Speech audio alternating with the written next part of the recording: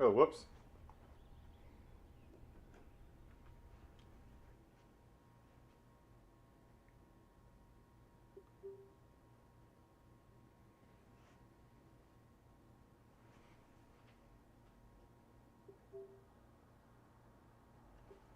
Okay.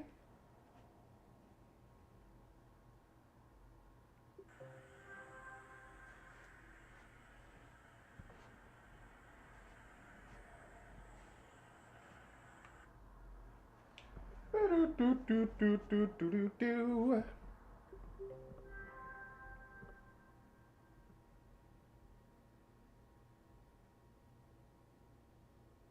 Yep, that's correct.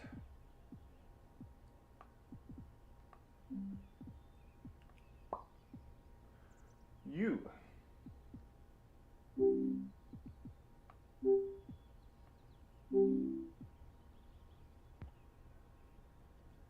You will be right there.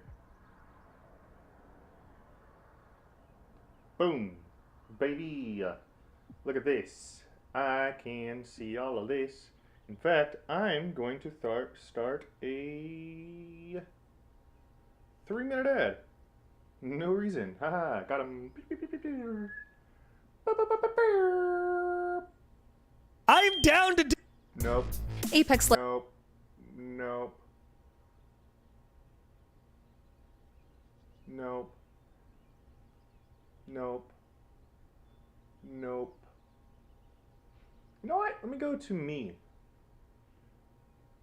That's right. I said me. Got him, coach. Bam. That way I can keep track of myself. Also, I'm going to mute myself in YouTube because that's going to be a pain in the ass. Bam. Bam. There it is. Haha, got him, coach. Alrighty then. Let me see. Is everything looking good? Everything looks good. Everything looks fine. Why is that set like that? Okay, hold on.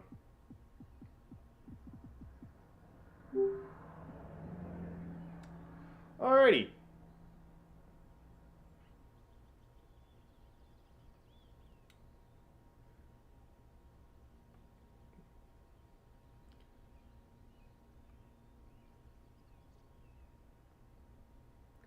There. Ha ha ha ha ha. Let's all point and laugh. Yeah, I fixed it in VR. Funny enough. Oh, hi. Thanks for checking in. I'm still a piece of garbage. Thank you. Anyways.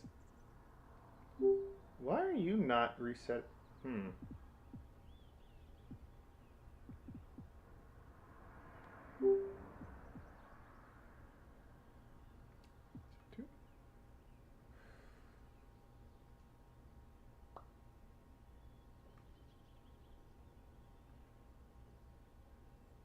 Yeah. Got it. Whatever. Oh, actually, I should probably go to my,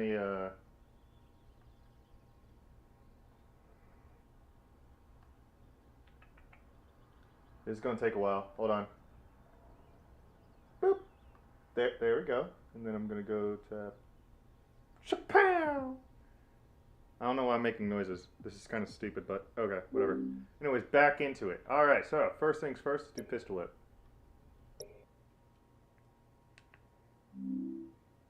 And yes, I can read chat right here.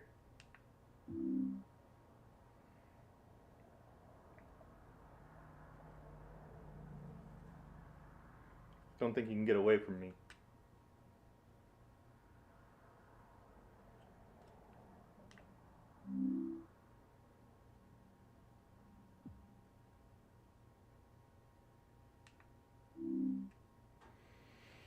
Let's see here. Okay.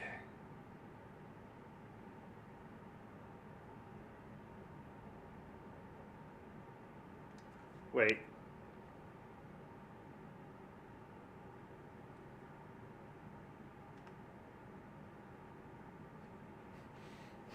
Hold on.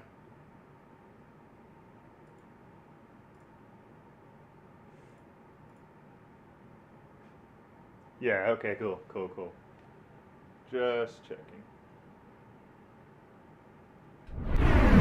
Pistol whip.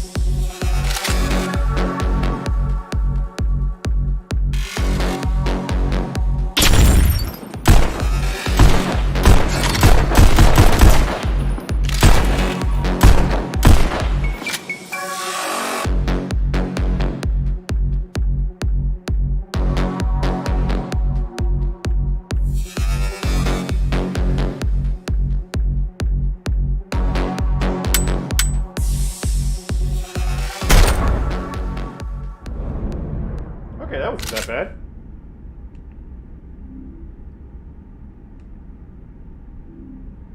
Okay, let's try classic. We're gonna do...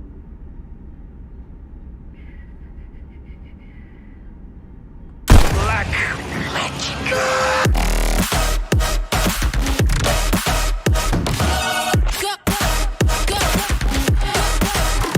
Let's go.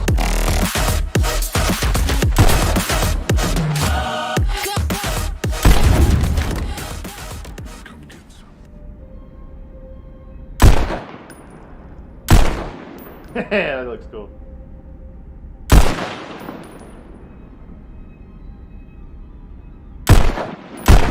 Wait, hold up.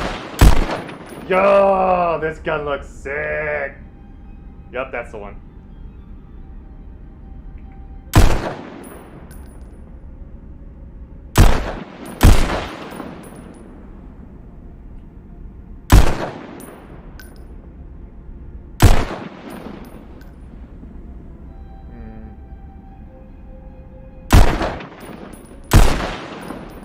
Yep.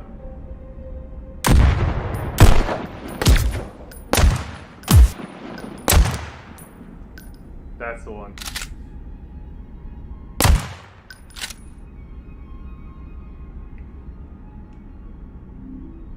Anybody say anything about it? Nope. Cool.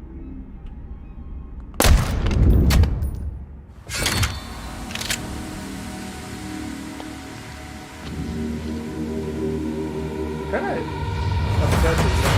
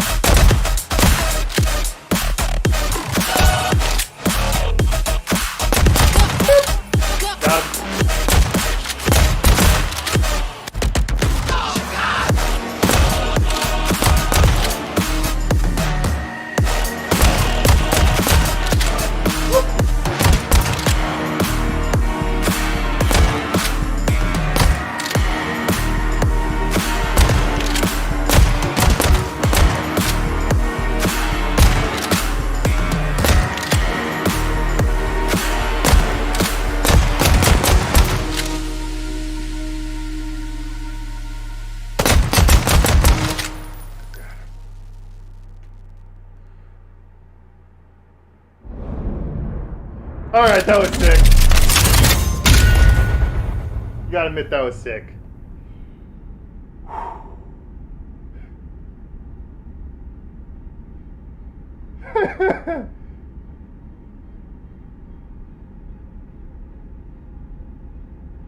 Alright, come on now.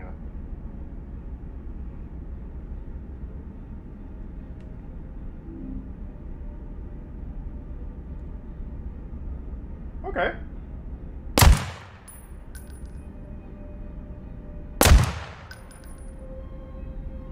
Okay.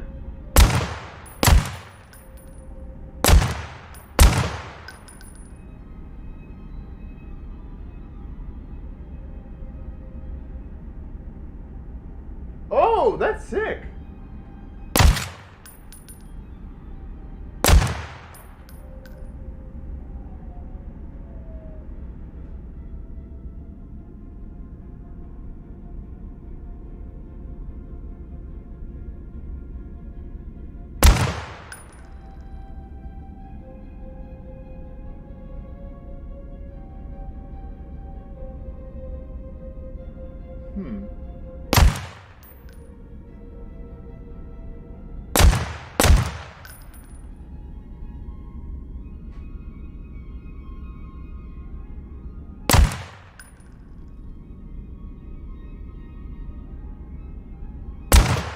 Alright, what we're gonna do is we're gonna try... Yeah, we'll do dual pistols. Okay.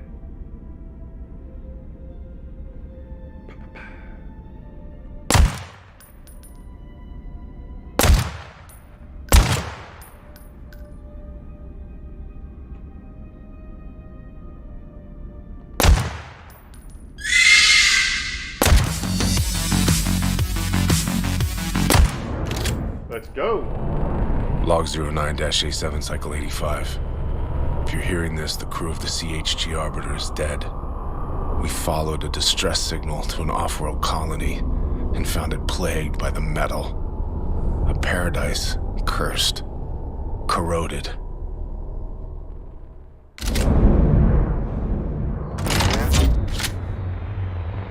The transmission was a trap. It took less than a cycle for the machines to turn our crew into a graveyard. I've stayed course for months in endless defense, stacking scrap, surviving by way of rations and rage.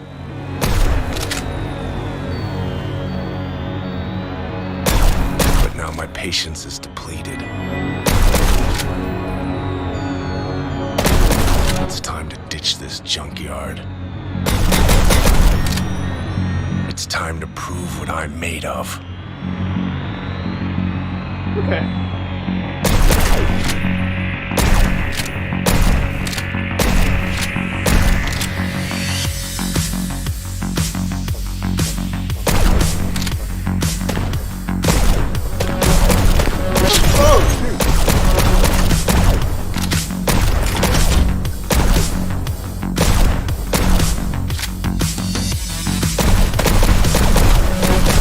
Hello.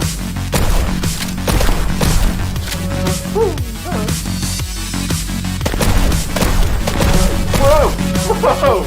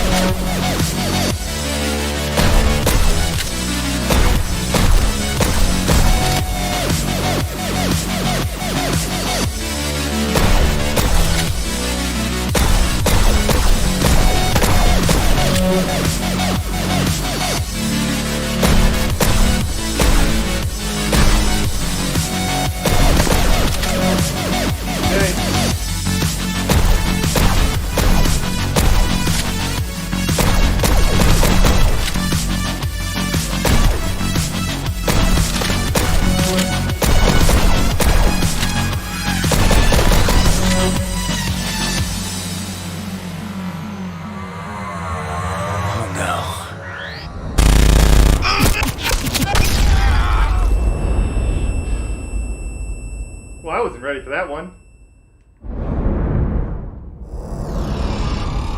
System online. Repair diagnosis, 62% bone fragmentation. Lower motor function failure.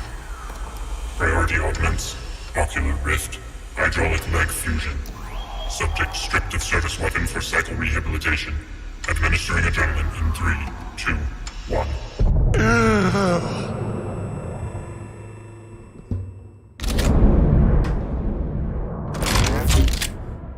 I have to get the hell out of here. Open your eyes.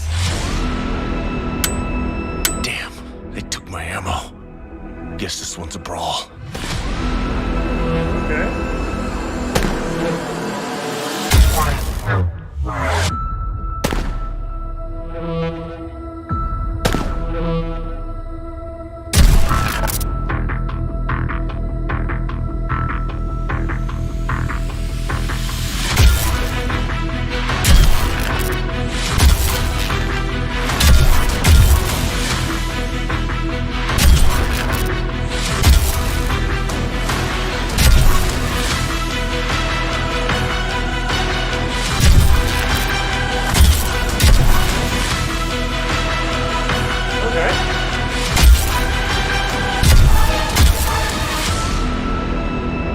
Might be a good workout. Hello.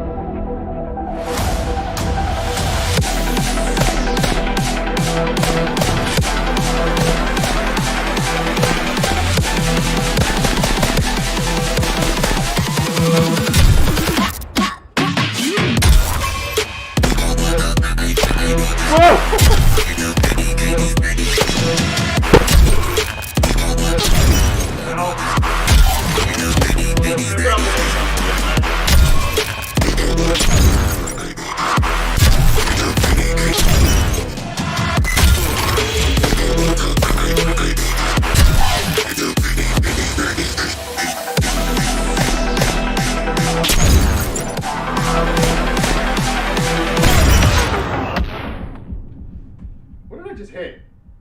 Oh! I hit my mic.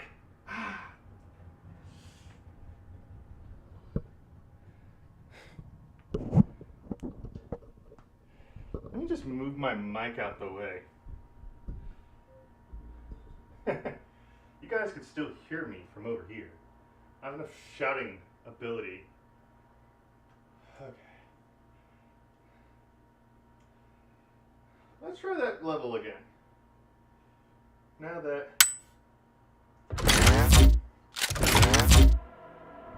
I have to get the hell out of here. Open your eyes. Damn, they took my ammo. Guess this one's a brawl.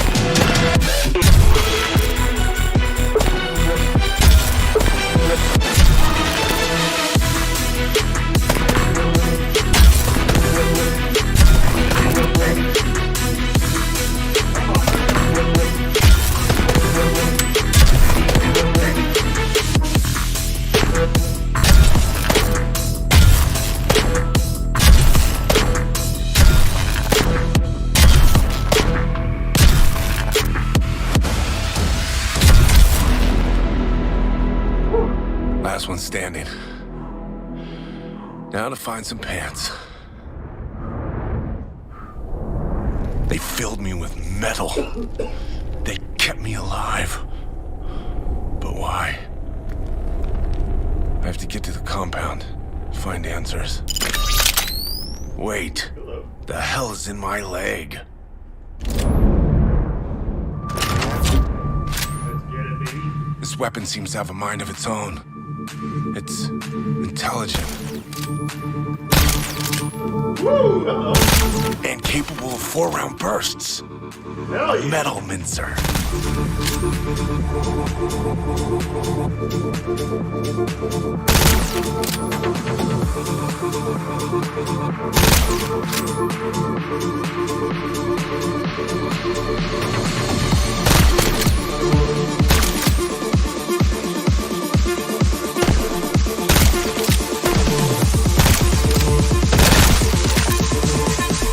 Some people think there are strange creatures on Mars.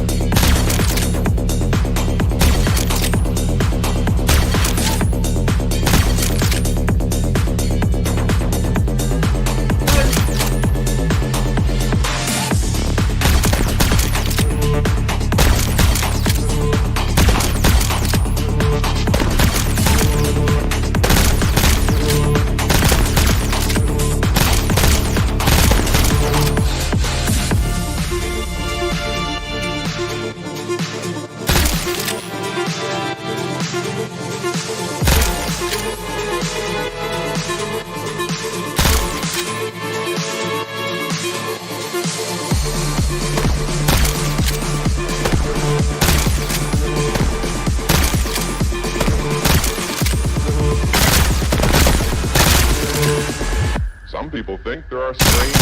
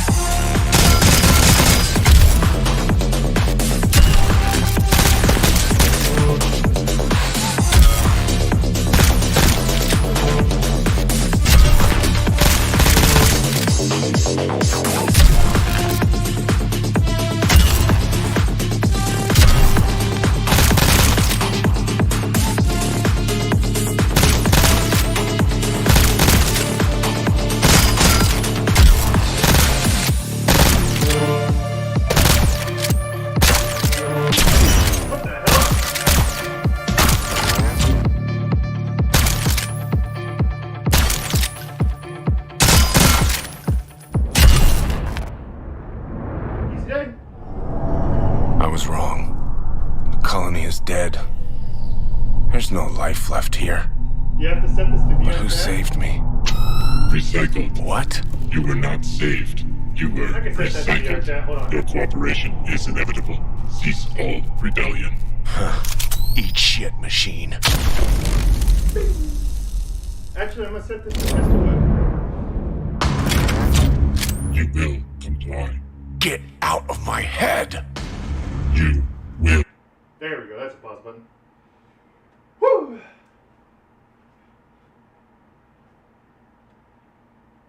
Duck.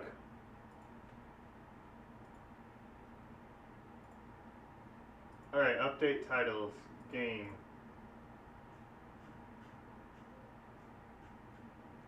Oh! Is Pistol Whip not on here? Dang, it's not!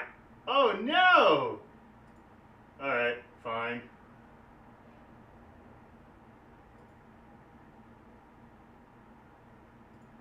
Actual pain.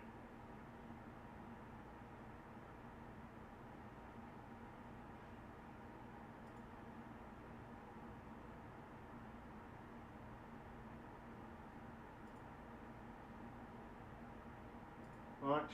Okay.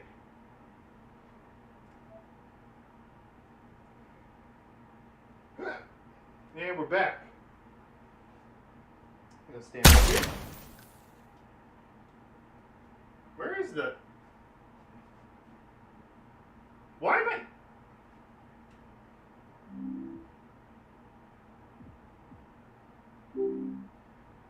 Wait, hold on. Is this forward?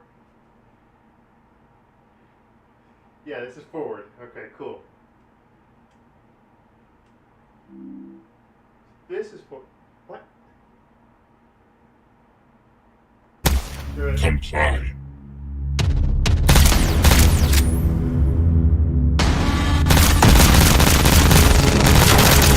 Woo! Hello.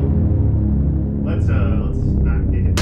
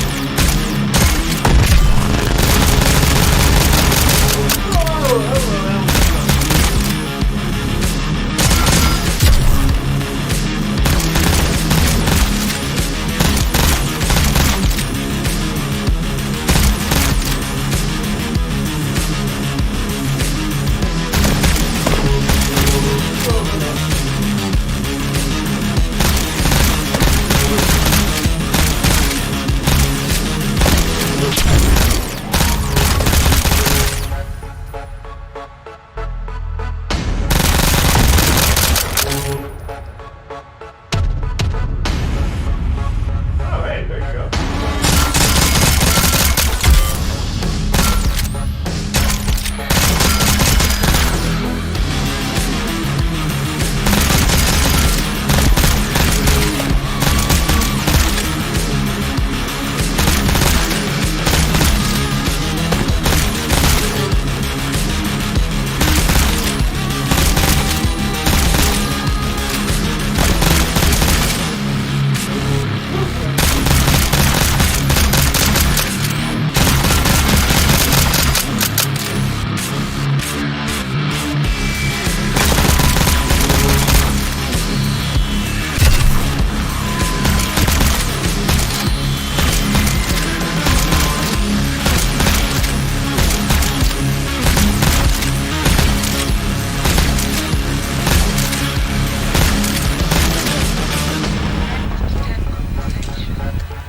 Use your guideboard to follow the text.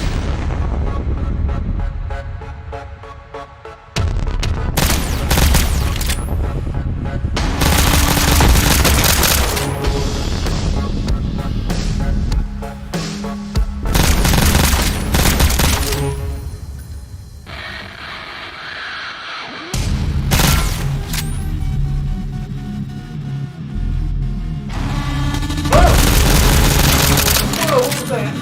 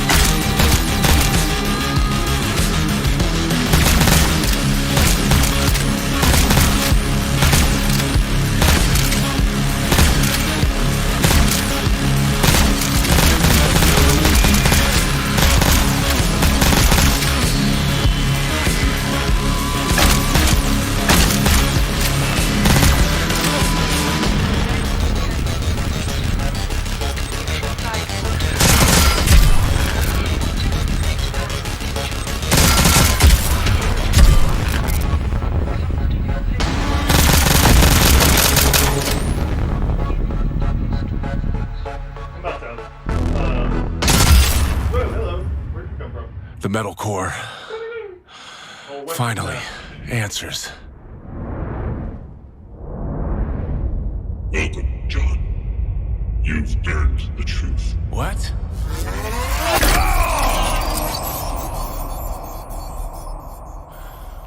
Oh, by the way, Log 01-C2, cycle 2089. What is this? My kind of deal. The metal will wipe my memories. What? Our memories. No. It's been using us for years, learning from us. We are a research vessel for combat training. I have to break the cycle. Forgive me. No. Forgive yourself.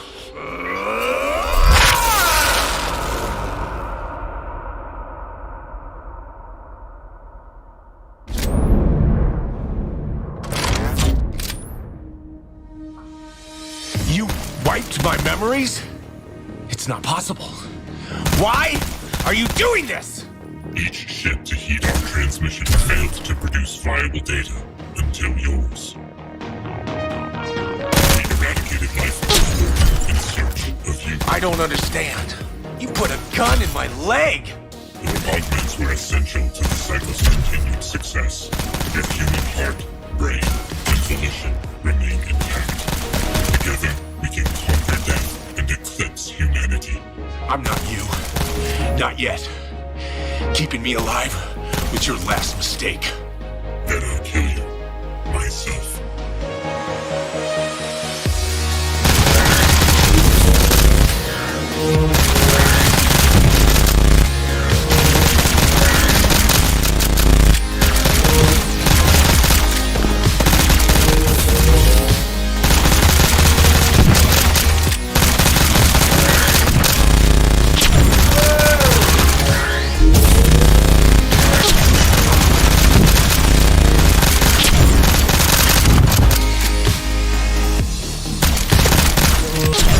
Exemplary.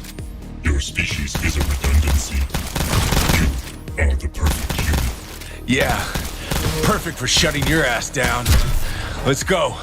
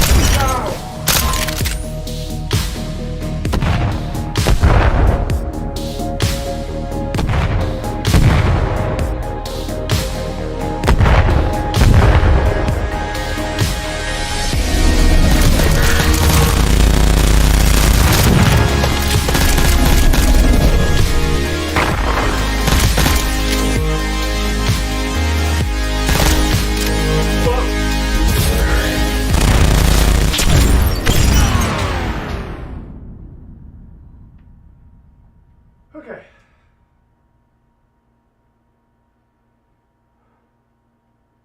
What's Jack gotta say? Nothing? Sick.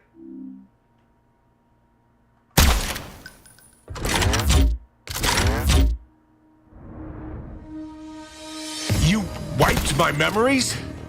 It's not possible. Why are you doing this? Each ship to heat our transmission failed to produce viable data until you. Is there a way to, like...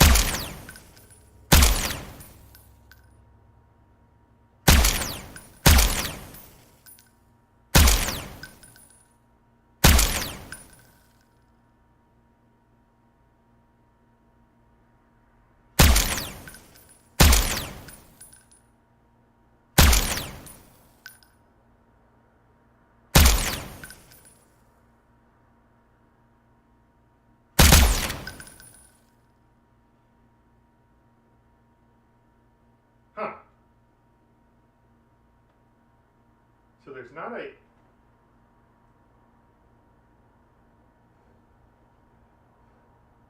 I'm gonna pause pause real quick.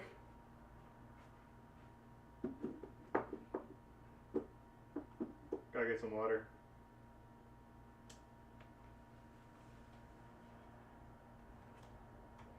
BRB, guys.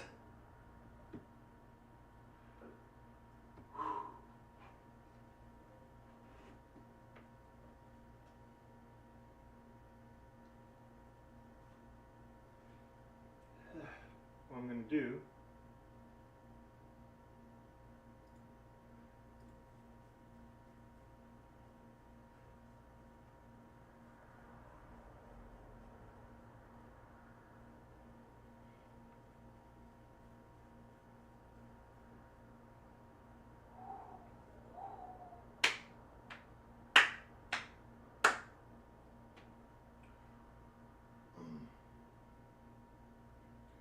get some water.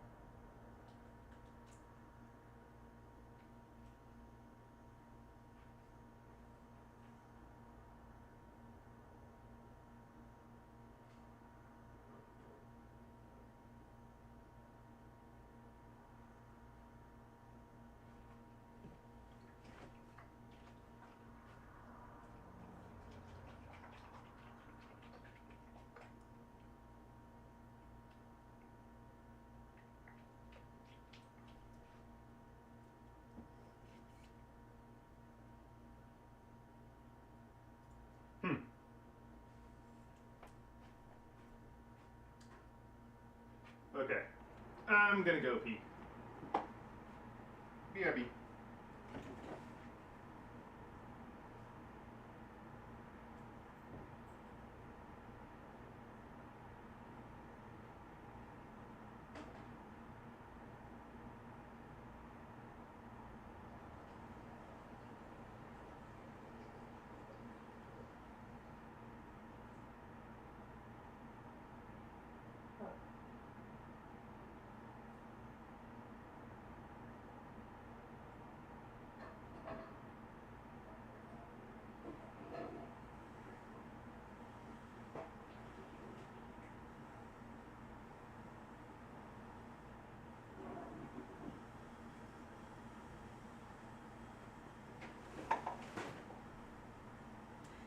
Okay. So, bring everyone up to speed.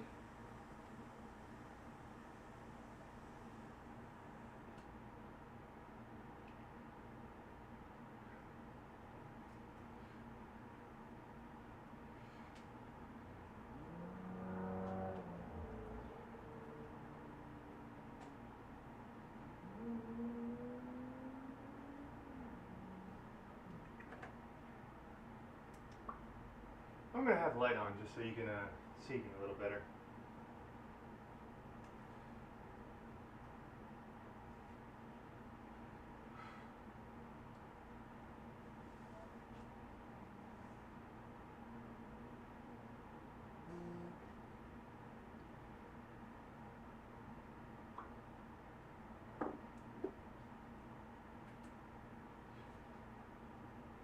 Okay, so how we're gonna do this? So I'm gonna get some water first. How did I not drink first? What am I, stupid?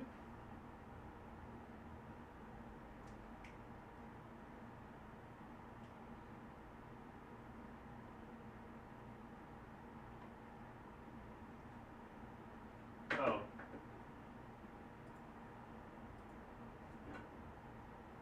That was in the way, was it? The whole time. Wow, I'm smart.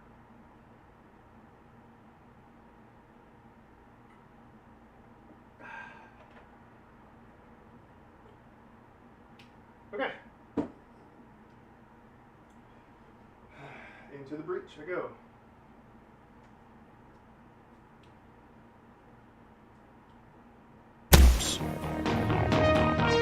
We eradicated life from this world in search of you. I don't understand.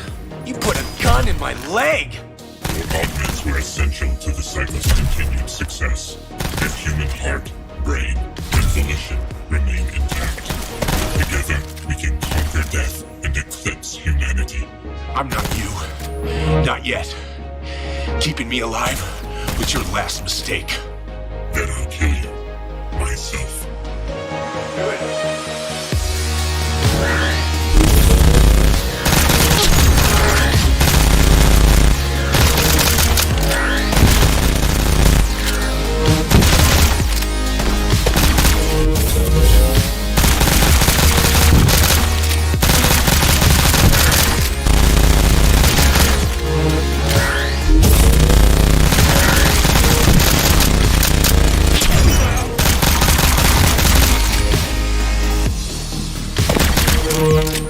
Exemplary. Your species is a redundancy. You are the perfect human. Yeah. Perfect for shutting your ass down. Let's go.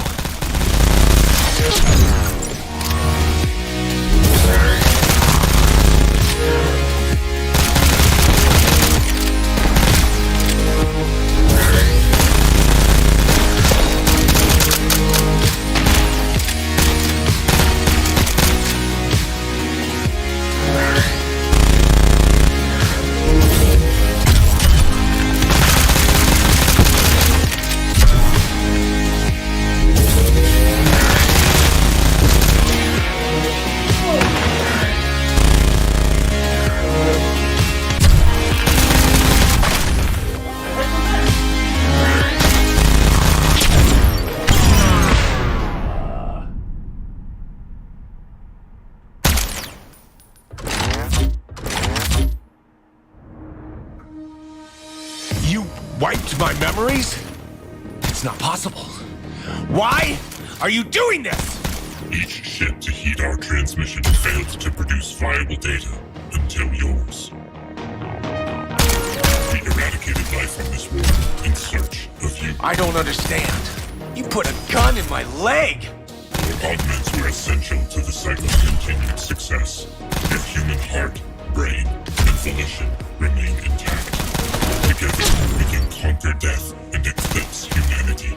I'm not you. Not yet. Keeping me alive was your last mistake. Then I'll kill you, myself.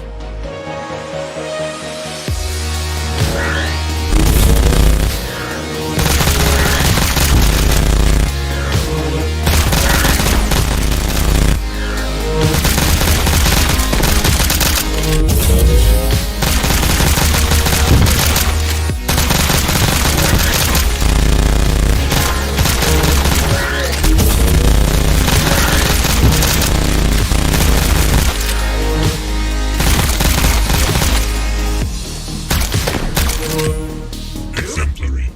Your species is a redundancy. You are the perfect human. Yeah. Perfect for shutting your ass down. Let's go.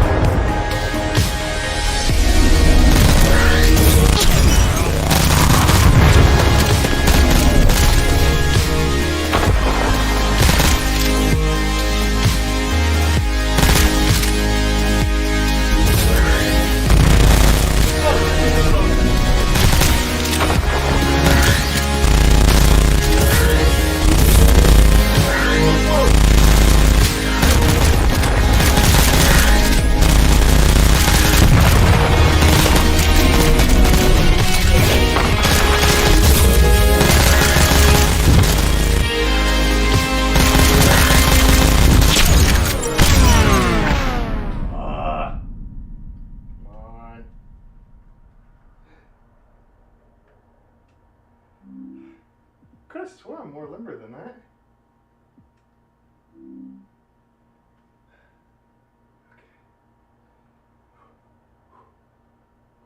Okay. I got this. I got this. Okay.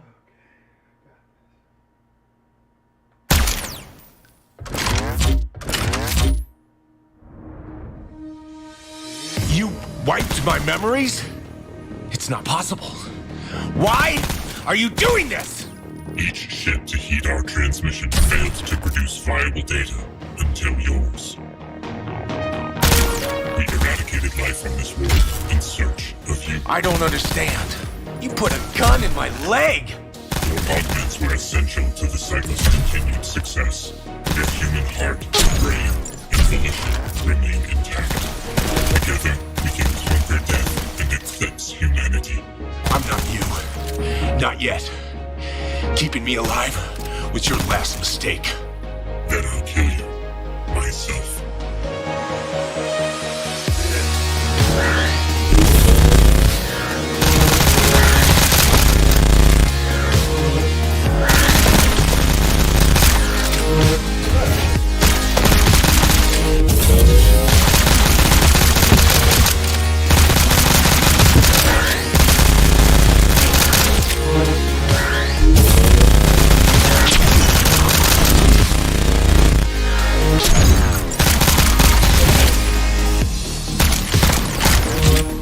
Exemplary. Your species is a redundancy. You are the perfect human. Yeah, perfect for shutting your ass down. Let's go.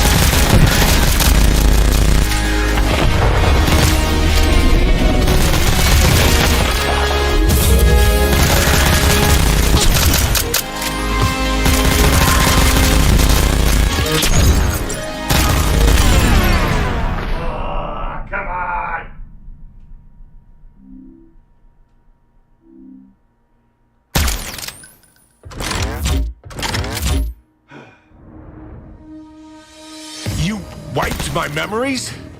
It's not possible. Why are you doing this? Each ship to heed our transmission failed to produce viable data until yours. We eradicated life from this world in search of you. I don't understand.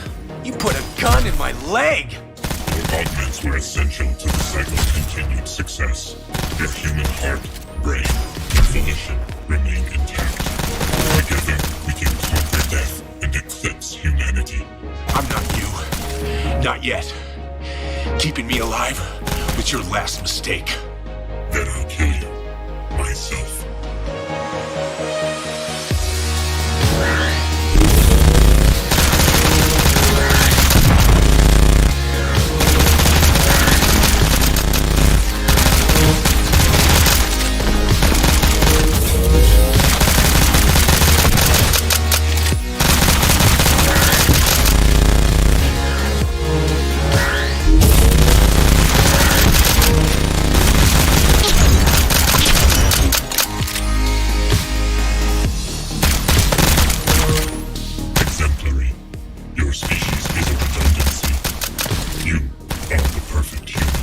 Yeah.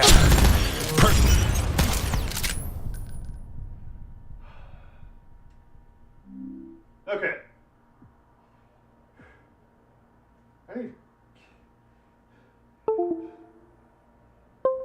I need to lower the volume, the temperature of the house a bit.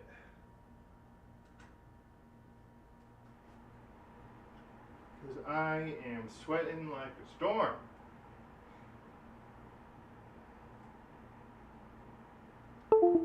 Yeah, obviously.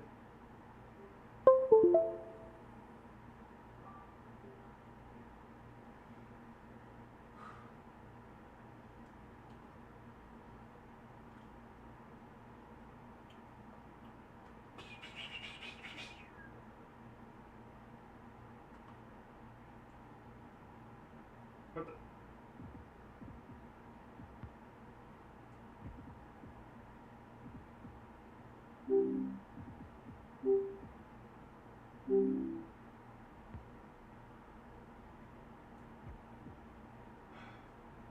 All right.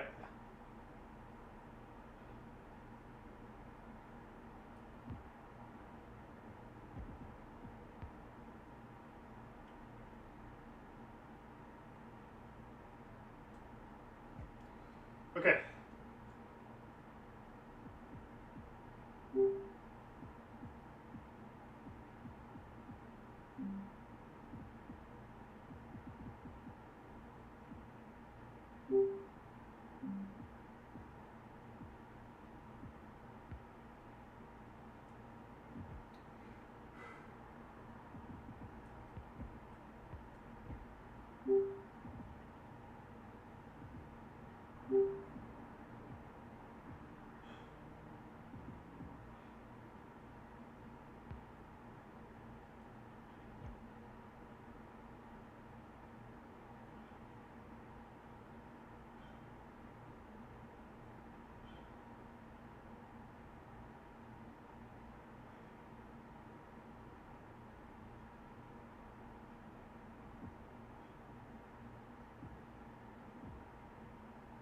The next ad's in that long? Good. Sick.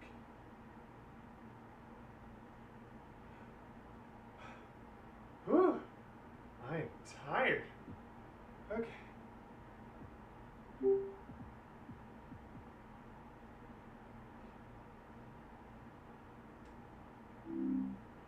Okay.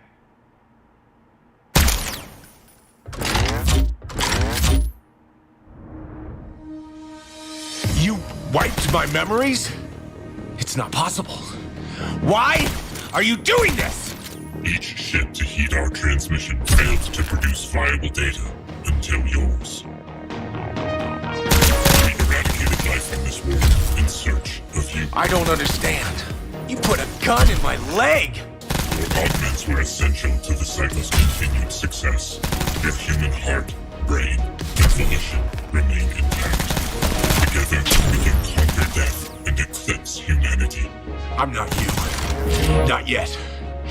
Keeping me alive was your last mistake. Then I'll kill you, myself.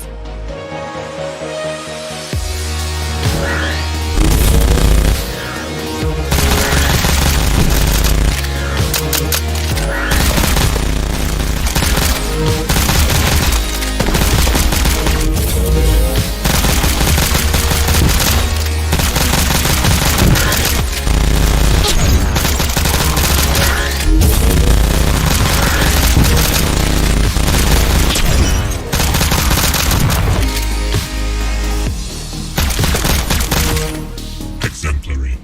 Your species is a redundancy. You are the perfect human. Yeah, perfect for shutting your ass down. Let's go.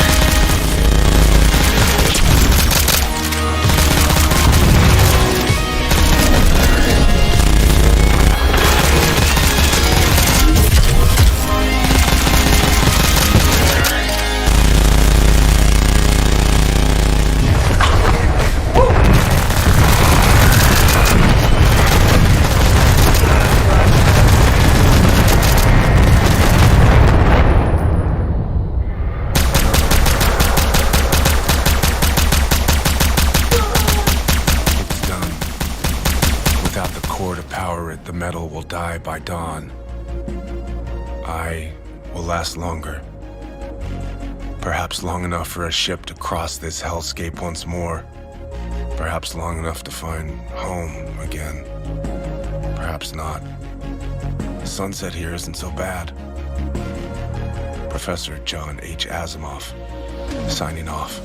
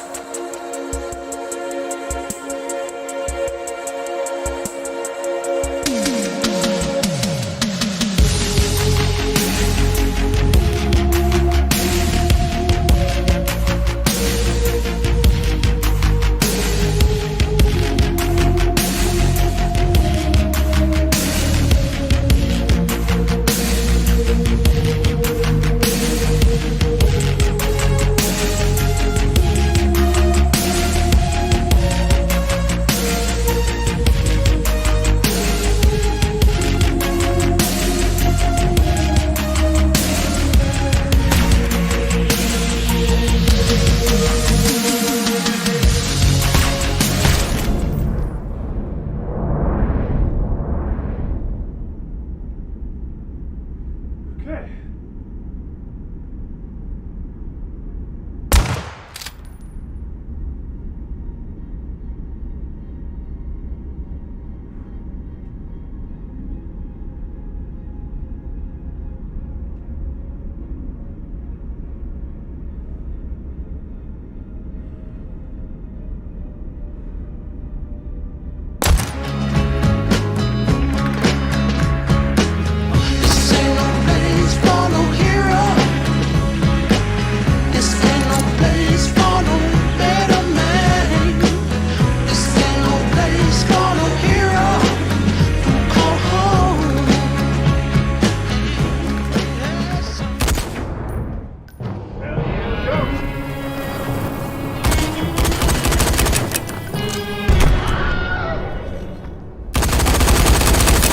For someone, you won't find nobody on this side of the dirt.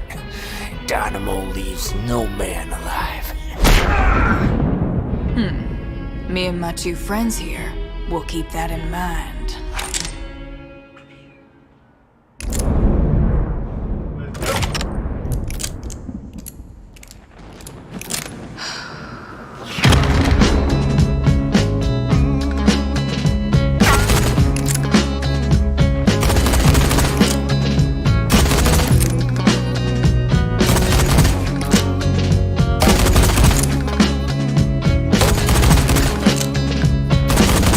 I can't see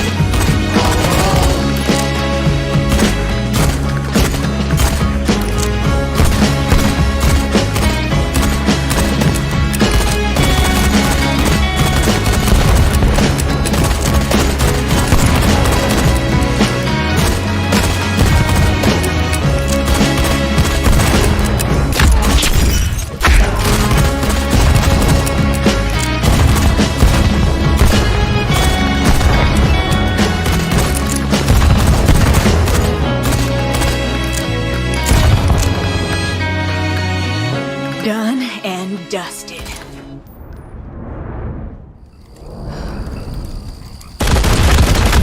Woo! What is this?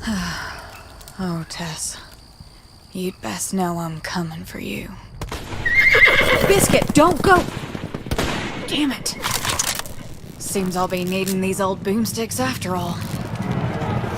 Baby, let's go. Oh, that's it. Twice the business, twice the buck.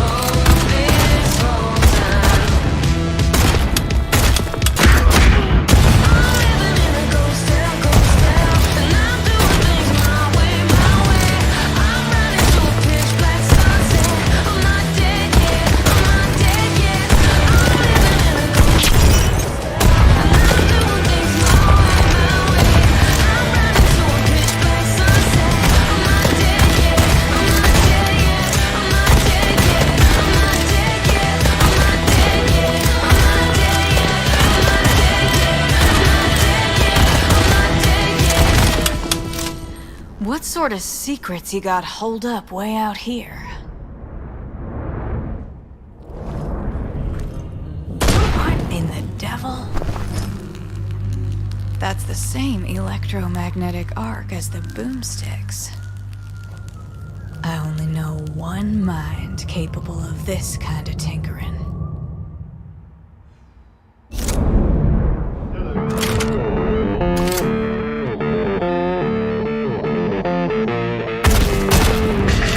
Damn shields defend against a single blast. Huh. Good thing I got two. Look at my fingers so clean from the bittersweet fever dreams stuck up between your teeth when my mind's obscene. Only one thing I can tell, it's really only your mind. Smooth operator, but I come to make it nice. There's enough of my love to tide you over, girl, till the morning comes around. There's enough of my love to tide you over, girl, till the morning comes around. Fire cloud from a white light, you can't buy another alibi. A generation sedated and shaken, least we can say it was well wasted.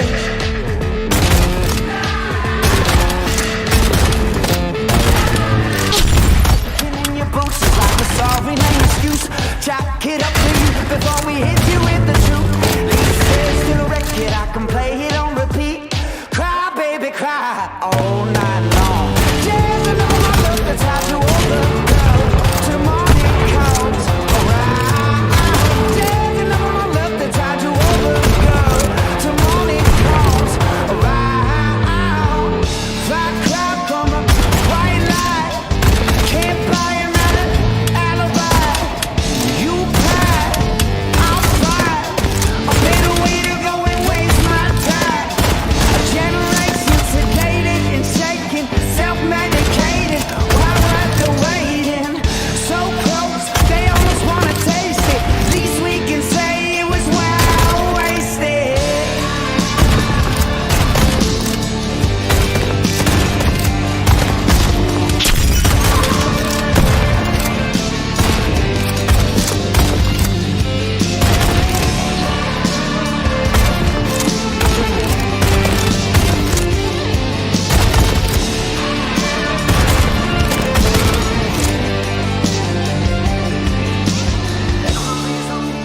Bittersweet fever dreams stuck between your teeth when my mind's obscene.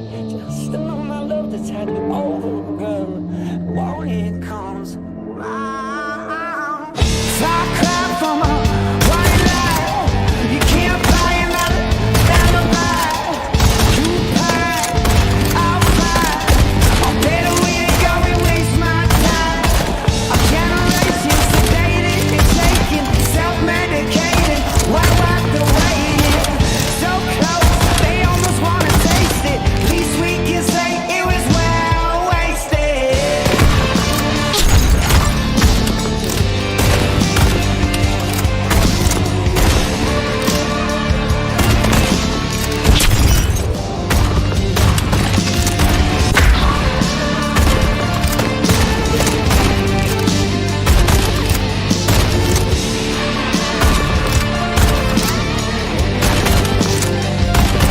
Wow.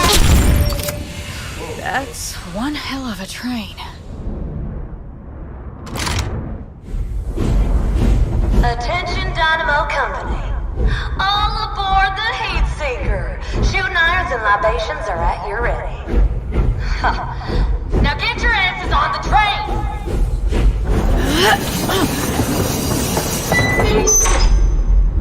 Tess, I got you now.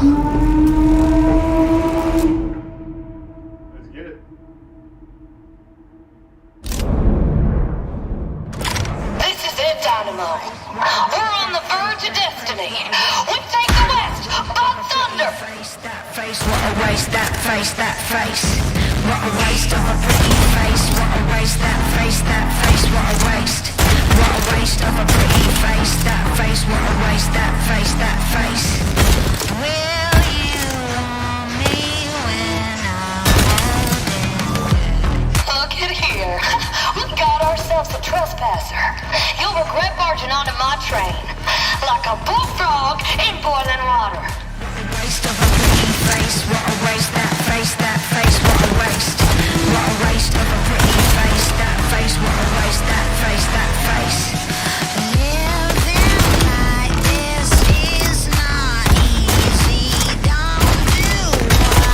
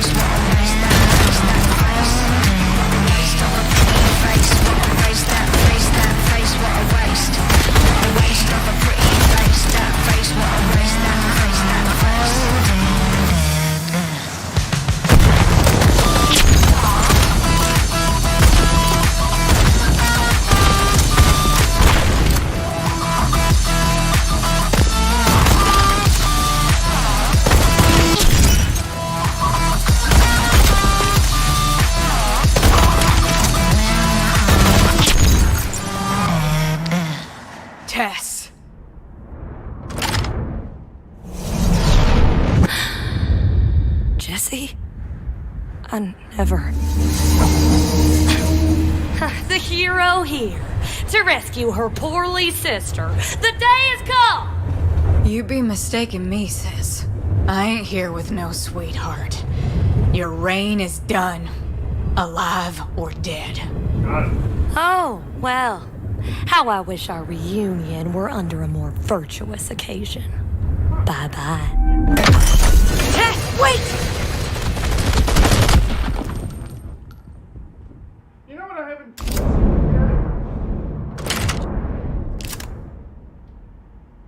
Has anyone been able to hear the game?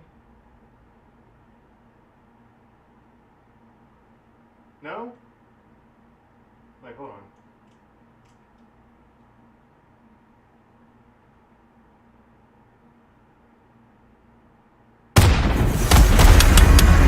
What have you done, Tess?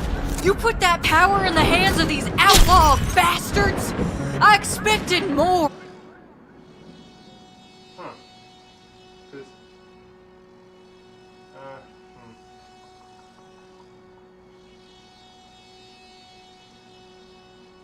I want to make sure that y'all are hearing the game. Because that kind of... would defeat the purpose of playing this. No one can hear it.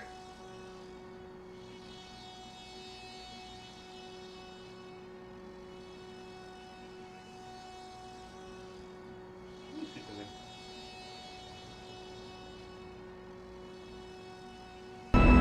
Damn, they took my ammo. Guess this one's a brawl.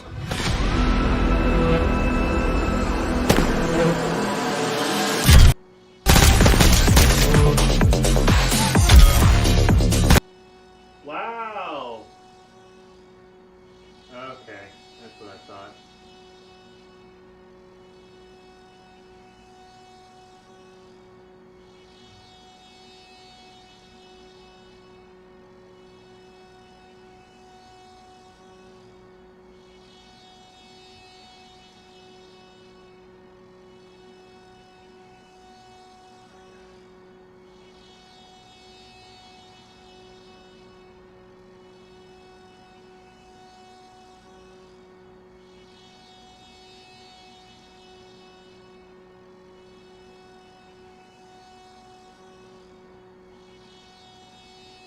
Yeah.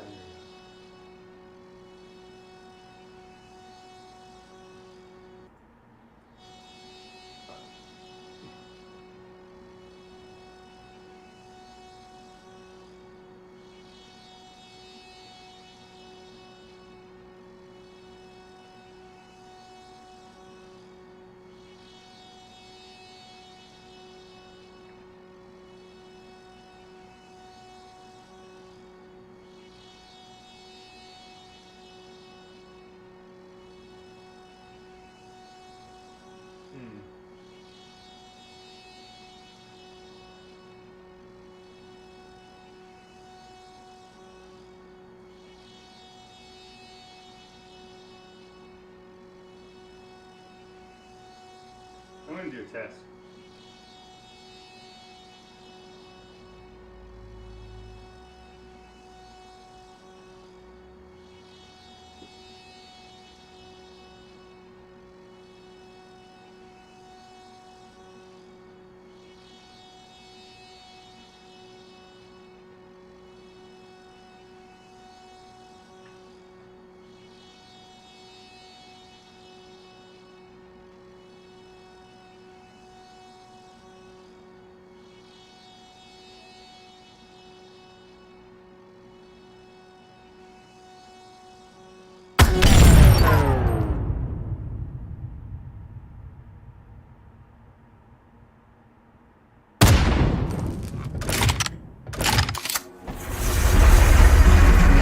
What have you done, Tess?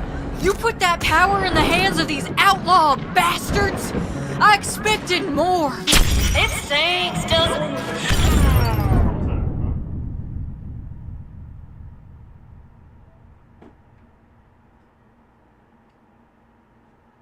Dang.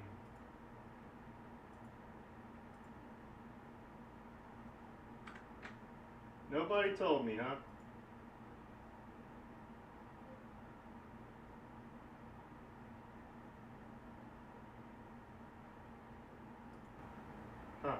Interesting. Huh. Interesting.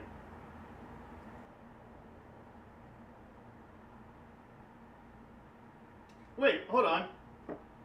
I can do this.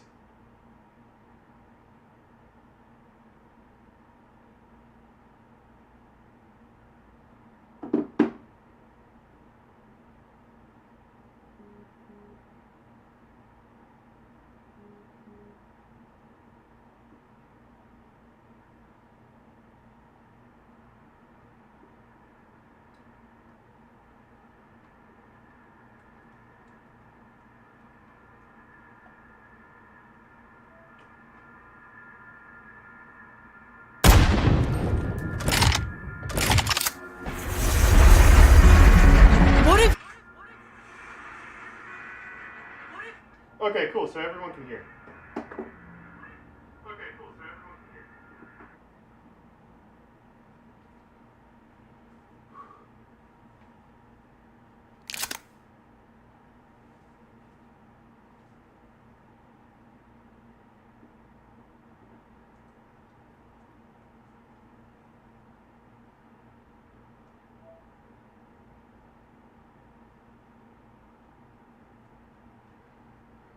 Duck. Artichoke. You done, Tess? What have you done, Tess? You put that power in the hands of these outlaw bastards? I expected more. It stings, doesn't it? Knowing I'd rather steer the train than be tied to the tracks. For a brave new west, the heat seeker strikes tonight!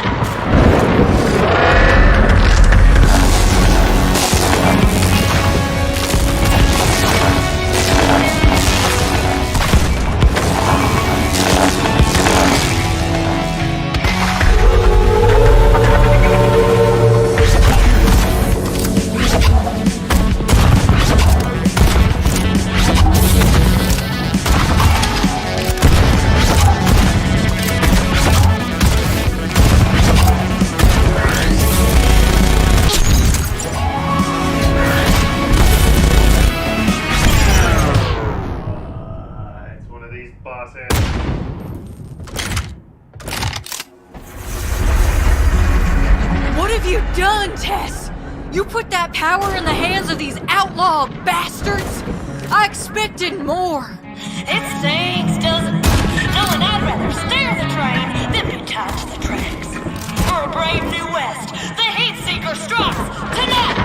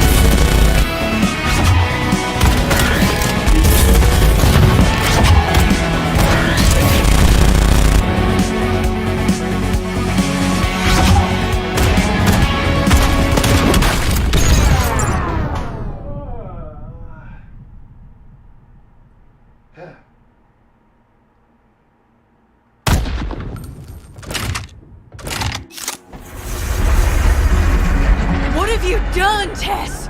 You put that power in the hands of these outlaw bastards?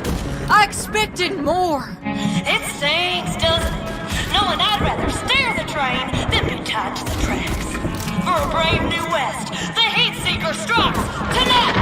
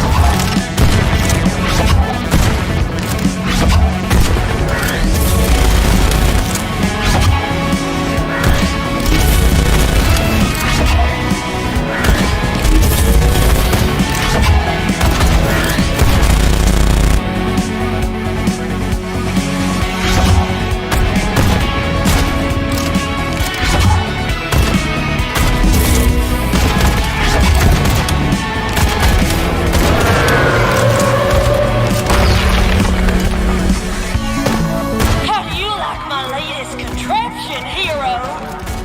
Impressive. But your talent's wasted on all this mayhem. Mayhem? This is the future, Jesse. Boundless power. Or have you forgotten the dirt we grew from? We were kids, Tess. Now you're off the goddamn rails.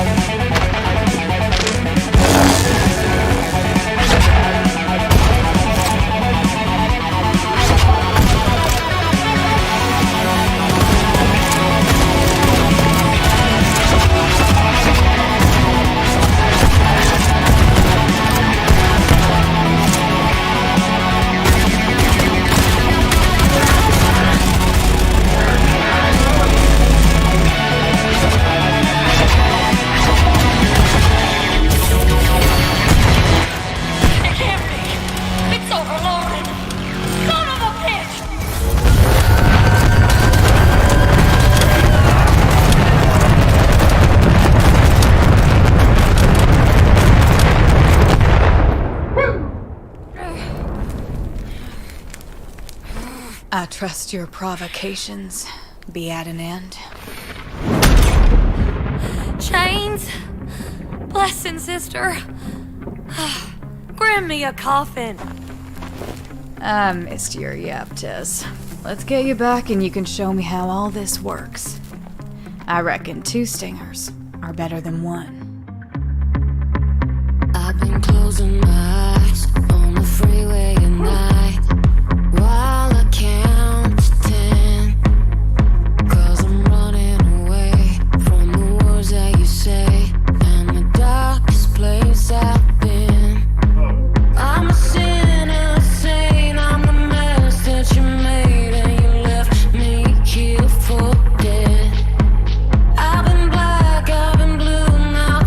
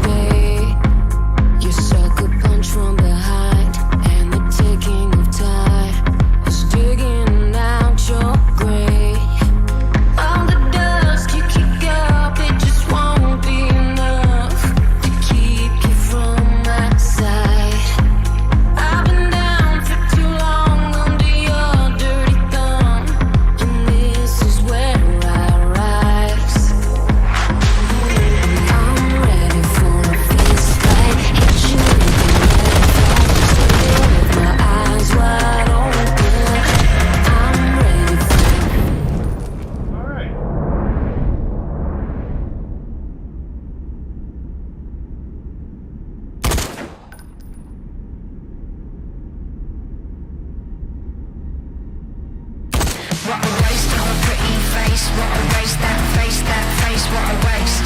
What a waste of a pretty face. That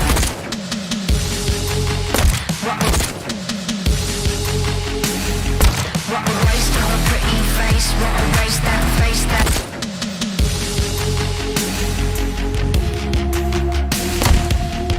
what a waste of a pretty. Okay, so I guess it's this one.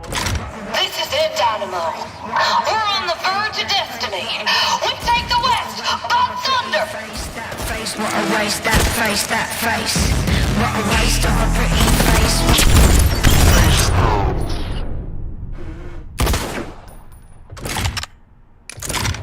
This is it, Dynamo. We're on the verge of destiny. We take the West by thunder. That face, what a waste. That face, what a waste of a pretty face.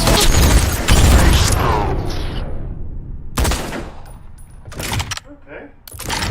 This is it, Dynamo. We're on the verge of destiny. We take the West by thunder. That face, what a waste. That face, what a waste of a pretty face. That face, what a waste. What a waste of a pretty face. That face, what a waste.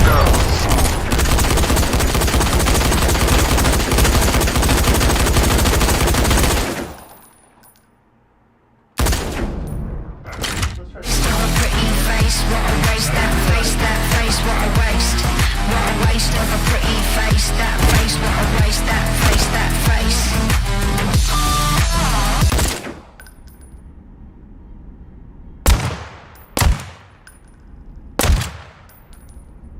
Let's do.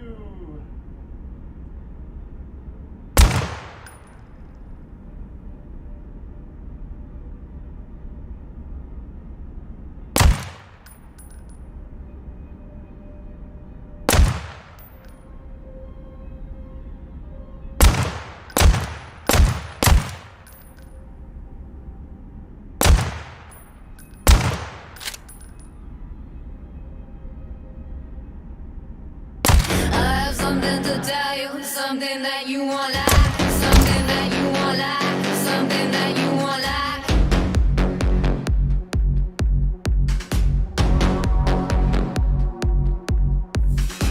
I have something to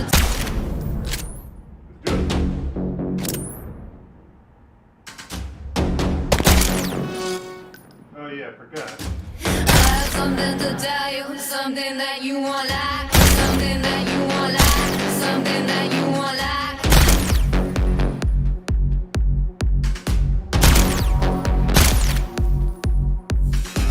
I have something to tell you, something that you won't like. Pull your breath down and break it, 'cause baby don't be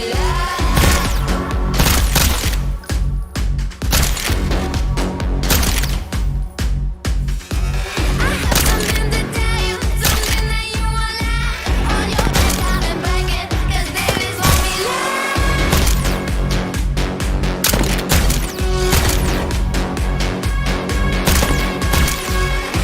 something to tell you, something that you won't like. Pull your breath down and break it, 'cause babies won't be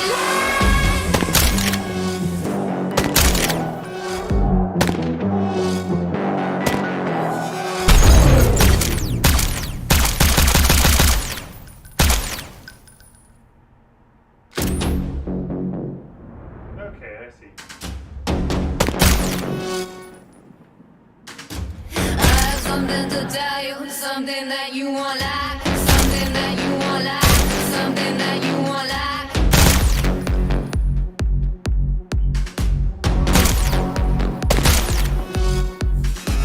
I have something to tell you, something that you won't like. Pull your breath down and break it, 'cause babies won't be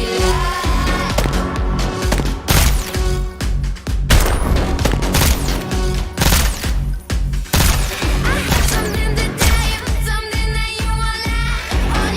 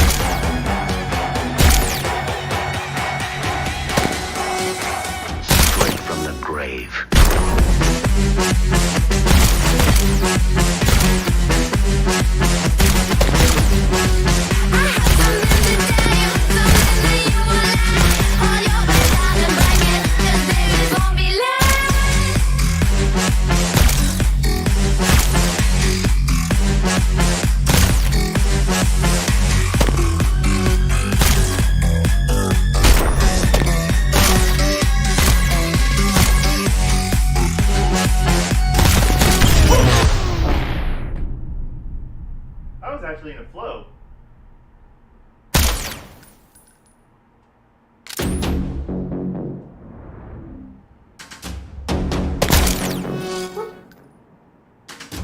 I have something to tell you, something that you won't like, something that you won't like, something that you won't like.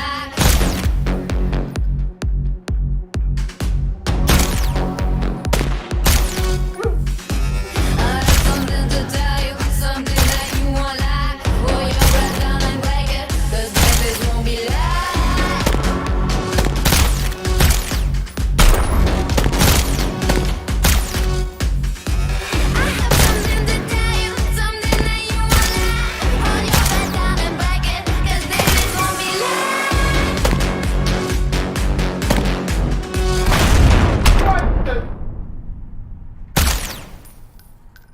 Get off me.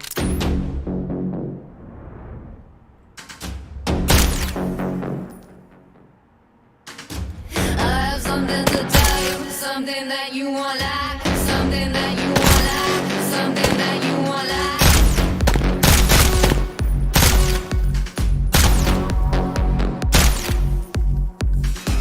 I have something to tell you, something that you won't like. Pull your breath down and break it, 'cause babies won't be lied.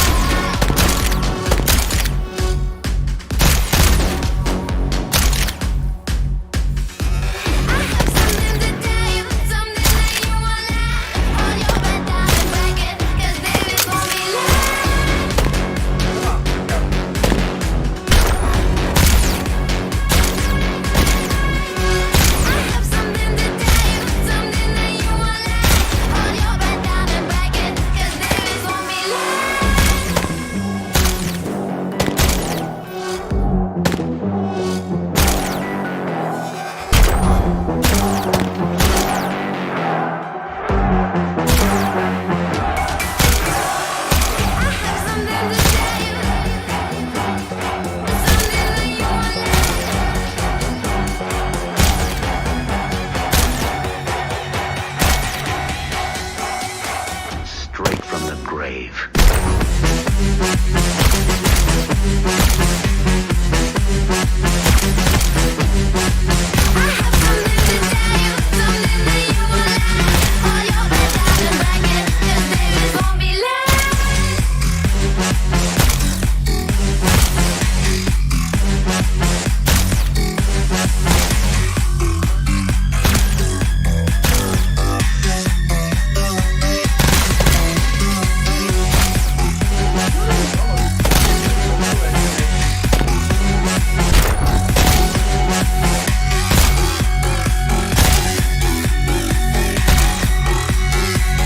Straight from the grave.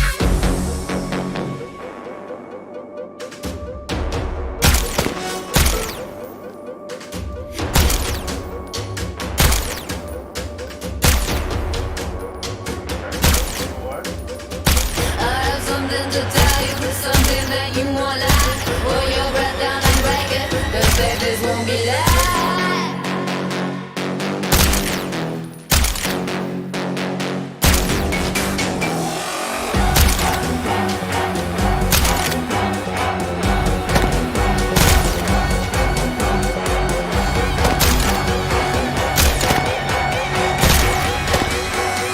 Remember the grave.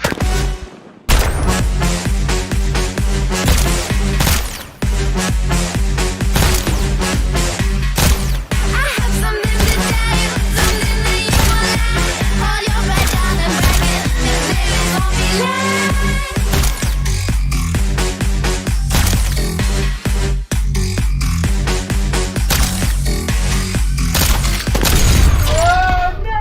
How far was I? I was in the Gunkata setting.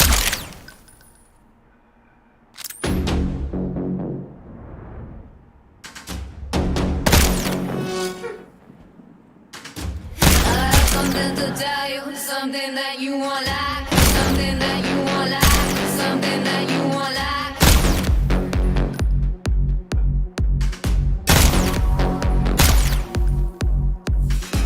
I have something to tell you, something that you won't like. Pull your breath down and break it, 'cause babies won't be lied.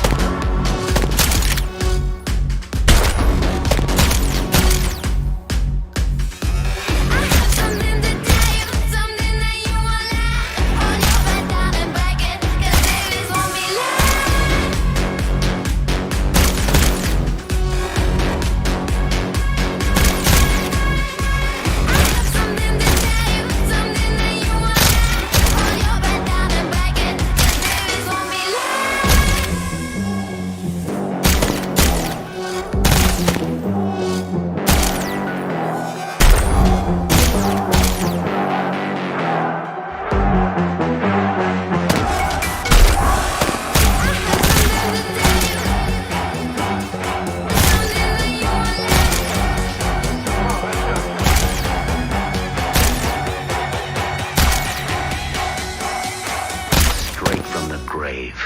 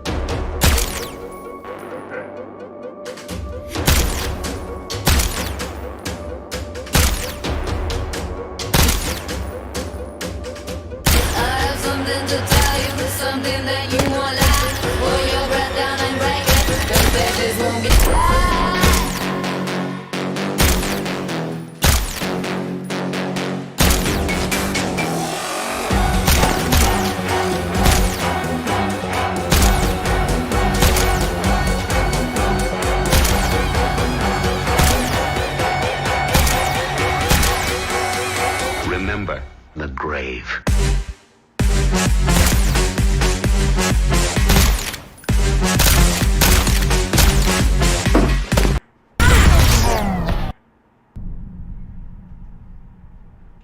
How close am I to the table? Let me scooch back a bit. There we go. Hold on.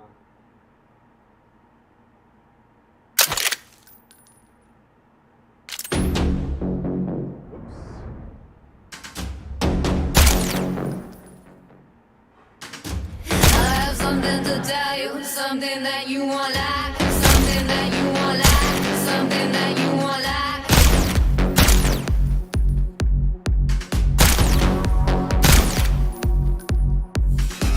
I have something to tell you, something that you won't like. Pull your back down and break it, 'cause there is no me lie.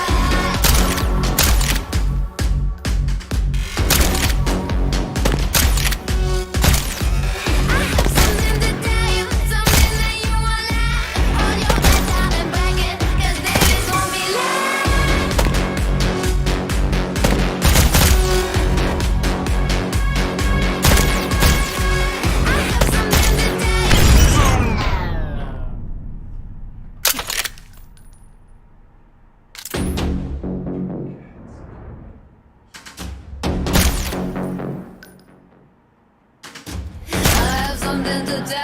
something that you won't like, something that you won't like, something that you won't like.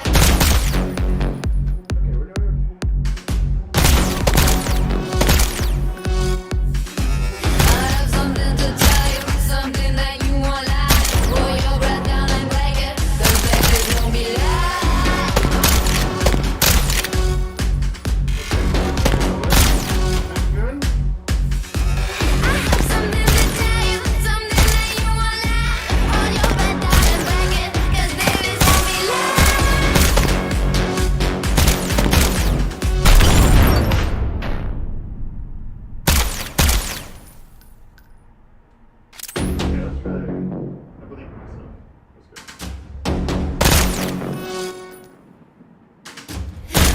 something to tell you, something that you won't like, something that you won't like, something that you won't like.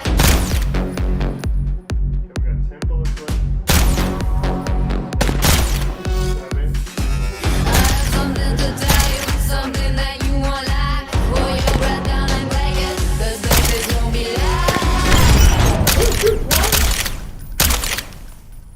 Son of a bitch.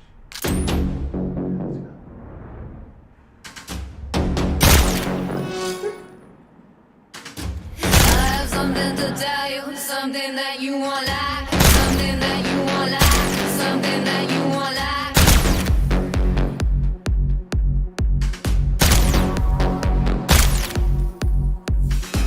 I have something to tell you, something that you won't like. Pull your breath down and break it, 'cause there is no me lie.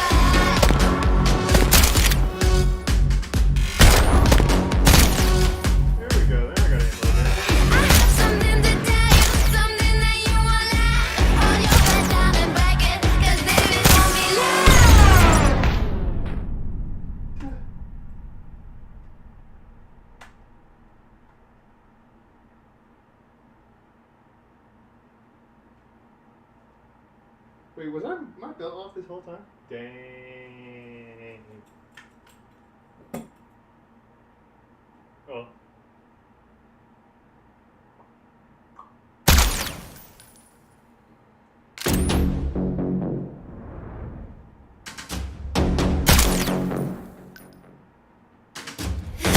Something to tell you, something that you won't like, something that you won't like, something that you won't like. 13 left. I have something to tell you, something that you won't like. Pull your breath down and break it, 'cause this won't be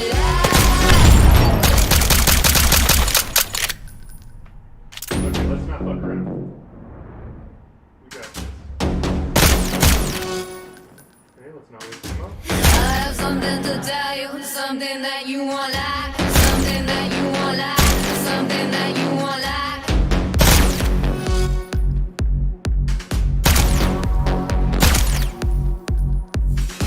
I have something to tell you, something that you won't like. Pull your breath down and break it, 'cause this won't be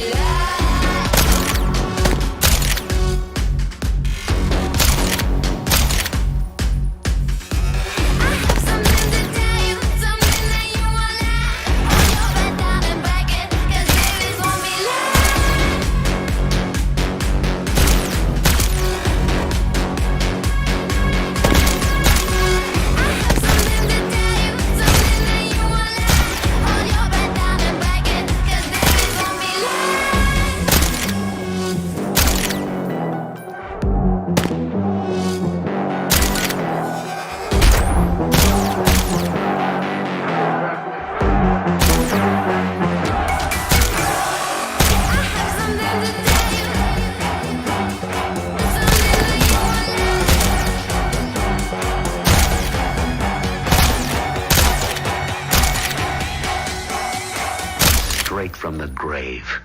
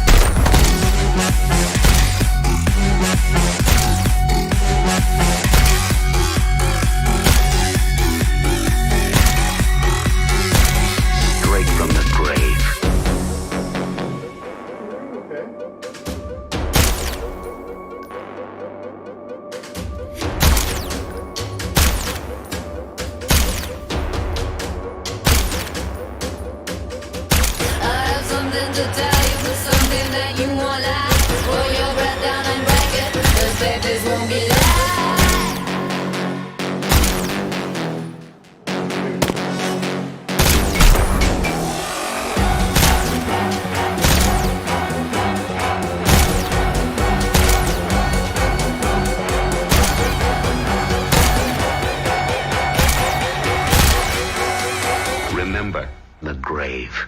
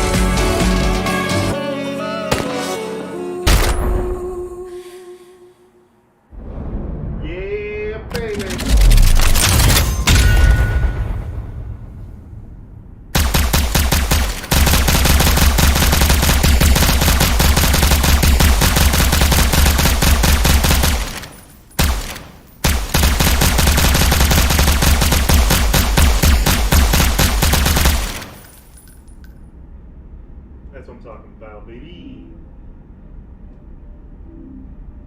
Okay.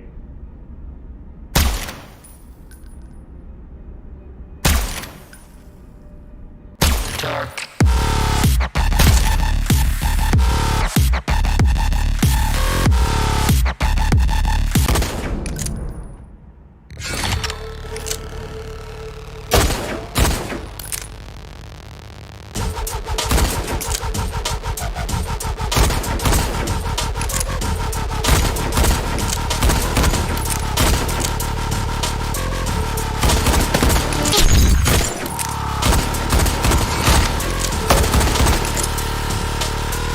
Are you afraid of the dark?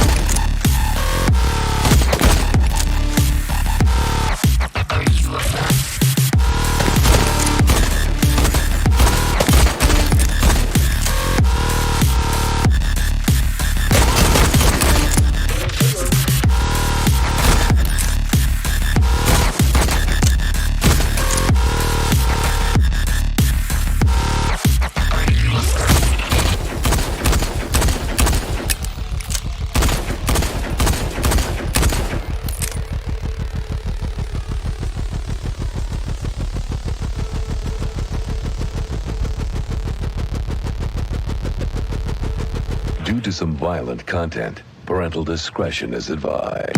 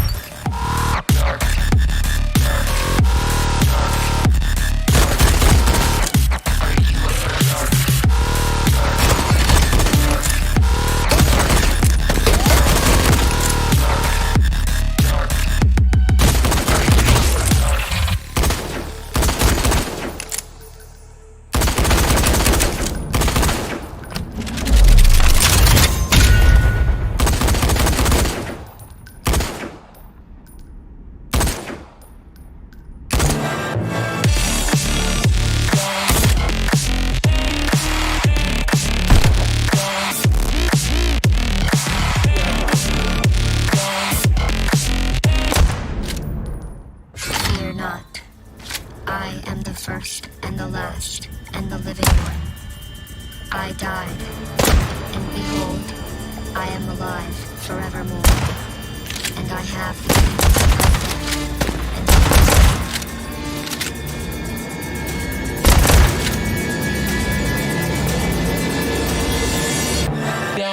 of death and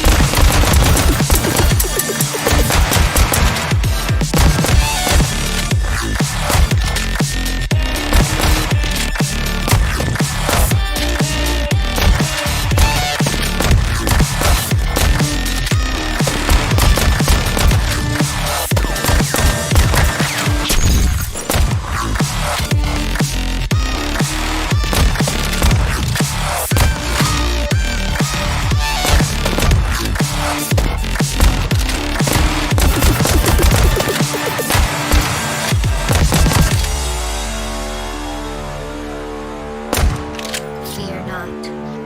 I am the first and the last and the living. I died, and behold, I am alive. Forever, and I have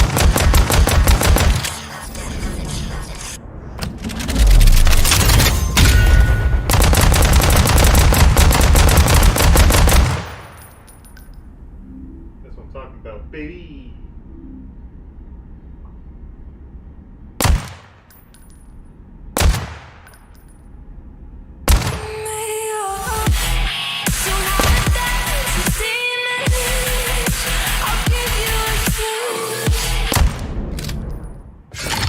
Okay, let's see what we got.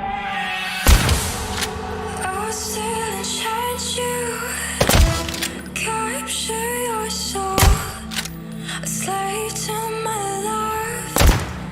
Bring me your all, irresistible. My soul in my soul crumbles you down and haunts you to ground.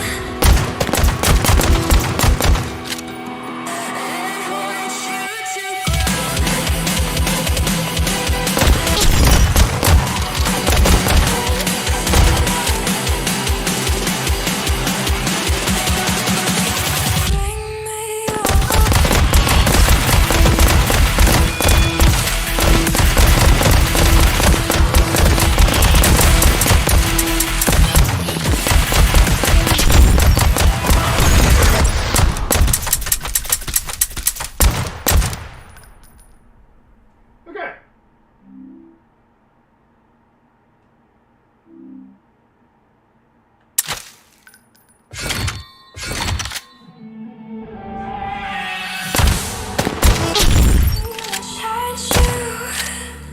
Capture your soul, a slave to my love. Bring me your all, irresistible. My soul in my soul crumbles you down and haunts you to ground. And haunts you to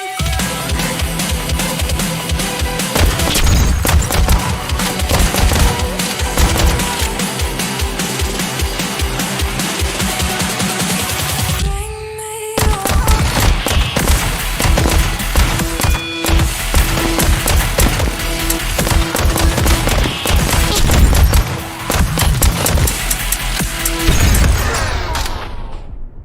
This is harder than I thought. I actually do need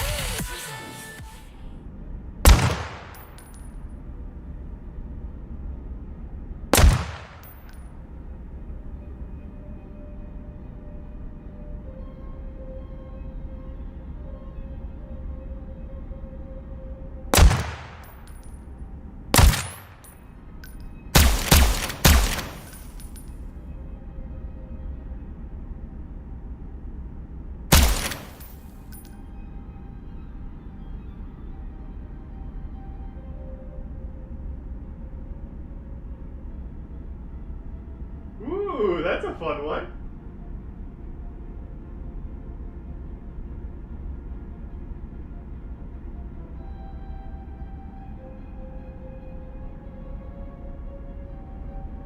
Okay. Let's do a shot. I'll still enchant you, capture your soul, a slave to my love. Bring me your all, irresistible. My soul in my soul crumbles you down and haunts you to ground. And haunts you to ground.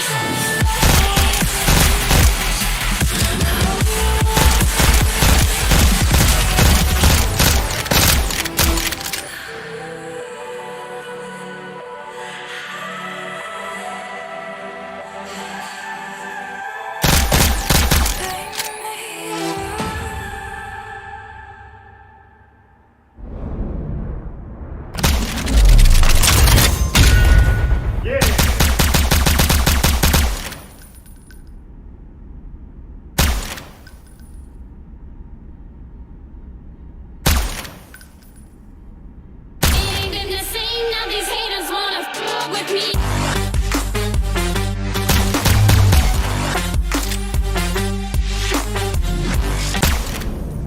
Time to beat that high score.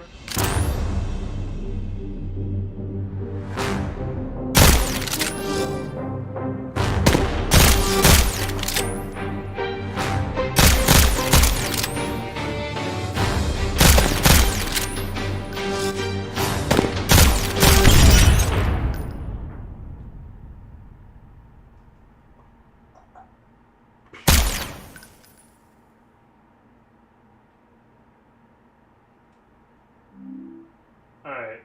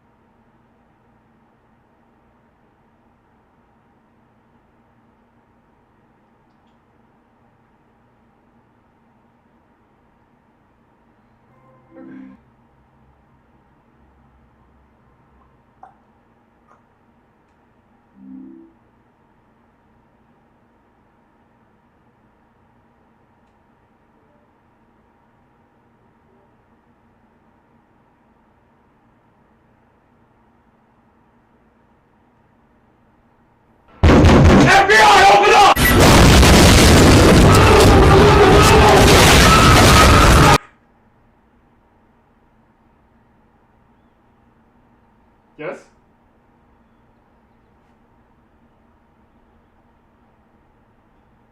Hello? Was not ready for that one.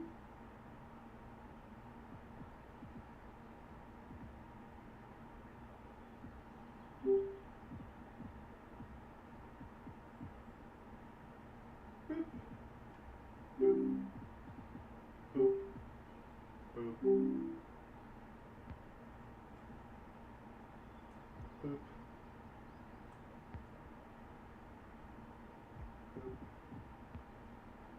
Okay, whatever, fine. Okay.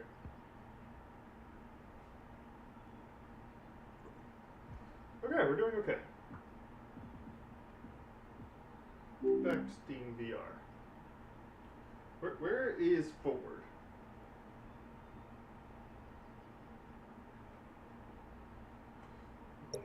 Oh.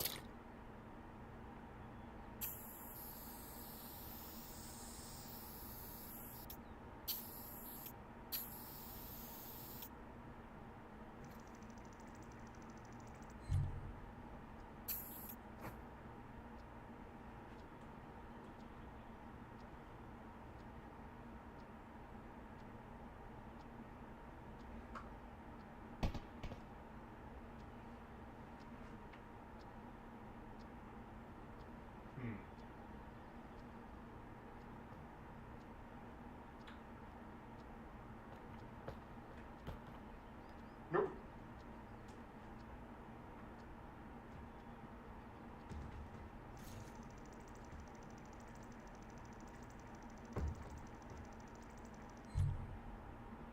Okie doke. No. Boop. Boop.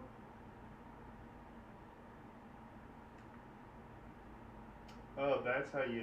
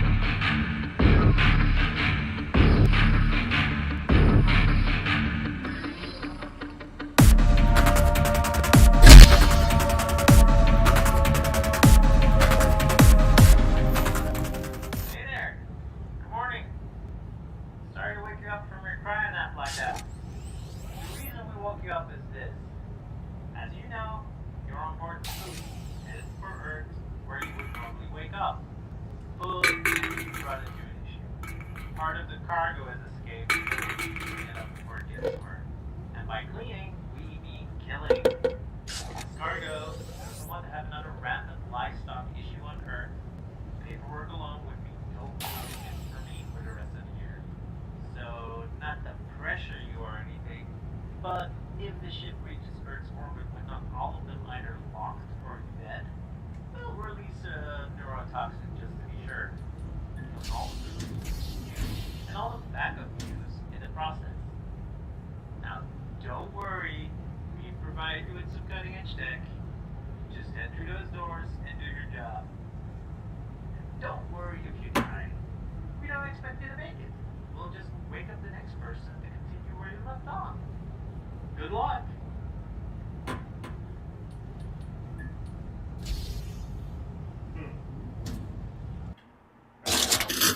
Safe.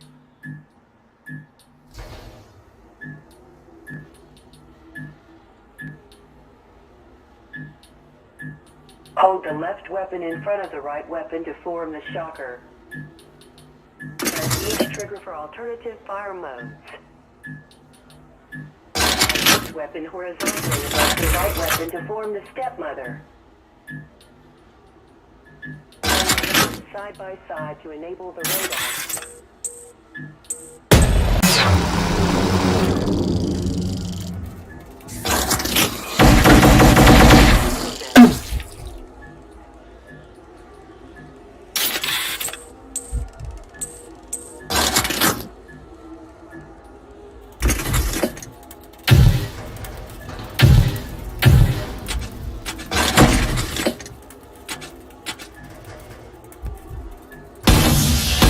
Good health at 70%.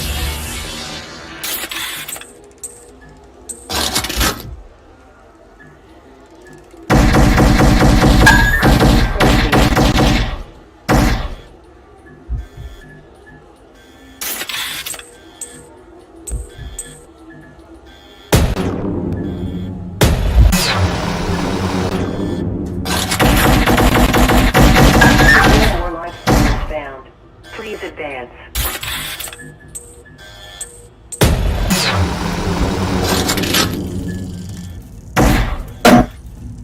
Good health restored. Good health.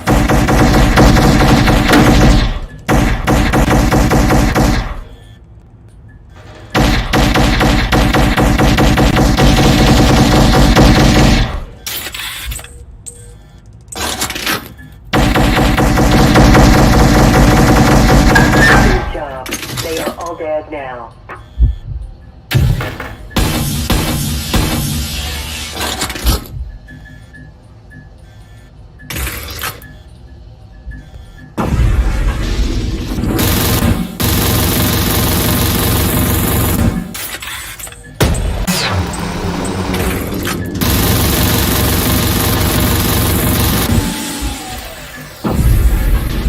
Area discontaminated.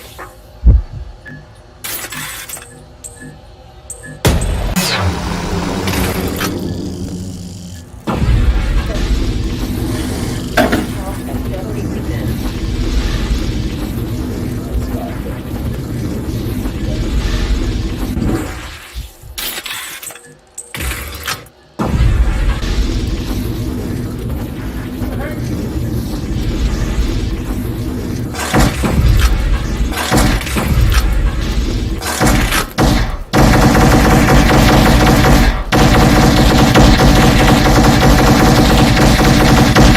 Good health at 70%.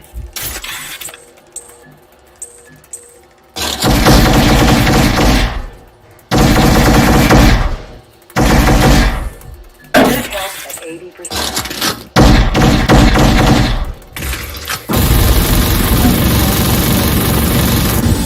No more life signals found.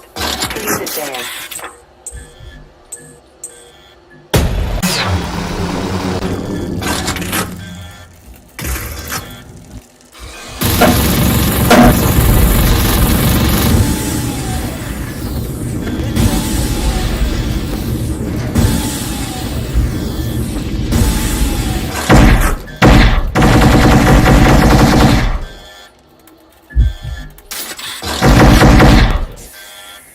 Good health at 30%.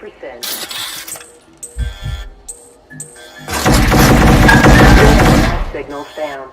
Please advance.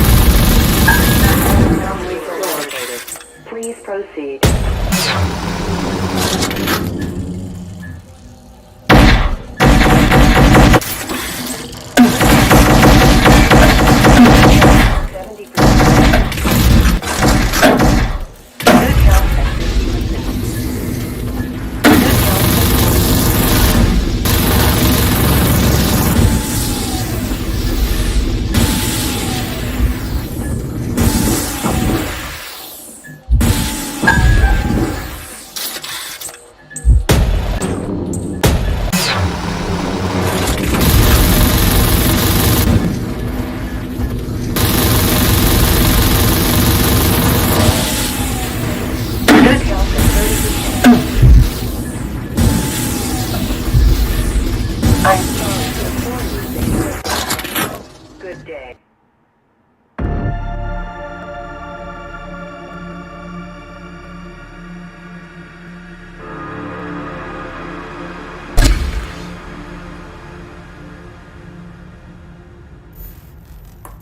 Hey there. The people of HR had a wonderful idea to boost productivity.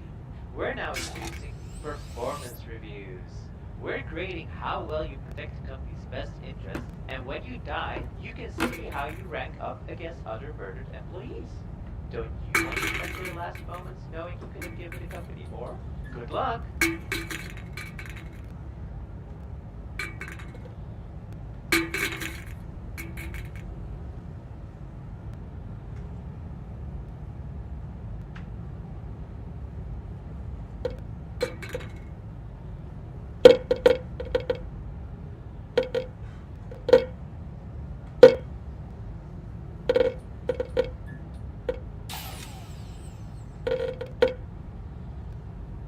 Okay, it's a fun game, but...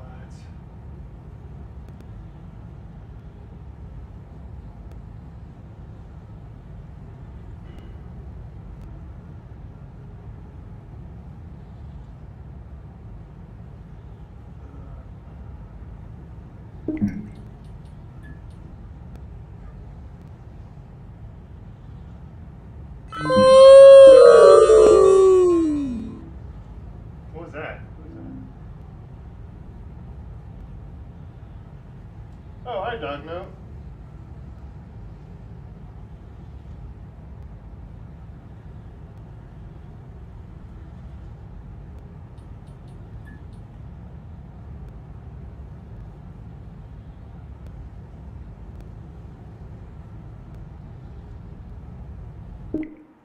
Alright, I'll do it.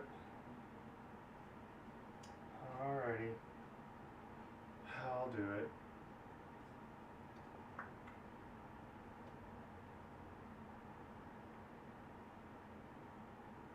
Wait, hold on.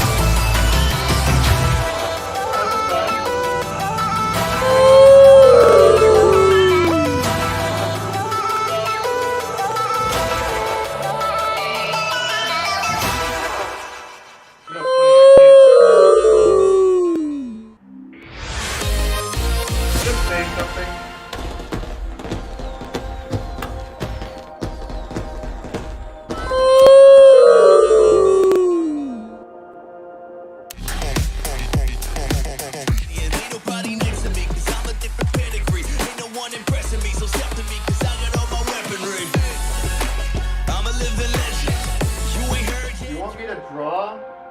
Fine, I'll draw.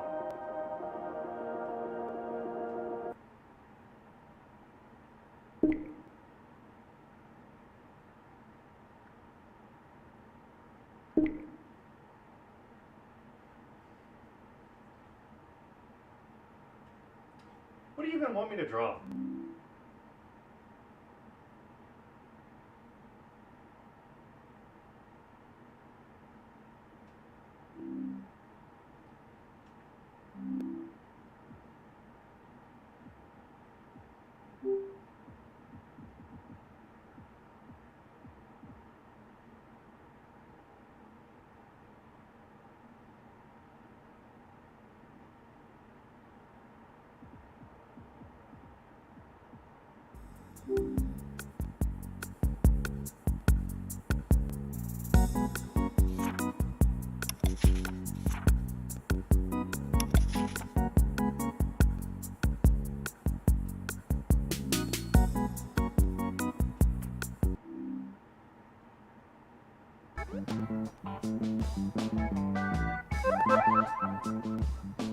Welcome to your very own dorm room.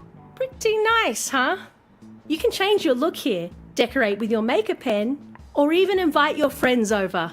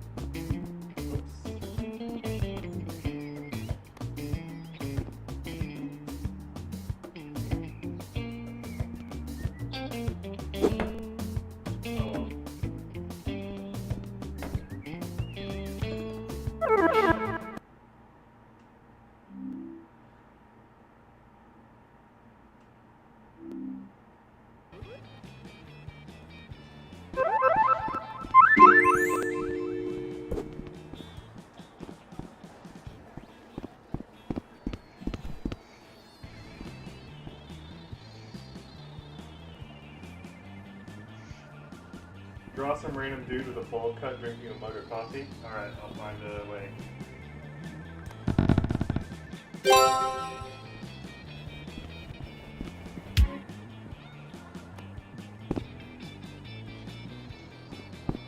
Broken Wing 777. That is me, yes. What happened to your wing, bro? Oh, you know, it's been broken forever. How'd it break? That's crazy. Got a beanie now, bro. You got a beanie now. Dang, I got a lot of... It's a 5-star box. Got a basketball scheme.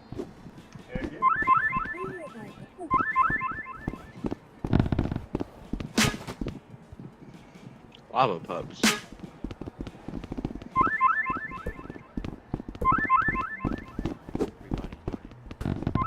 Hey, quick question. Quick question. Do you know where the art room is? Yeah. Art room? Yeah. Here in the rec center, I don't think there is one. Dang. I can bring you to one though. Thank you. Lachlan! No! Lachlan! Alright, alright. I got you, bro.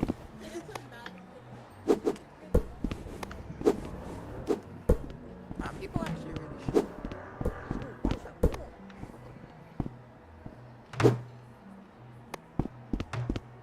Alright. Alright. Bro, my hand just died. It happens, man. It happens. Alright, let's go.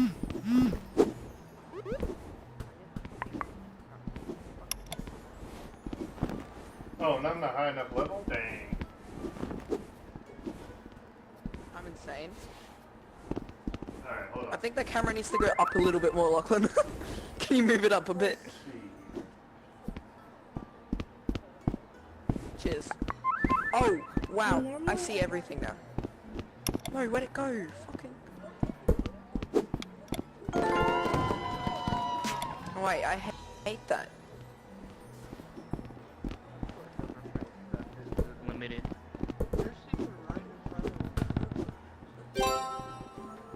I like how you tilt your hand.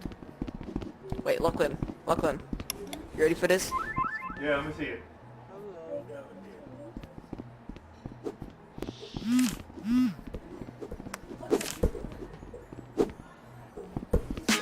Oh, this is how you walk. Okay. Nice. Oh, oh cool. Ah, fuck! Wait, how do I speak? How do you speak? You're kind of speaking right now, my dude. Oh, okay. Oh. Hi. Alright, so,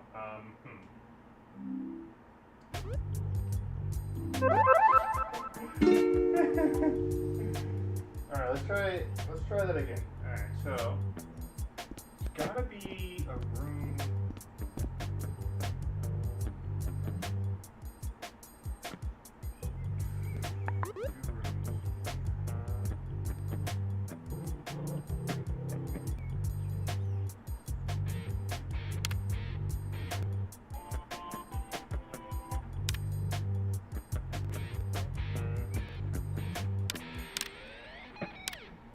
Whoa.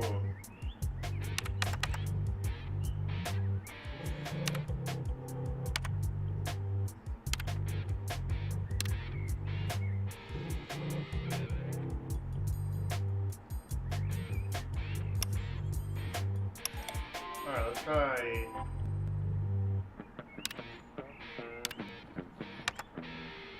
art?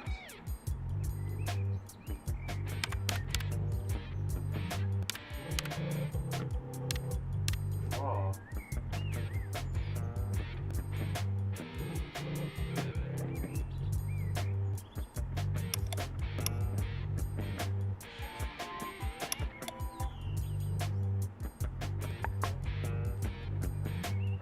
Alright, well. You know what?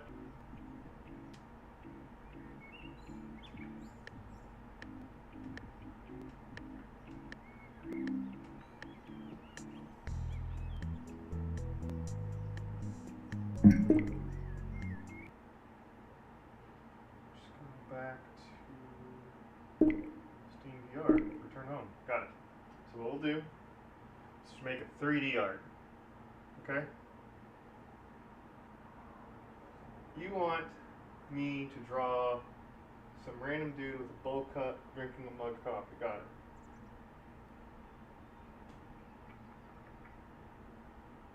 First things first, I need to find a way to draw. So, what I'll do is,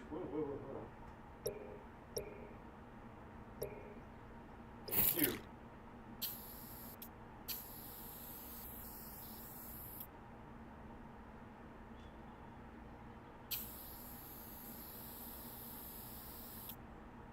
That ain't it.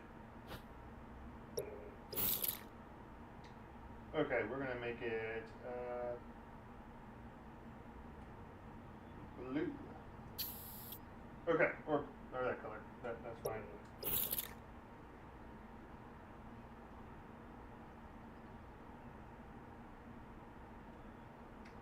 Whatever. Okay, so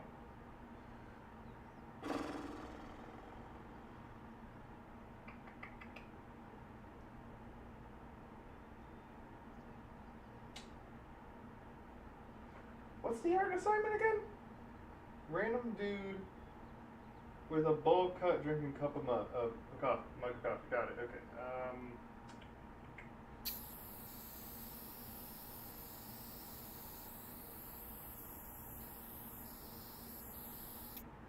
Okay, so there's the random dude. Okay.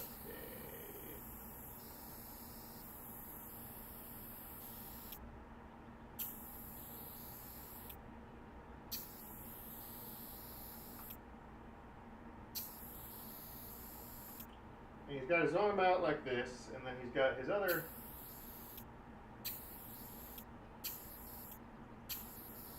arm like this, and he's got his hand right here with and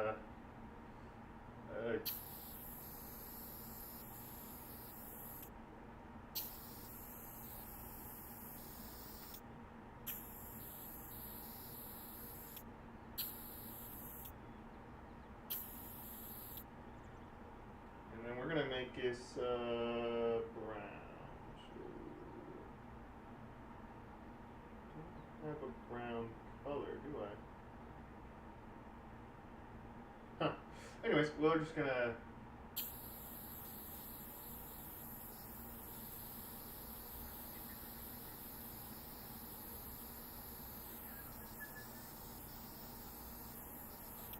let me get some angles in here real quick. Okay.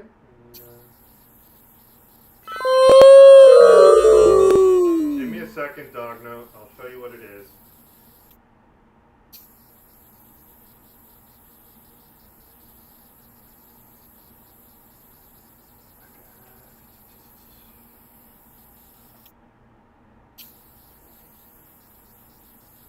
Okay, and we're gonna go right here, and we're gonna fill her up. And, yep, that's a one.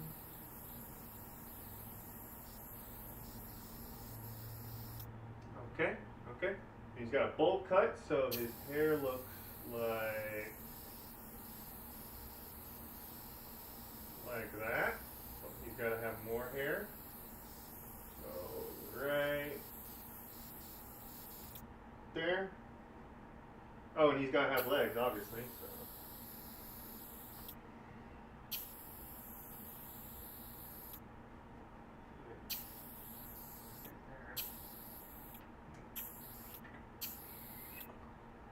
All right.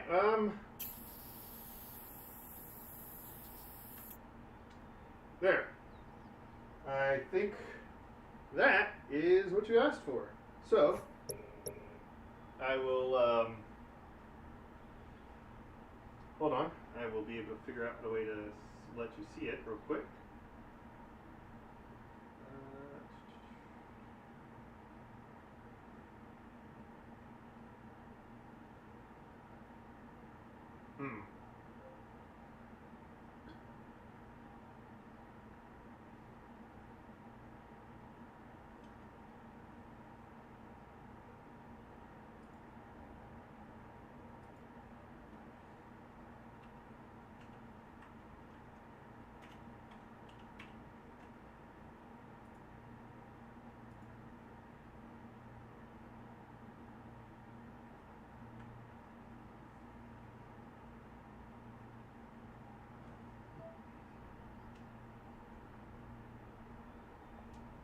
Oh, I'm a little too close to that.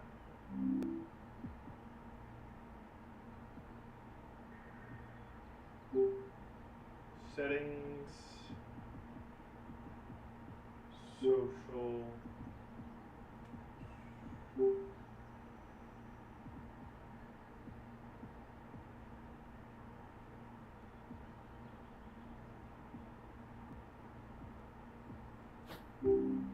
Is there not a way for me to show my Steam VR room?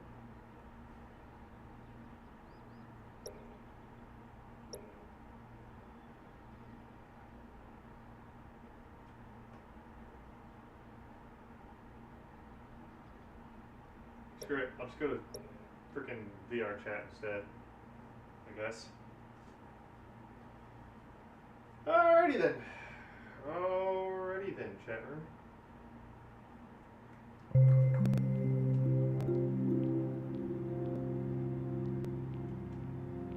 I'll get you, dog. No, don't worry.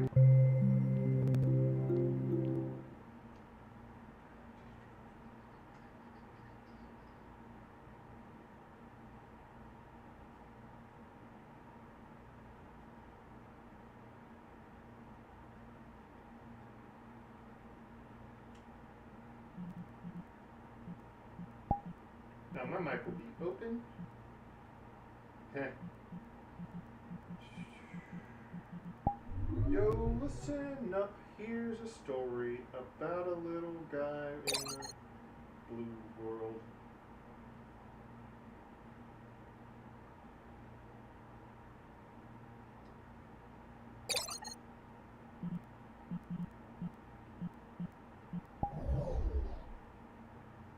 Okay.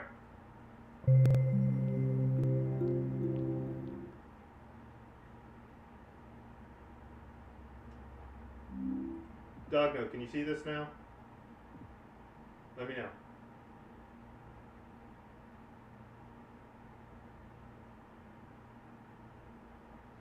Ooh, yeah. Need to stretch a bit. Stay for a while.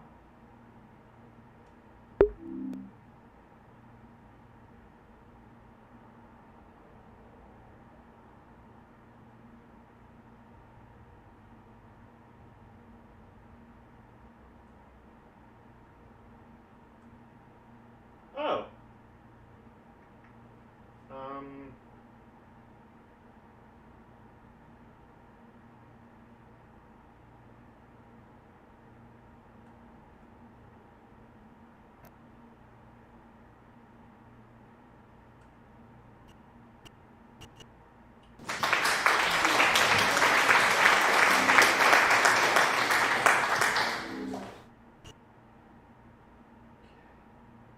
This is going to be very odd to do, but sure. Okay. Alrighty, so start. We need to draw. You know what? Hold on.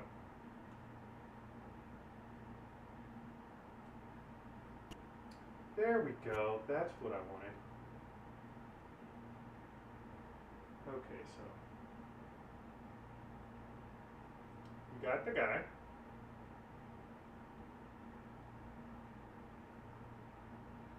There's his legs.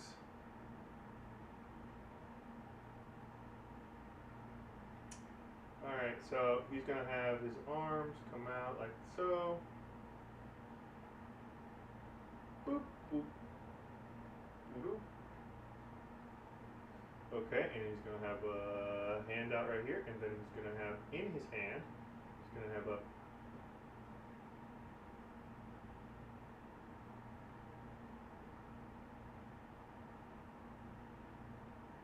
wait, hold on.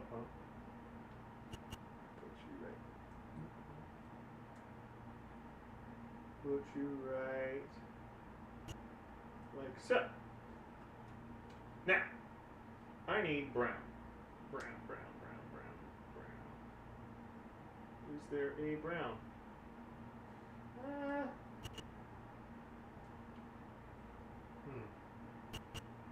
Let me test this real quick. Nope, that is not brown. but it's close enough. We'll call it that. It's some kind of coffee. So.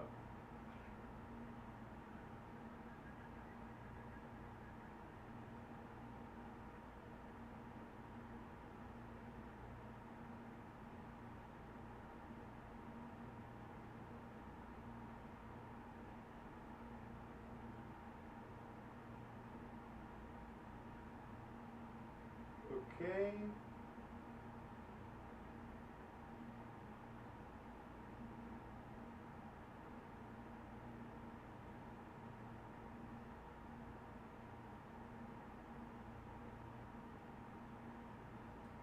There we go. These two right there. Okay. So he needs a bowl cut. So we need to get. Hold on.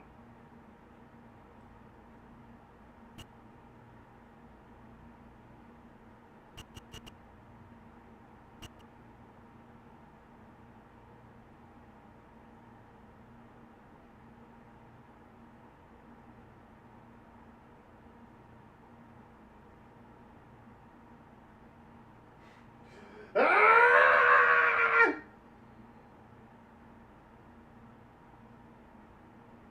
Screw it.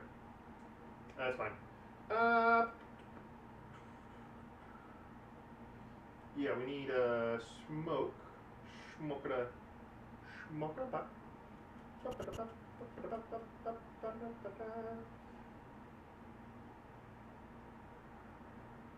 There we go. That shows that it's smoking. Then we need to get him hair color. So his hair is gonna be. Dogman, what do you want his hair to be?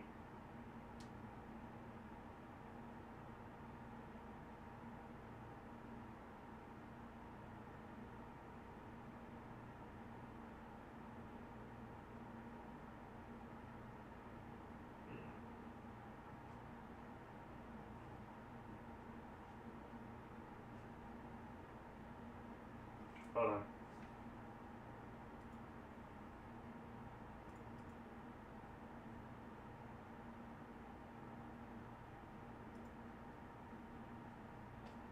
Racer green? Got it.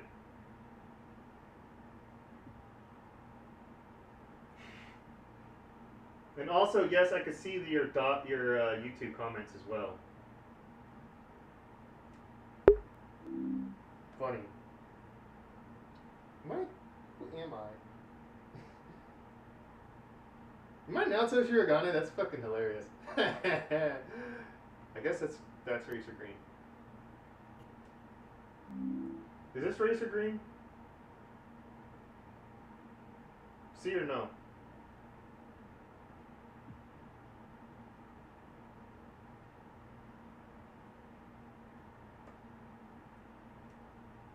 You know what? Never mind. Took too long. We'll figure it out as we go. Okay.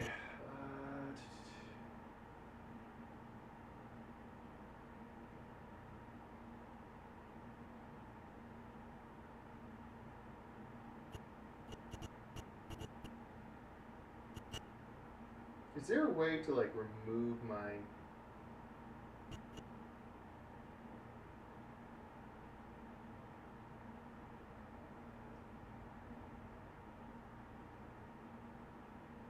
hold on.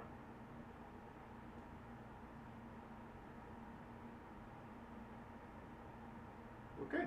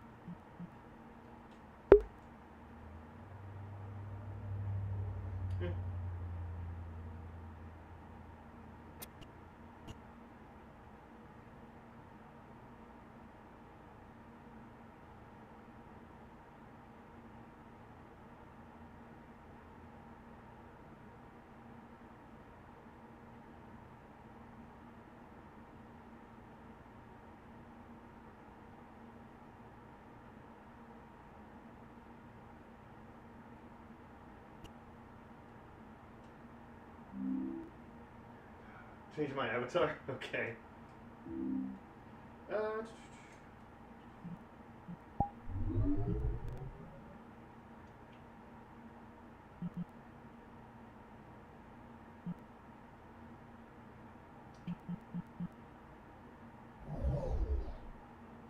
Ta-da! Done. Did it. Alrighty. And then...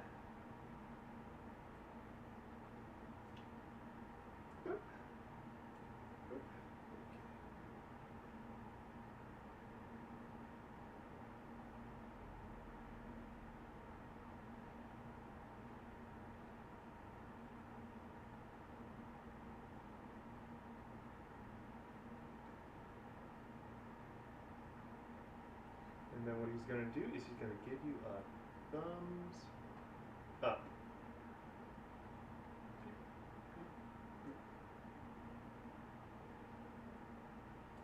There. That right there, that's art. What do you think, random person that just left? What do you think?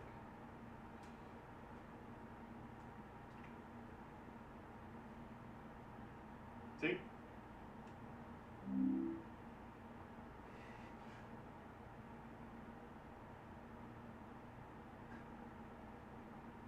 Oh yeah. I have my mic is muted, as you can tell. See? Boop. Muted. Now.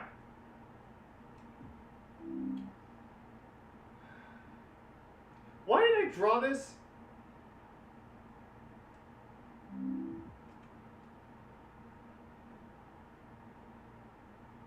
Like, seriously, Dog Note, why did I draw this?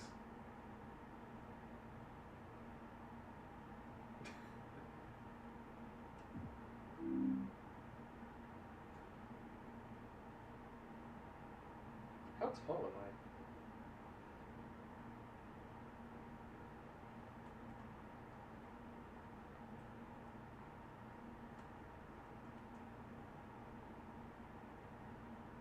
I? Okay, cool. All of that is there.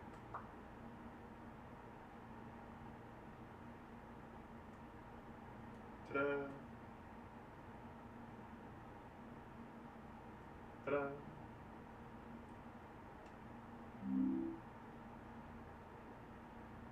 You got bored? Even if muted, just shrug, I guess. Someone asked. Oh, if someone asked? Okay, got it.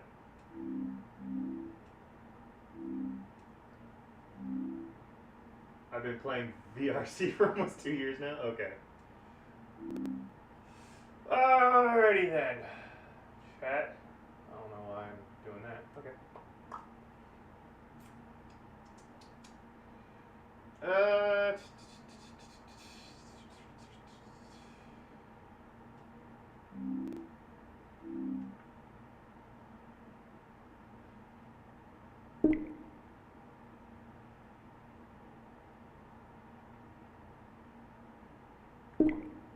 We're going back to pistol whip.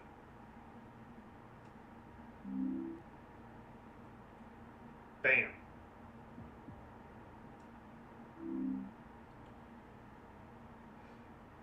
I was having a lot of fun with this game.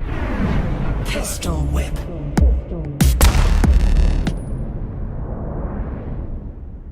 Ain't been the same, now these haters wanna fuck with me.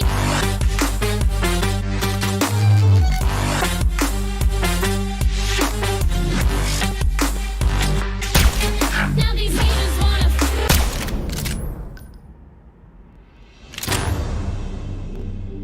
And before you ask, yes, I can see the chat right here. Why was the head so small though? Because I'm a bad artist. Whoa, hello.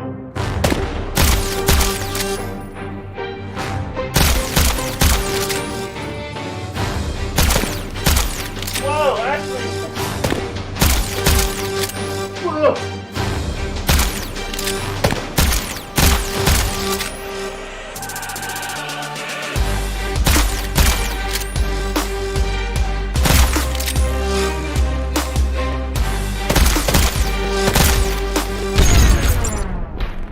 I was not ready for your weapons to kind of like shoot back at me.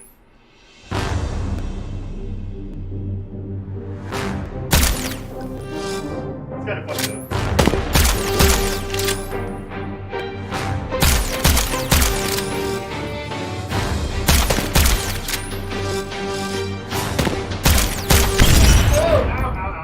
Okay, that's fine. No worries. Just gotta limber up. On we go.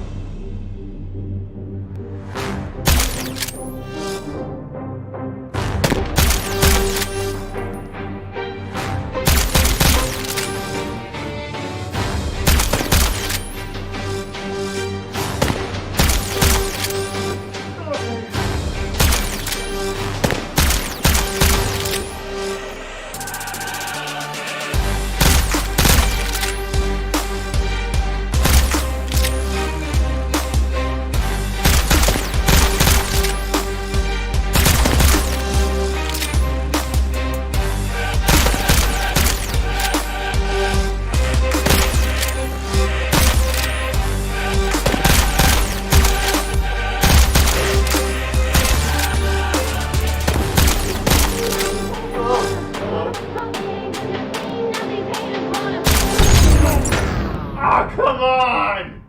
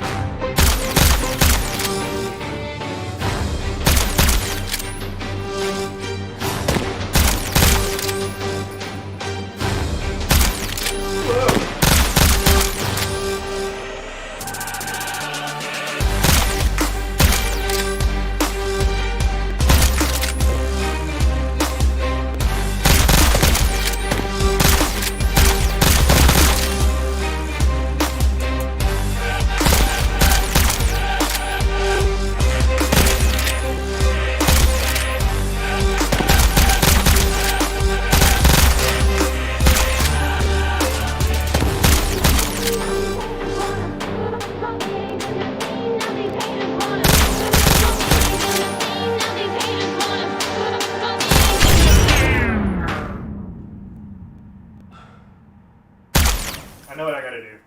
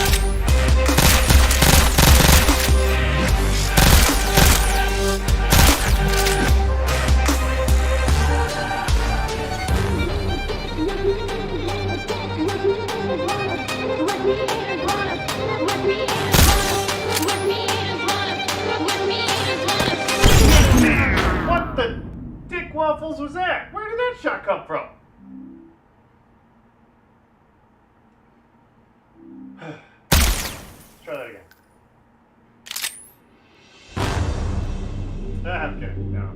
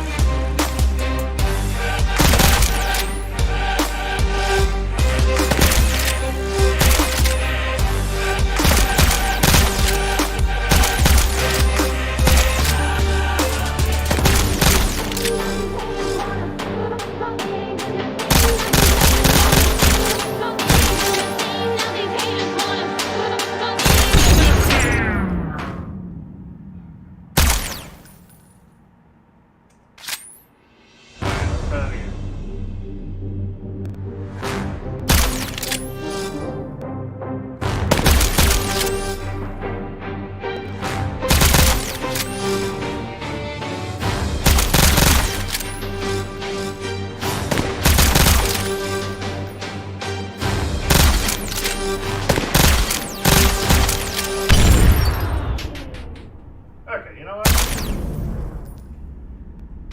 I gotta sit down for a bit.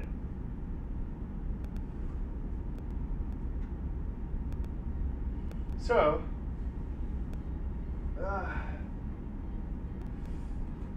I have been streaming literally nothing but Pistol Whip for a while, so I'm gonna sit down, relax, play some fighting games. You know?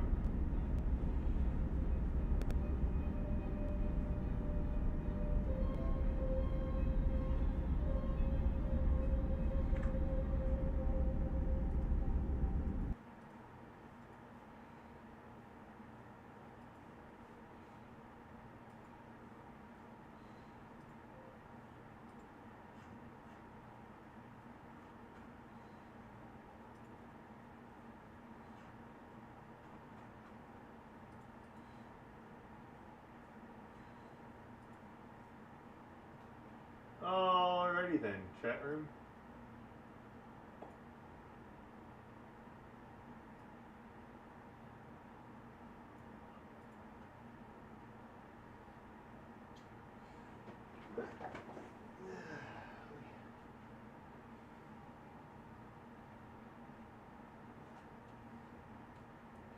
Let me do a few things real quick. First things first.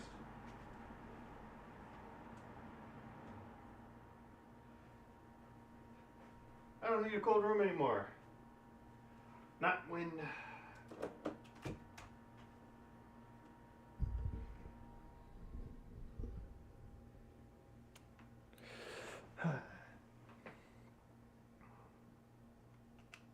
It really be like that, guys. It really do. Alright.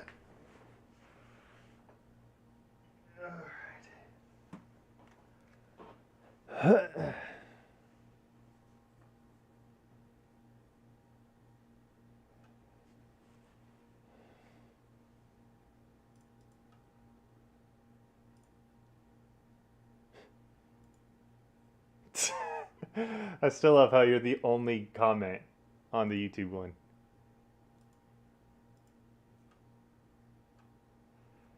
Alrighty then.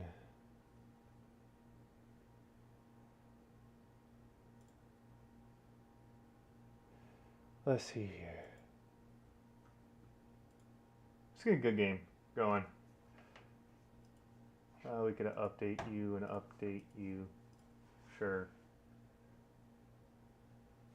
Why not? Okay. While we're doing that,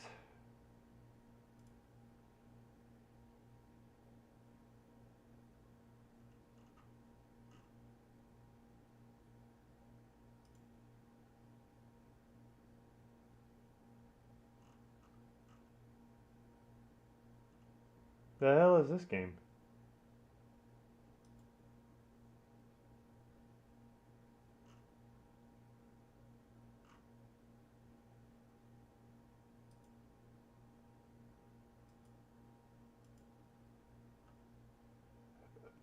That.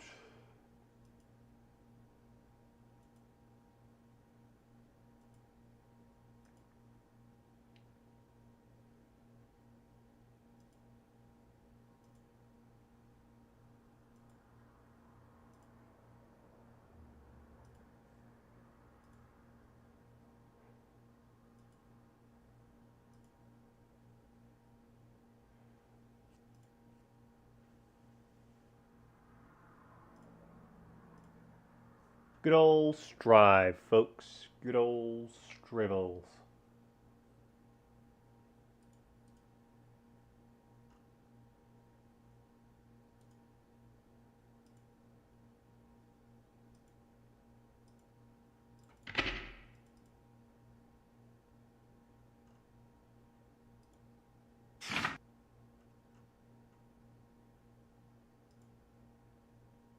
Guilty Gear Strive.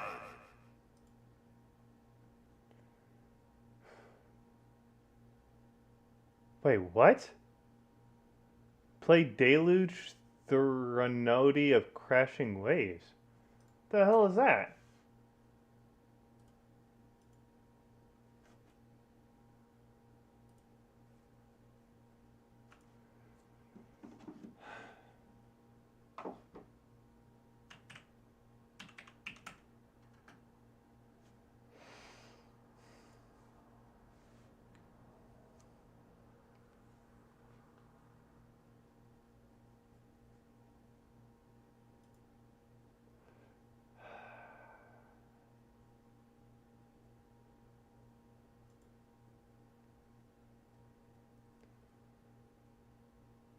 You know what, Dog Note? If you give me a super chat on YouTube, I'll do this.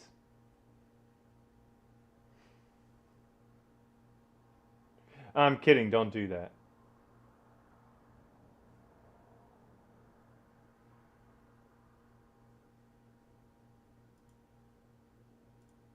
Speaking of, when's my next ad?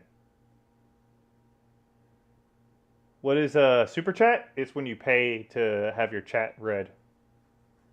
Or, read and highlighted.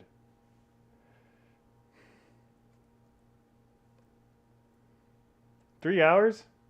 13 in 12 minutes. That's not bad.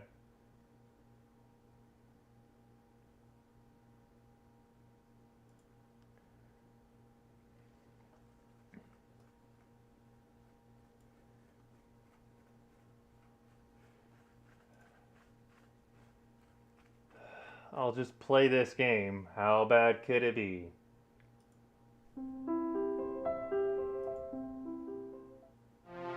Oh, I'm happy to hear you. That happened.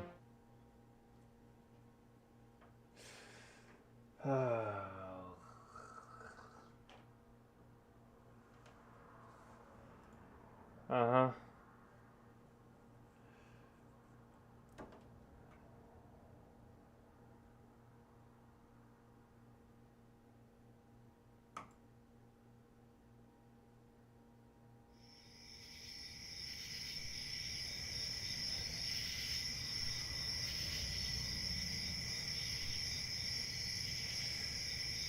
Dog Note, get in voice chat.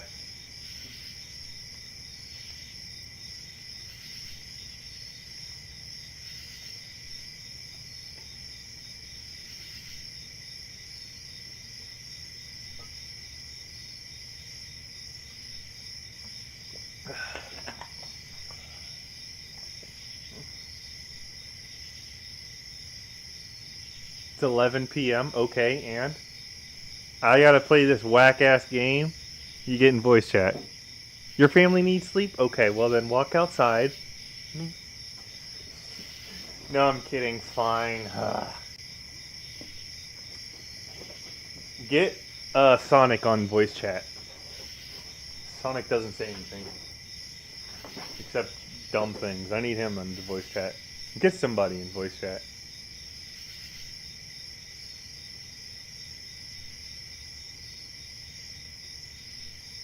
I wish this was a little bigger. Like, could I zoom in on this?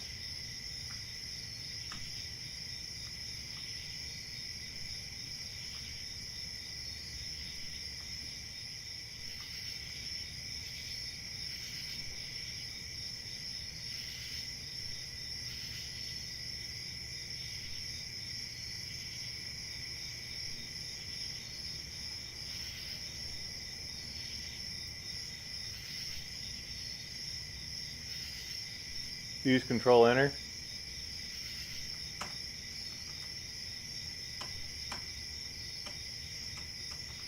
Nope.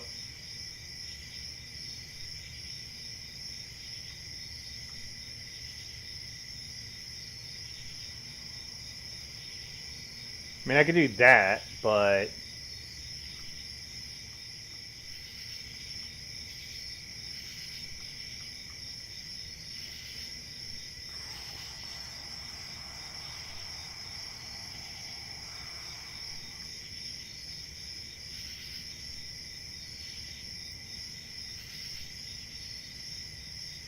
No, I didn't mean the game. I meant the chat.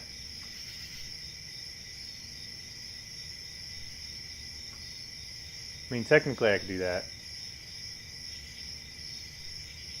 There. That'll work.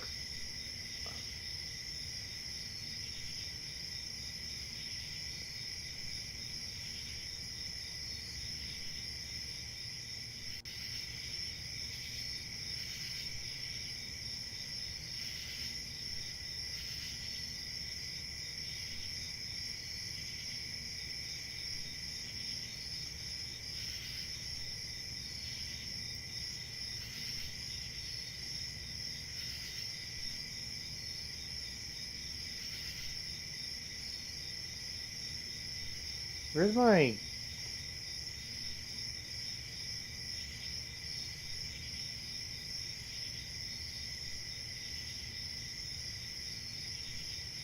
I'm out here beta testing? Huh. You say that. Alright, what I'm going to do is I'm going to do this. And then... Boop. And that'll work. Shoot. Oh, fudge. I just realized something. Should probably... Boop.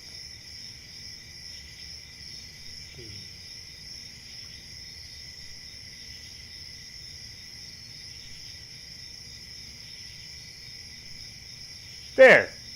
Perfect. That looks fine. Alright. I hate this.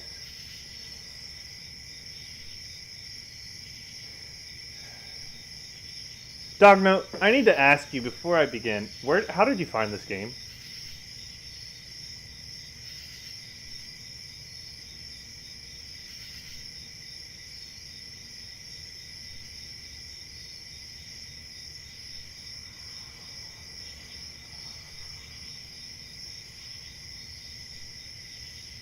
Just looking for free games and you just came across...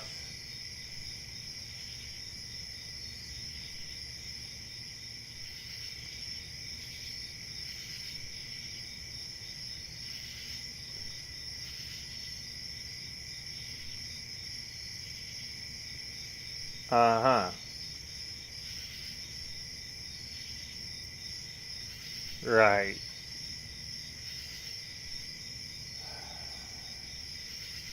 So you have no idea what this game is at all.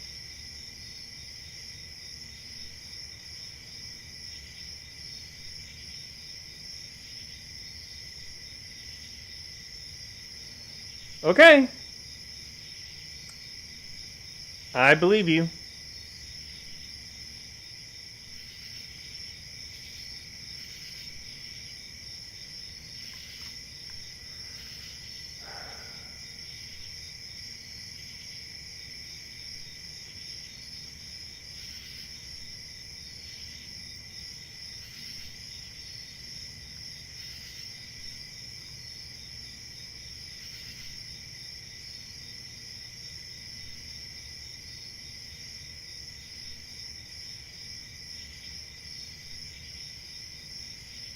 I mean, why wouldn't I?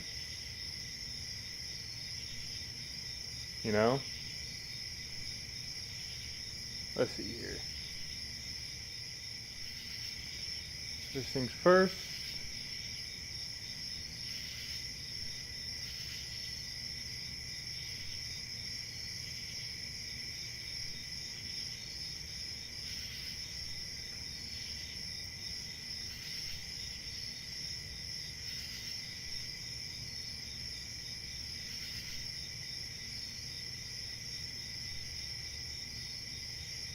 Wait, hold on.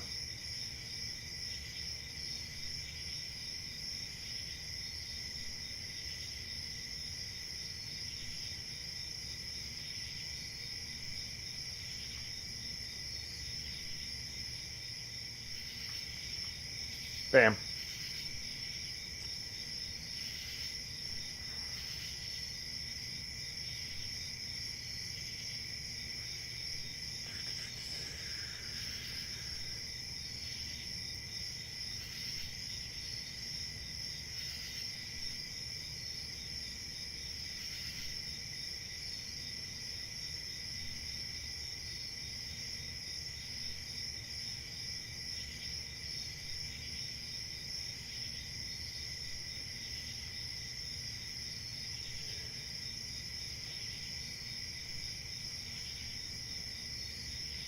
I got off the bus at the street corner while an old saying rang through my head. Anyone who lives within their means suffers from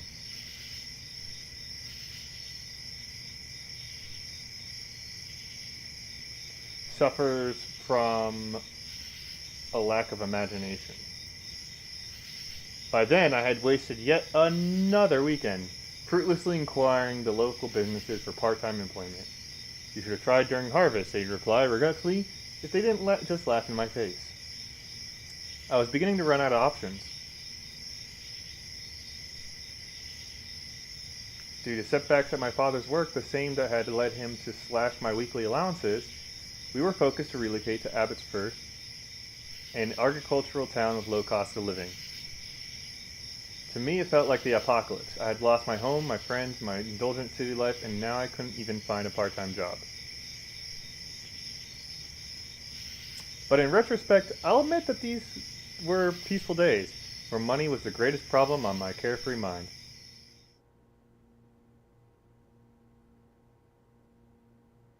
Fair enough.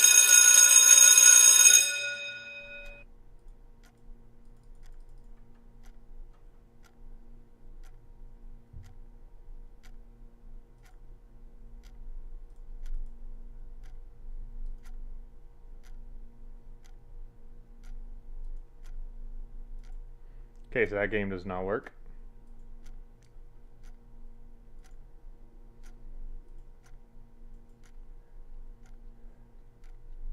And of course the main character has a stalker. Why wouldn't he?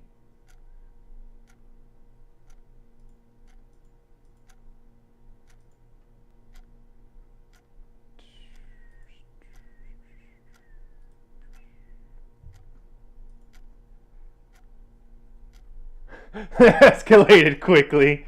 Yeah, of course. Duh. And she's right in front of your face, too, huh?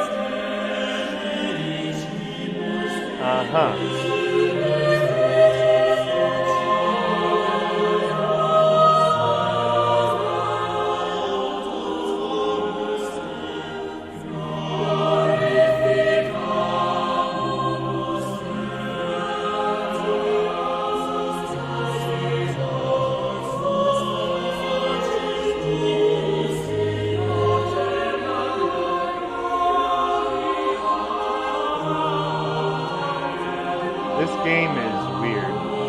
Let me know right now.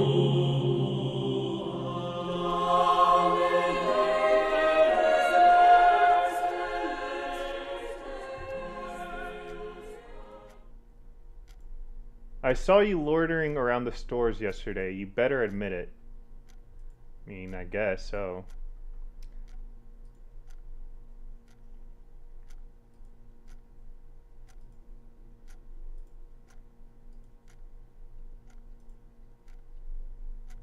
I mean, who could say I was or wasn't doing whatever the hell you're asking me I did?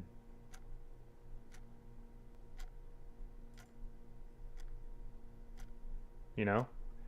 A strange, determined girl. Though she was in the same class as I wouldn't be able to say who her friends were. Because pretty sure she doesn't talk. She's one of those creepy girls.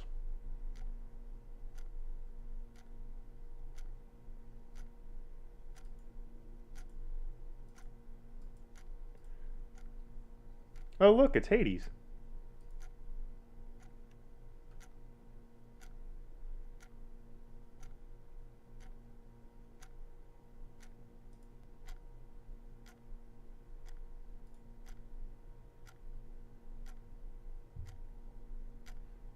Yeah, why not? I have no idea what you're talking about. They say a man is only as good as his labor. I got just the thing for you. My name's Abe. He's seeing visions. That's good. Please follow me up to my office. Glad that I'm going to some lady's office. You know, it'd be like that though.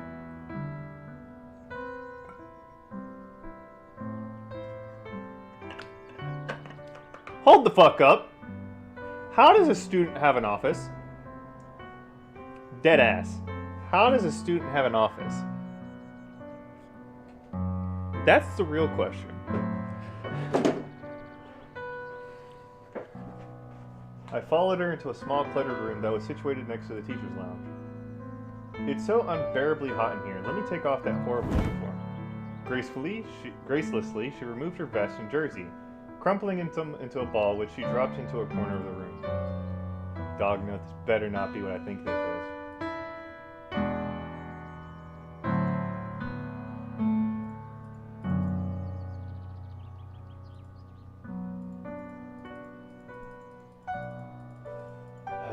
I played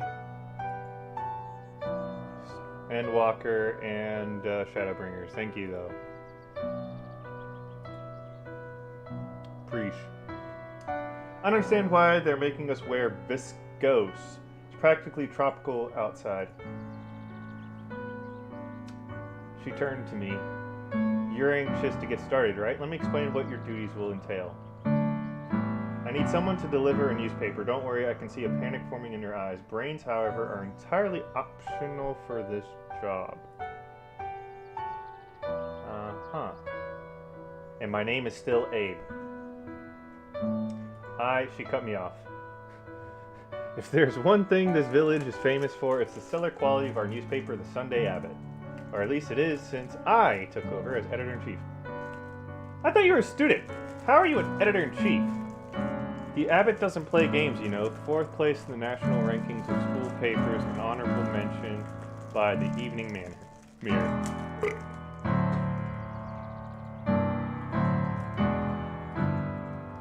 I didn't know we had a school paper. I didn't either. School paper, we're much more than that. Crime, corruption, unsolved mysteries. Did you know that we were the first to break the news on the Sanford House affair? I doubt you did. But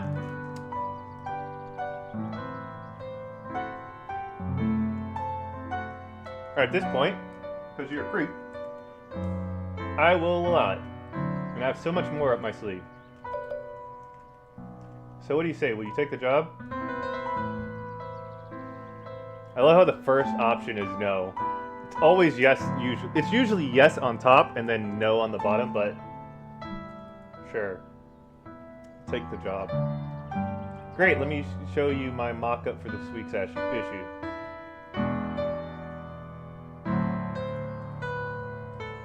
This week we're reporting it on an interesting case. It's linked to a murder that happened last summer, quite some time before you arrived here.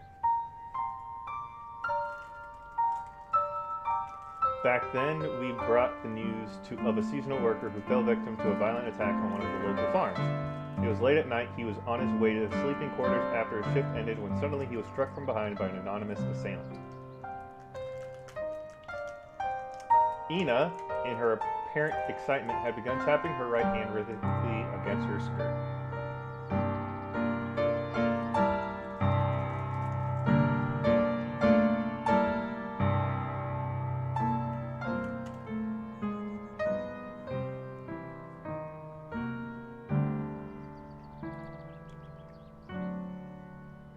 What is this game?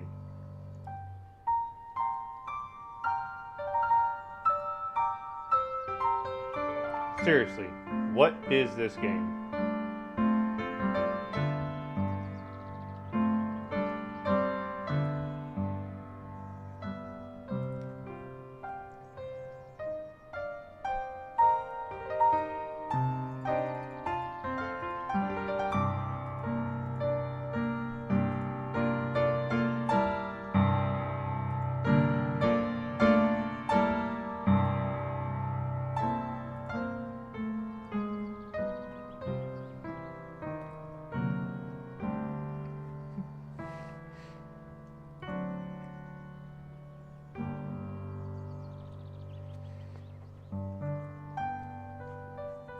They transferred him to the hospital where he succumbed to his injuries. Sadly, he wasn't able to give a testimony before he died.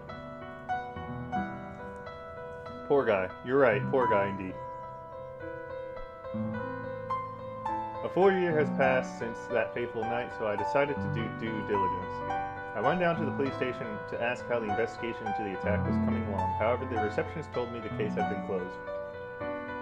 Case closed, I asked her. Then who was the culprit? She said the perpetrator has never been found. Then, when I asked her if I could see the case file, she just mumbled something and directed me to the exit. And aside. I know exactly what goes on down here. They never did a proper investigation. You know the guy who owns the farm where it all happened? He has ties to the town mayor. They're corrupt to the bone. Each and every one of them. This place is ruled by small cactuses of cronies that can do as they like as long as their powers go unchecked. What kind of school is this? That's why we need a quality newspaper to shine a light in the darkness. I could detect a tremble in her voice.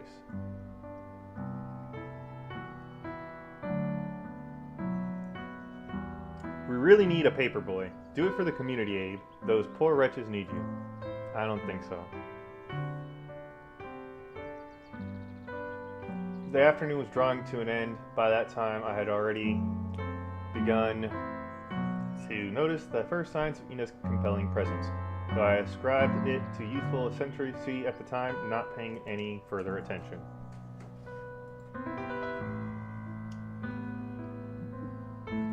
Wordlessly, we gathered our belongings and headed towards the stairs.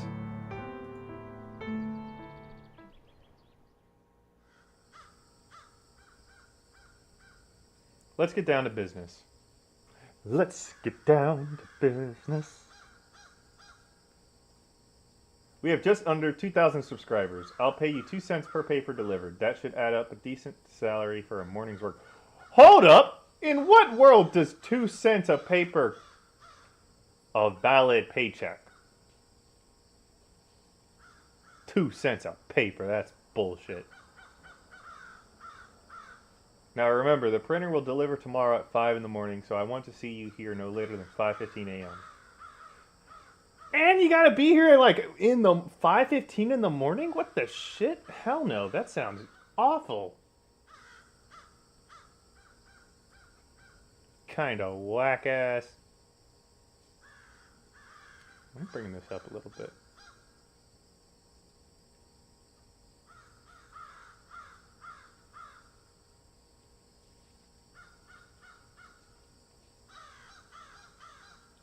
There.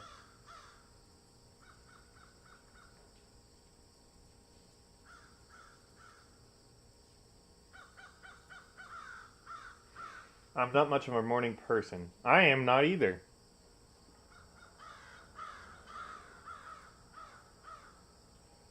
See you then. That's rude. 5:15 in the morning. Abe did it, I can tell. You can tell that he did it. What is your proof? What is your proof? That night I lay in turmoil, pondering whether I should even indulge Ina's ridiculous offer while a neurotic continuous tapping played through my head like a stenotype. That night I lay in turmoil, pondering whether I should even... Oh.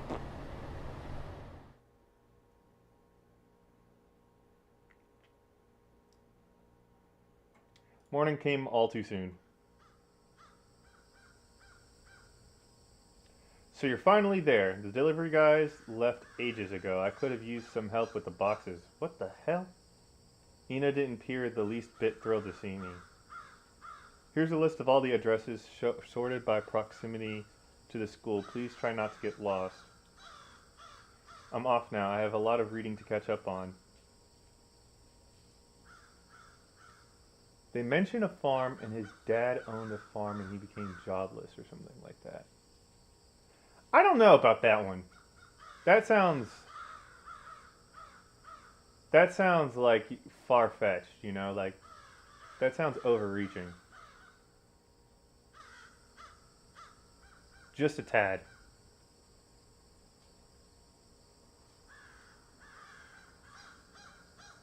Just a smidge. I'm off now. I have a lot of reading to catch up on. You can call me when you're done. She handed me a small business card with her number on it. Chief editor of the Sunday Abbot was printed below her name in tasteful lettering. I have a question. I also have a question, but, you know, what do I care? Though she appeared anxious to leave, she turned around at the last moment hesitantly. What? Well, that's nice. Is there not a way to...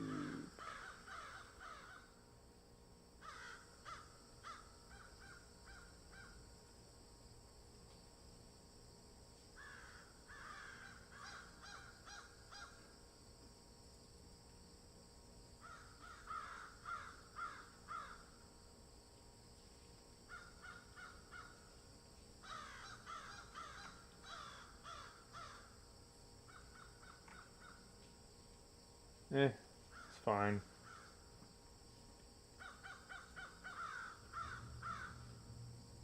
So why is it called the Sunday Abbot? What do you mean? That doesn't make much sense, does it? If it's delivered on a Saturday.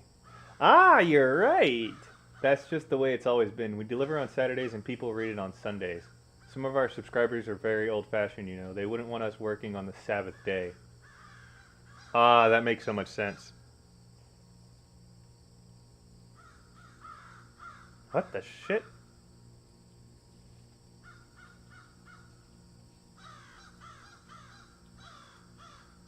Oh. I see. An enraged timer. That's sick.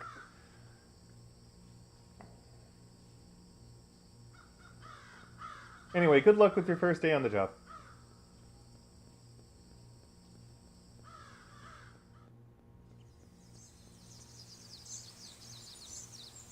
I resigned myself to the arduous labor, even though it was October already. An unnatural, sticky heat permeated through the air that made my work all the more unbearable. How quickly my situation had taken a turn for the worse. No more than 2 months ago, I'd been enjoying my life among the nation's elite, headed for a bright role on the world stage. I would be paying to see myself now, spreading gutter journalism for a slave's wages. Yeah, these are slave wages.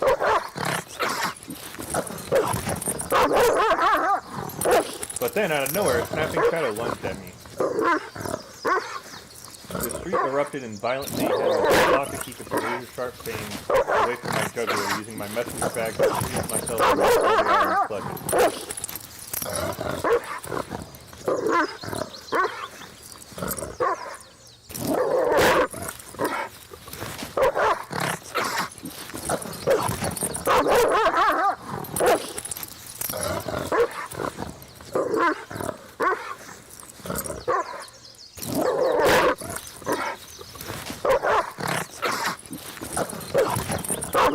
It is really loud.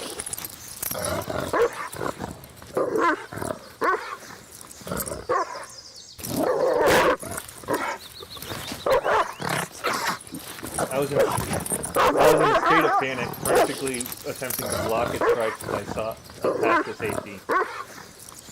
And without further hesitation, I leapt over a garden wall, away from what I figured was the hound's territory. Thank goodness.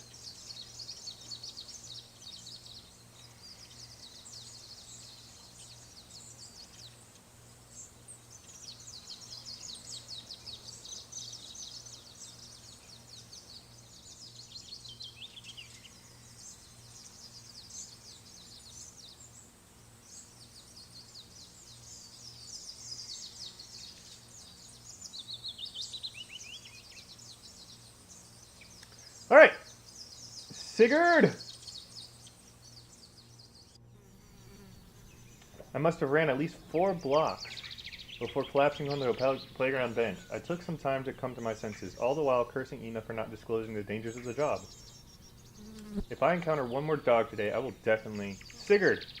Over the sound of my heavy breathing, I could discern a fragile voice calling out. Sigurd! Who the hell is Sigurd? Please stop hiding! Sigurd! A girl appeared, her eyes as bright as the summer sky. Hi there, are you delivering the mail? She seemed distracted by my sudden presence. No signs of her prior distress remained. Calling it mail may be an overstatement. It's just a weekly paper. I'd love to work as a postman one day. The honor, the excitement, to see the delight in people's eyes when they see life-altering news. What?!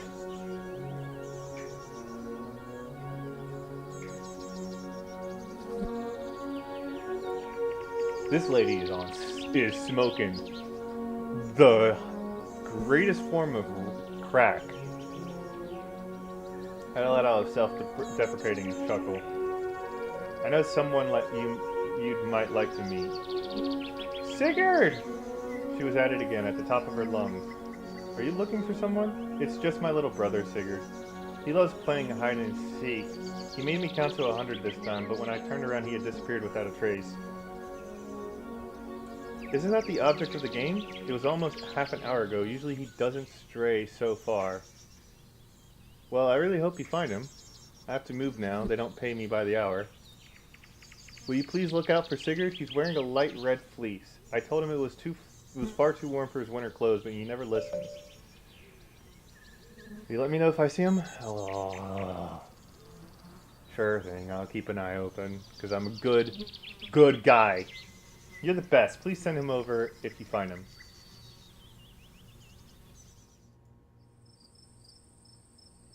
Every mansion had a garden, and every garden had a gate, and every cursed garden gate added 3 more seconds to my seemingly endless route. I really didn't mind the apartment complexes, which had letterboxes stacked conveniently together, but these gardens were ruining my average, and I was gradually coming to the conclusion that Ina had played me for a fool, when suddenly... What?! The infernal beast returned. Without abandon, it began furiously snapping at my legs. There, Fires. The man's doing an important job. Adeptly, she wrangled the dog away from my quivering limbs. I'm sorry, Fires is usually very kind, but it takes him a while to get used to strangers. I don't think that's a kind man. Your dog has been terrorizing me all morning, madam. Oh, Fires isn't my dog. He lives here. The community has adopted him. A community dog? Weird. You must be new in town. I'm Karen. I work at the city council. Welcome to the beautiful municipality of Abbotsford. I'm so glad you're willing to do this job. I heard Ina had some unfortunate resignations as of late, but a small town like this really needs free press. Ina mentioned something along those lines. I handed her a paper, and as I was about to proceed on my route, her eyes fell on the headline. Wait a minute, this seems interesting. As she skimmed over the front page, a grave expression came over her face. This is very interesting indeed. What have you dug up here? You should be careful, though. This is a very small community. She uttered the warning with concern in her voice. I'm just a paper boy. I know, I apologize. This really is very interesting. Okay. And with those words, she proceeded to head back towards the council building until I suddenly recalled May's words. Wait, have you seen a little boy somewhere around here? She turned around, a meaningful expression appearing on her face. I figure you've run into May. Don't worry too much. Little Sigurd always shows up in the end.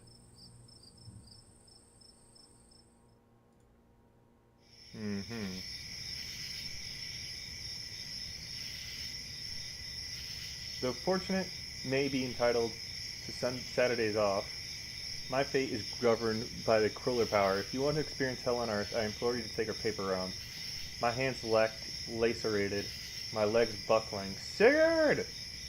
Sigurd, where are you, Sigurd? Please come out! Mom will be angry! Her voice was reduced to a feeble wail. I hurried into the direction of the sound. Oh, she is crying. Sigurd still hasn't come back. He's never been away this long. She was teary-eyed, shivering like a newborn calf. Please, Sigurd, please! Sigurd! And as she pleaded, her voice grew fainter as though the last of her strength was slipping away. Until suddenly, her eyes, which had been vibrant blue a heartbeat ago, turned an ashen white. A silent murmur escaped her lips. Sigurd, please! Sigurd, no! He's only 5, please don't take him! Having lost our prior vitality, May had become wholly possessed by a paralyzing entrancement. What the shit? Staring into her pale white eyes, I could determine her essence was very far away at the time, a faint light in the distance close to dying out. Please, I promise he'll be good. Please let him stay with me. Sigurd! Her knees buckled. Had I not been fast enough to catch her, she would have plummeted to the ground. As I stood there trying my best to keep her upright, I felt her strength gradually return. As suddenly as it appeared, the entrancement seemed to dissipate from her body. She remained quiet for a very long time. I'm sorry. Her voice was calm, almost devoid of emotion. I'm sorry, I forgot. Sigurd isn't here anymore. I apologize for causing you trouble.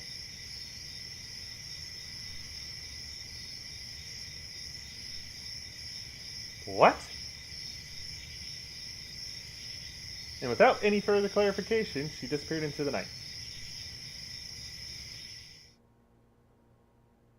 Weird. I picked up the phone. Where are you? What happened? I flinched from the outrage in her voice. Nothing happened. I'm back home from a long day's work. With these boxes, there's still 3 boxes here. That means we have disappointed subscribers. You know, the job's killing me. I'll be contacting the Civil Labor Board. We better finish this first thing in the morning. I swear, if we even have one canceled subscription over this, I'll be docking your pay till Christmas. Ugh. Sure, Ina. The cataclysm of abuse has ended. She remained quiet for a while before resuming a more subdued voice. Please be here early tomorrow morning. We need to deliver the remaining papers before the Bundys get up for church. Sure, Ina. Whack.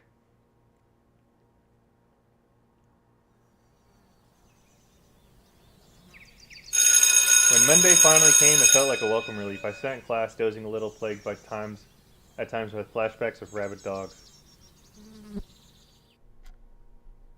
A girl approached me after classes ended. I understand how summer's drawing late, and that we're all young and in our best spirits. I stared at her uncomprehendingly. That's not how you start a sentence, or a conversation. I'd just like you to know that May is strictly off limits. My alarm bells went off in my head.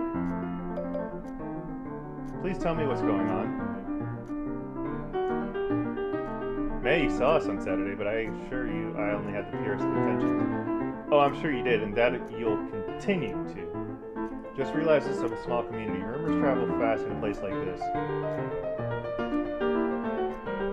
If only she realized that romance was the furthest thing from my mind right now. She explained to me that May had a learning disability, that the school board was having trouble placing her in a suitable education. For the time being, May was being taught by a small group of church volunteers. Why am I looking at her? Okay, whatever. Once she realized that I was sympathetic to the situation, her overall stance softened. It's good to see a new face in school, so how are you enjoying the Isle of Abbott? My name is Rika, by the way, Rika Cooper. Or Cure. I apologize for not introducing myself sooner. Pleased to meet you, I'm Abe. Just Abe. Abe Jameson? Oh, I've heard your father would be coming. It's a good to know he finally arrived. He should know my dad, pastor in town. I'm afraid we're not a very religious family. Oh, he'll know my dad, I'm sure of it.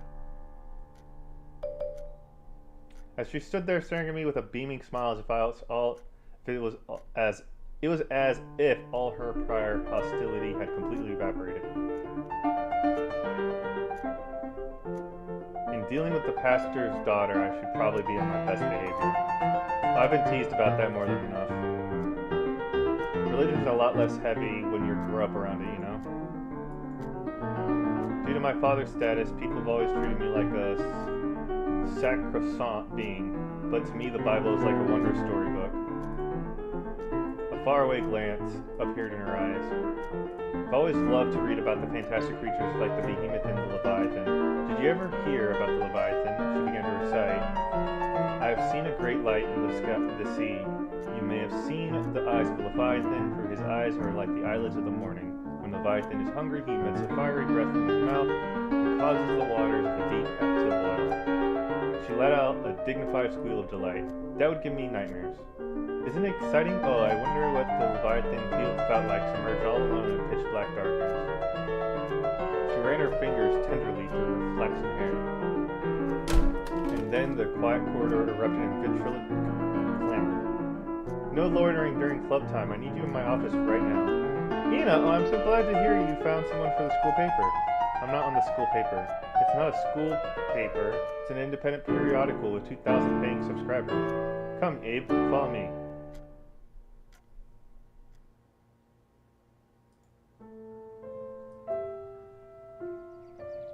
Afraid she might ignite in irate fury over my performance during the weekend, I timidly waited for her to begin speaking. Her initial outburst, however, appeared to have been transient in nature. She was just sitting there, paging through a heavy book. After what felt like an eternity, she began to speak.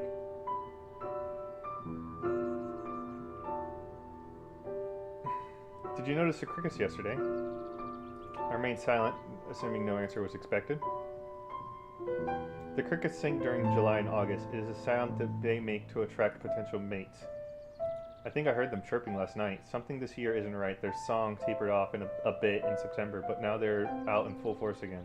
Doing research on this for an article, it's a chore, so I'm going to ask you to take over some of my other duties. Eh? I will need you to cover the weekly progress section this week. The what now? The weekly progress. It's a recurring editorial in which we write something about a local event or habitant of the town. Sadly, I inherited from the previous editor-in-chief. It's a community favorite, so I haven't been able to cut it yet. Weird. But never mind, it's only 300 words. You can write about it, anything or anyone you see around town. Seems perfectly suited for you. I haven't agreed to any of this. If you want to keep your job, you'll have to be a team player. Does that mean I'll be paid? Don't get any ideas.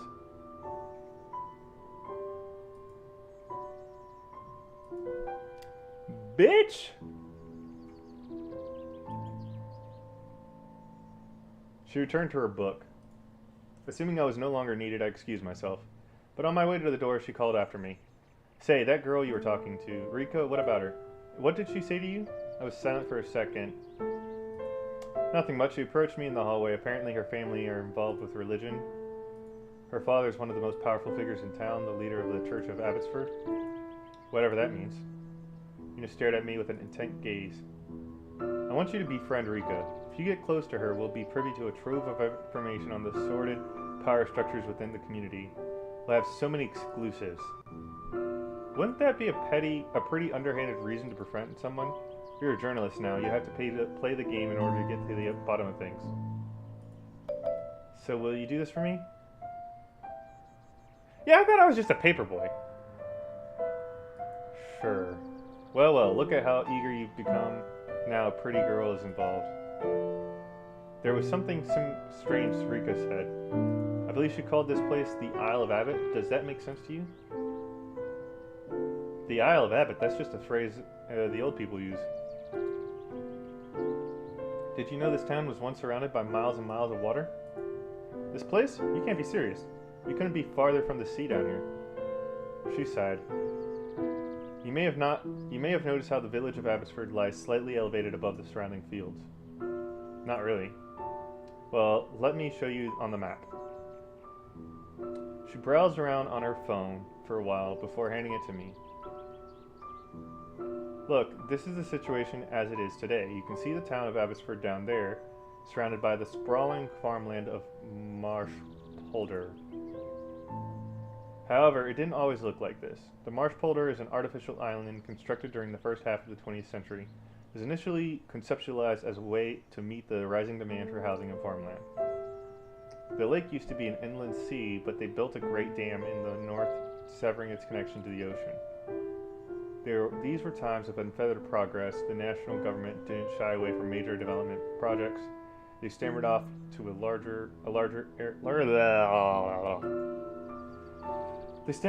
They stemmed off a large area of water before proceeding. What game am I playing?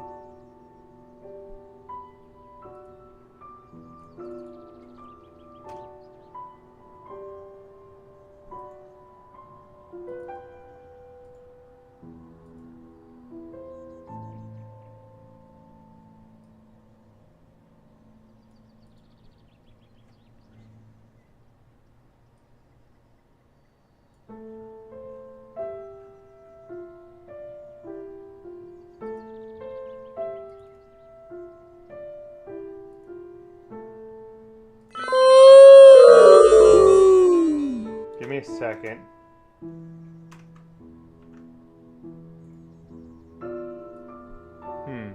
Why is it so small still?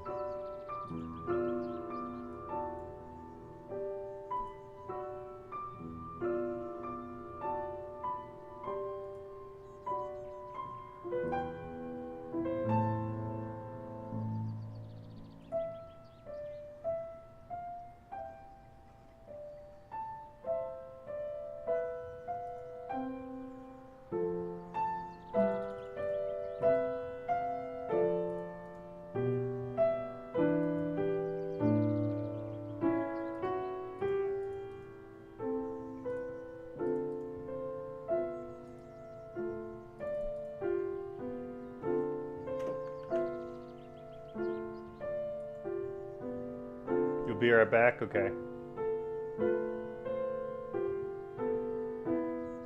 Yeah, screw it.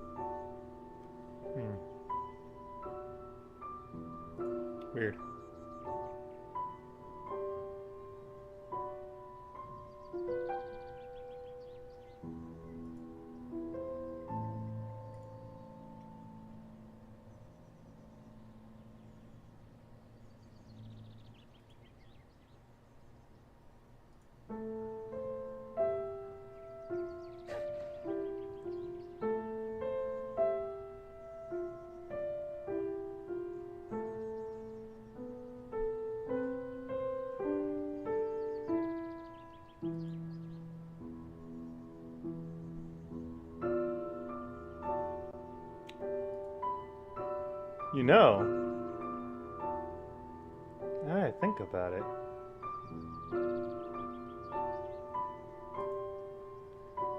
Now that I think about it.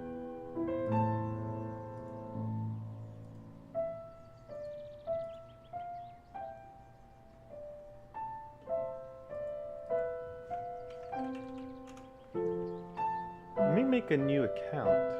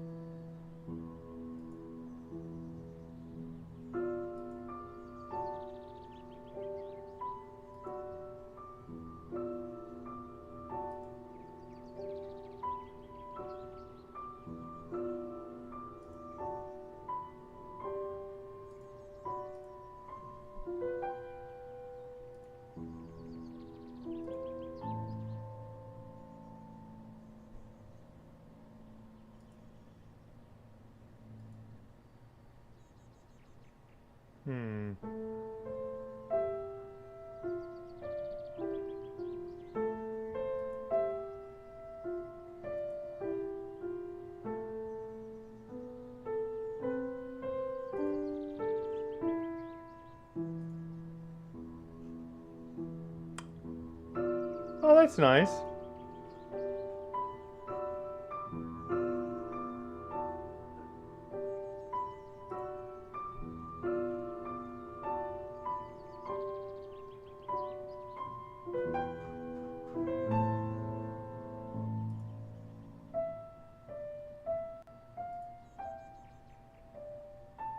I guess I'll make a new Facebook account via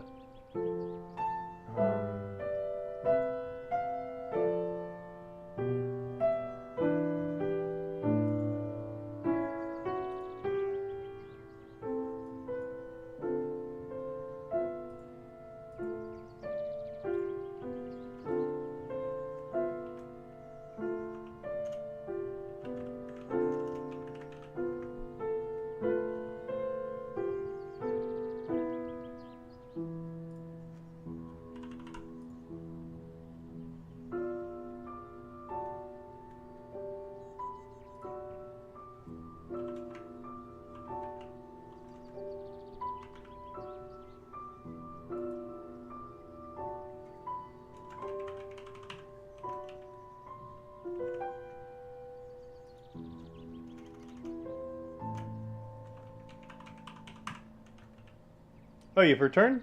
Welcome back, Dognote.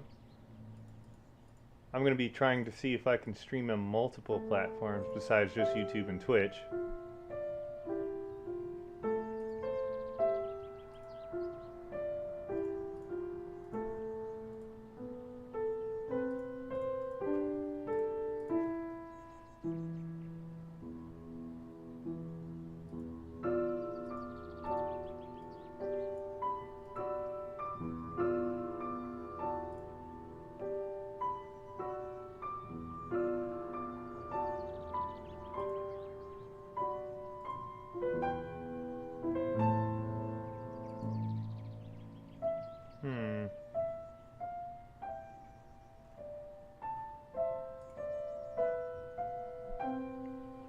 How to stream.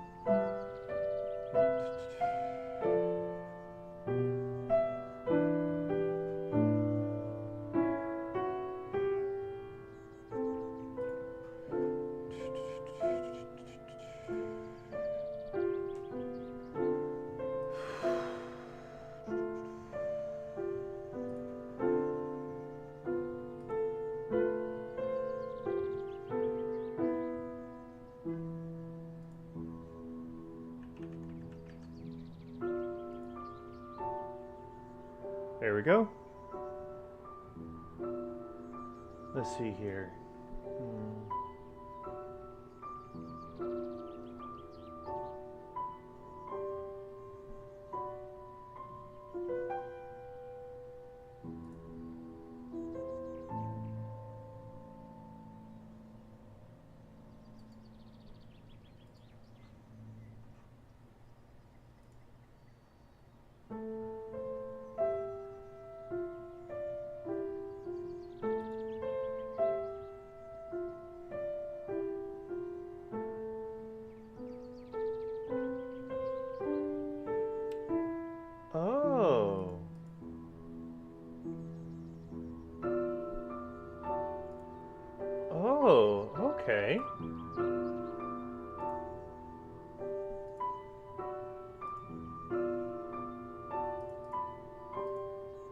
But I can't because Restream allows me to. If I'd have to pay for more than that. That's fine. I don't mind. That seems like too much.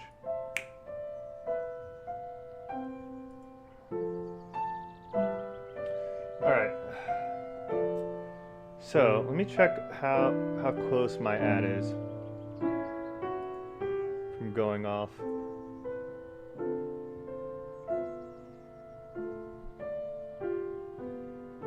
Two hours and 7 minutes, that's fine. Alright, I gotta change my game title.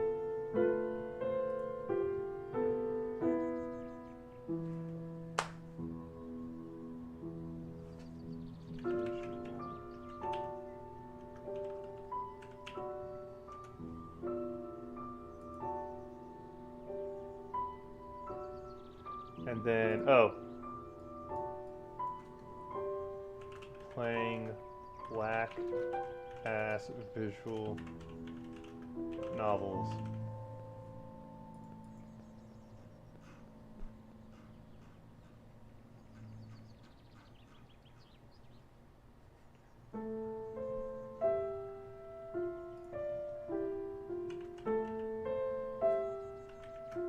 What is this game called? Deluge?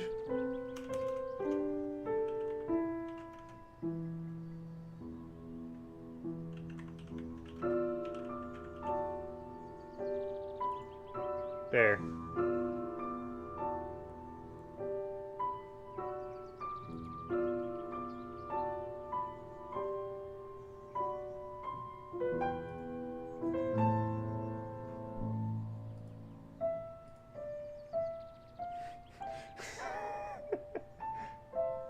Thank you, Dog Note. I appreciate that.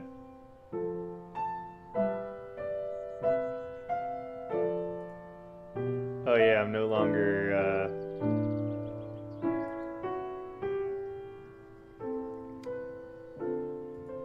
no longer in VR.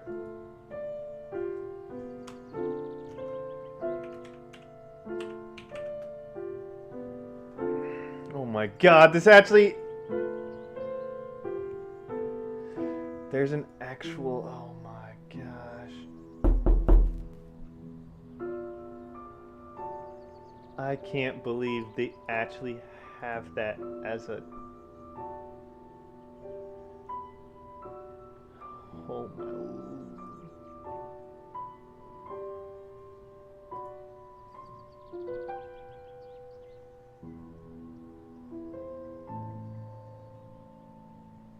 They stemmed off a large area of water before proceeding to pump it dry. That's how the stretch of land was formed that would become the marsh polder.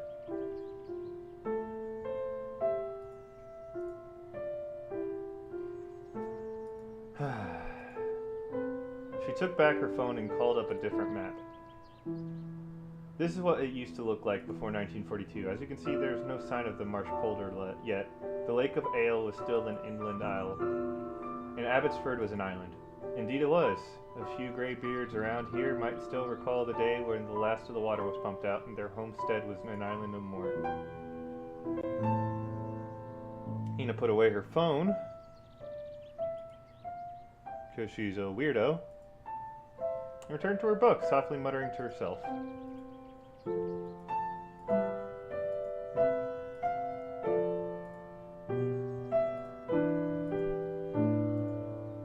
The incessant chirping, I can hear it even here. I wonder if they've entered a second mating season. Maybe Spengler was right. Maybe not. You ever think of that, Chief? I left her office quietly.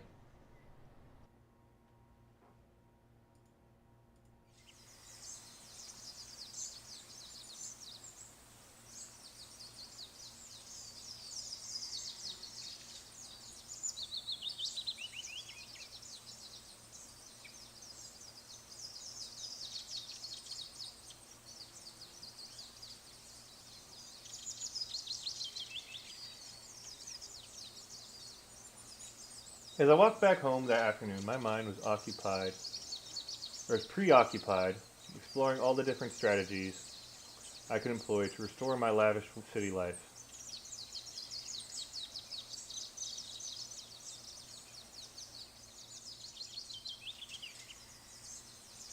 I figured I'd stay at my aunt's house until I'd be able to finance a place of my own, that or I could find a comfortable bridge to sleep under.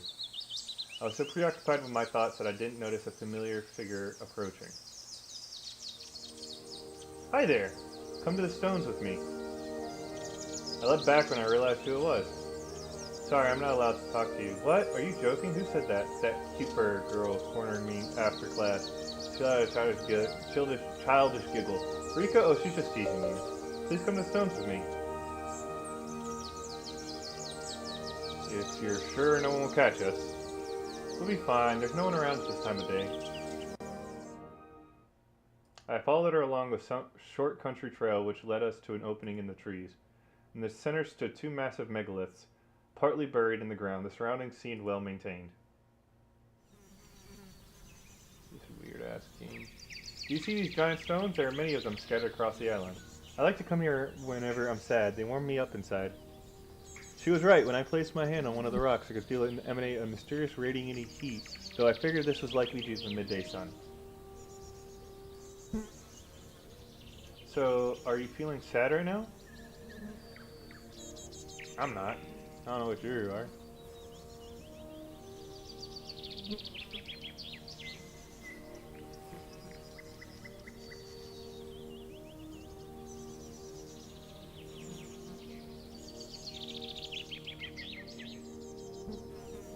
Then again, you know the vibes. Y'all know the vibes. So you're feeling sad right now? She blushed. No. To be honest, I come here every night. It's not very far from the farm, you know? Is it now? You know, I should probably bring this down a bit since I'm no longer standing up.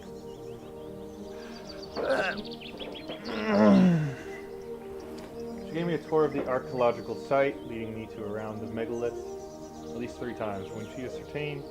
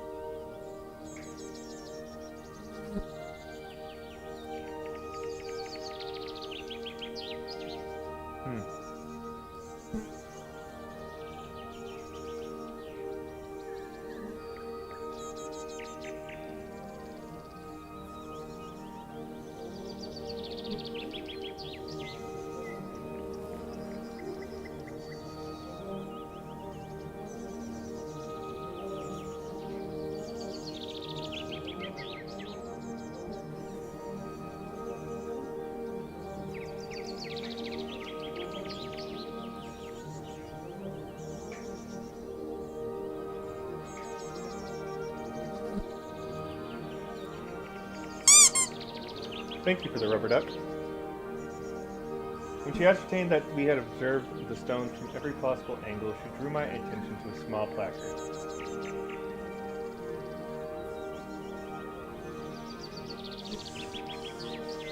She appeared to have difficulty deciphering the writing. She looked up at me. Hey, what does that say? I bent over to look at the text, which appeared perfectly legible to me. I began to read. Swifter Bont Culture. I decided to read on, not questioning the curious display of illiteracy. It says here that these stones were erected by an ancient civilization. They used them as grave mounds and as a place to venerate the chthonic deities. Oh yeah, this did say that this was something to do with Eldritch Horton. She was staring at me with a captivated expression in her eyes. Please, read more, read more. The Swifter Bant people lived here between 7,500 and 5,500 years ago, during the early Neolithic. They were an early agrarian society that held livestock but also resorted to hunting at times. The stones these megaliths were made from aren't native to the region, but were brought here from Scandinavia during the Ice Ages. That means they were carried here by large sheets of glacial ice. While the glacial ice age ended about 130 years ago, the rocks and debris that were caught in the ice stayed behind. She stared off into the distance, making me fear that for a second that she would revert into a mysterious episode again, like on the night after I first met her. But she remained fully aware. She began to speak. Isn't that a beautiful thought? When the Swifter Bant people found these stones, they have been lying here for more than 100,000 years. The centuries since then have passed in no more than a heartbeat. Then she erupted in a smile as bright as the setting sun. It makes me so happy to think that these stones will still be standing here in another 100,000 years. People will move and kingdoms will fall, but these stones will remain. It'll be like nothing has really changed. You're weird! I can say it was a reassuring thought, though I welcomed it at the time. It put my own growing issues somewhat into perspective. These stones would remain here long after I recovered from bankruptcy, long after the burden of my part-time job had herniated my spine, long after I succumbed to ennui in this godforsaken backwater town, where a couple of oversized rocks were for some reason considered a major tourist attraction. Got him, coach. When night fell, I brought May back to her parents' farm. As we walked in silence, I clutched my book bag tightly under my arm. My gaze wandered off into the fields, these endless fields of impervious green that tapered off into nothingness. I thought to myself how straight they were, endued with a perfect geometric flatness, as though they had been carefully sleekened out by the trowel of an obsessive god.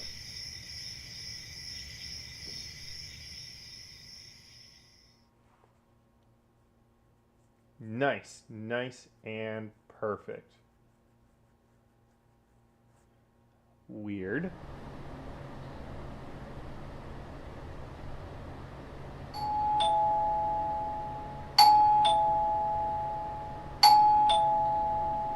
I woke to the furious ringing of the doorbell. As I hurried downstairs, haphazardly dressing myself en route, I wondered for a second why my father wasn't home. He was a notoriously light sleeper. Also, who has their mouse on their left side? When I opened the door, I was greeted by FBI, open up!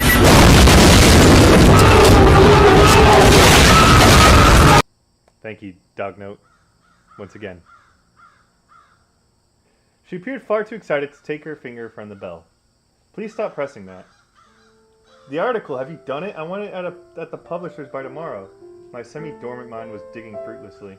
The Weekly Progress article, did you write it like I told you to? Tomorrow, I promise, tomorrow. At the early hour, I didn't have the presence of mind to throw up a fight. It's better not be late. But never mind that, I just received notice that our cover article has set the city council alight. Turns out that the farm assault wasn't an isolated incident.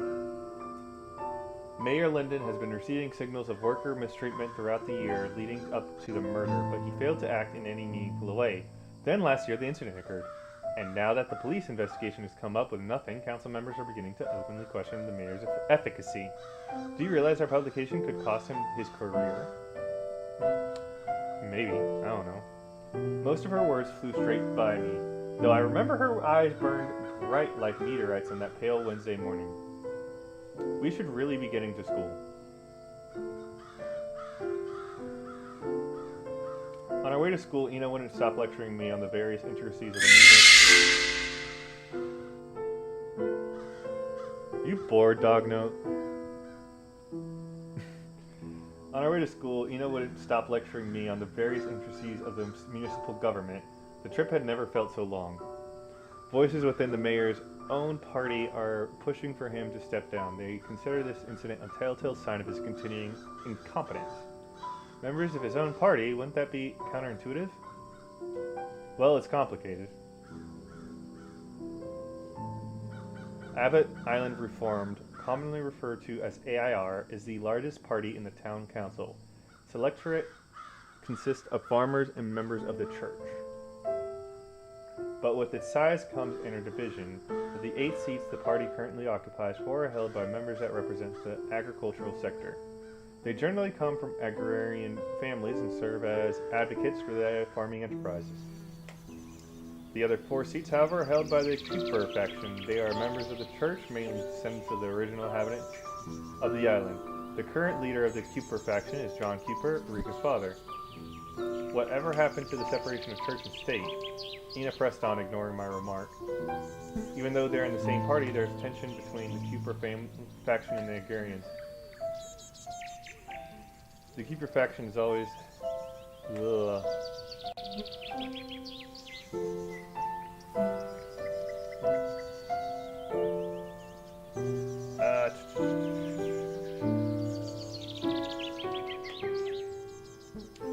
The Keeper faction has always tried to implement a strictly isolationist policy for the town, letting in as few outsiders as possible. The Agrarians, however, rely on outside labor during harvest season and are generally more welcoming towards newcomers. The current mayor of Abbotsford is an Agrarian, so the Keeper faction is weaponizing this affair in order to strengthen their position within the party. AIR has always exerted undisputed influence over the town's administrative affairs. You can tell their power has never been contested by an actual free press. I believe there's much more to be uncovered on this matter. I'd like you to ask Rika on a date. Suddenly, I was wide awake.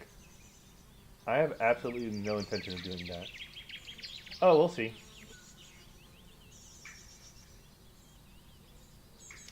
We arrived at school early.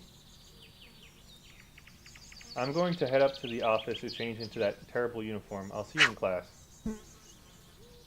Suddenly, she dove behind me as though she were hiding from something. She began to speak in a hushed voice.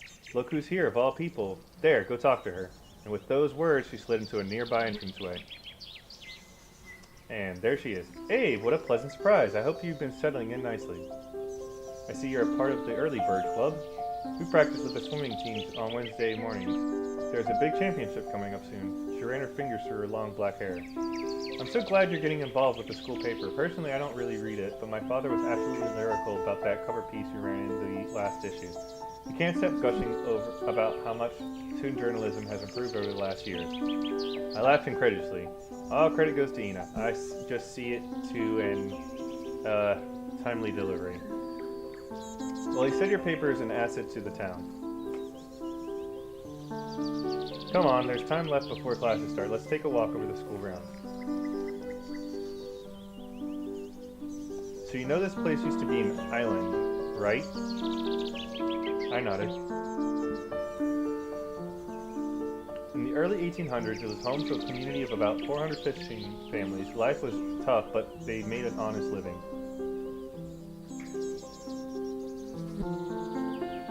Periodically, storms would rage through Ala Bay. The islanders protected Abbott against the water by erecting long barriers built on out of wooden poles.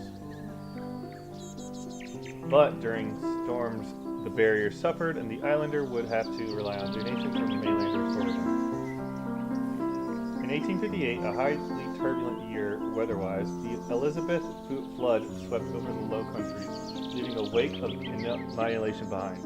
Part of Abbott's fishing fleet was destroyed, and most of the barriers washed away.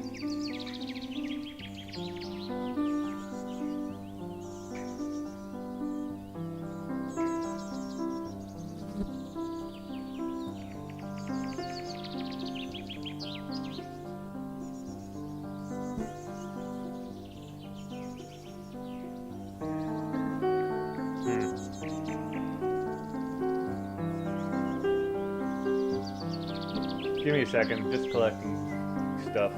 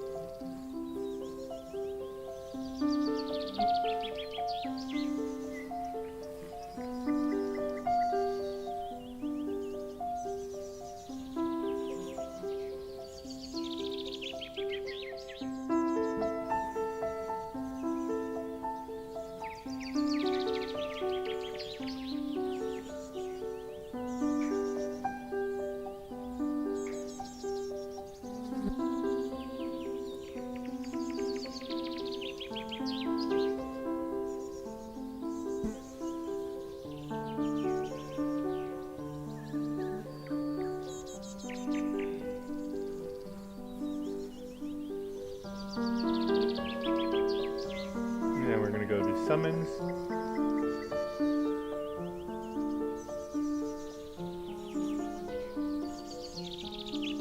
Yep. Free summon for the day.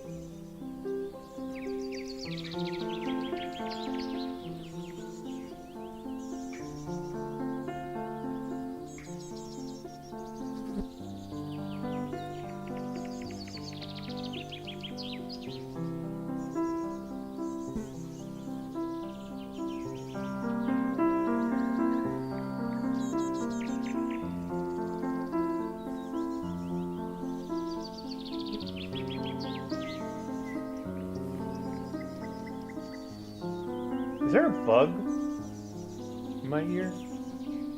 That's kind of cool. I'm not gonna lie.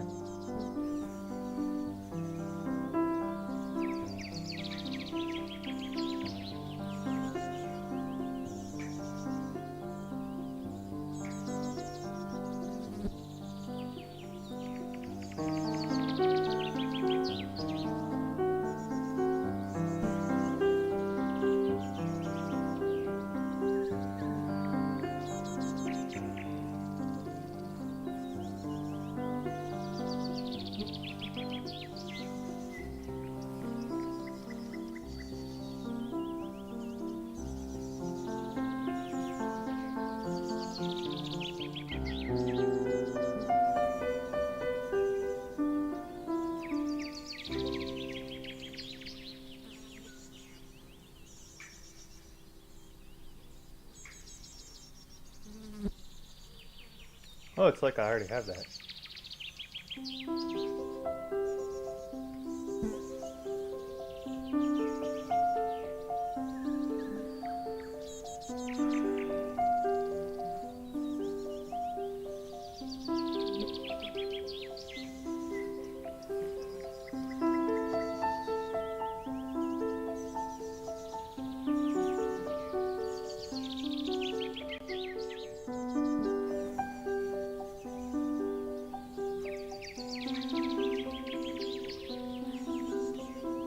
I'm gonna do some freeze, some summons real quick.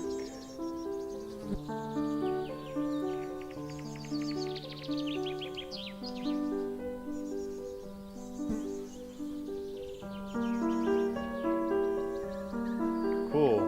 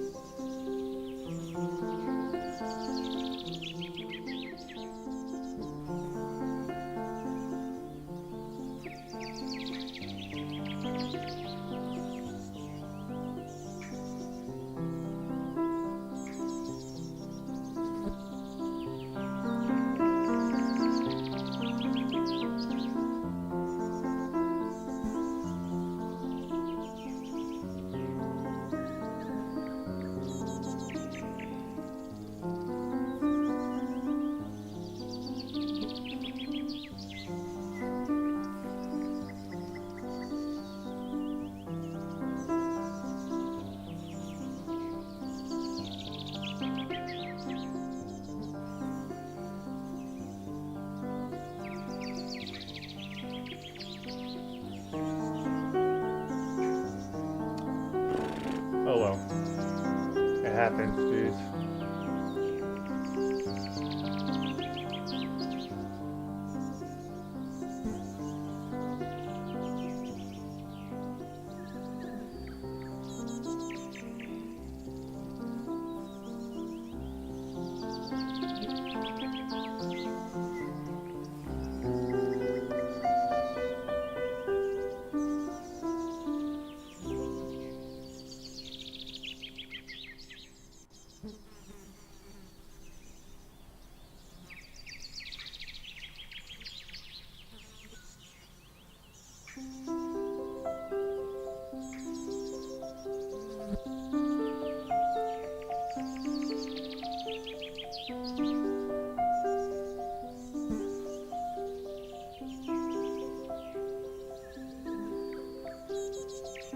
Could have swore.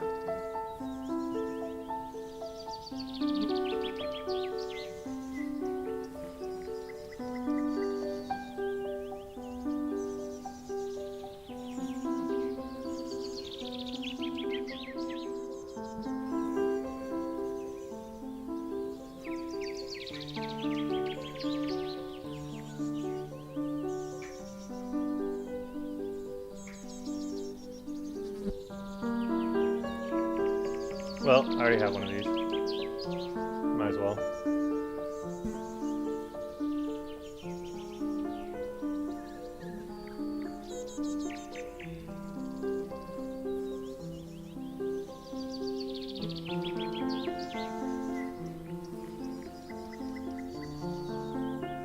Oh boy, a weapon.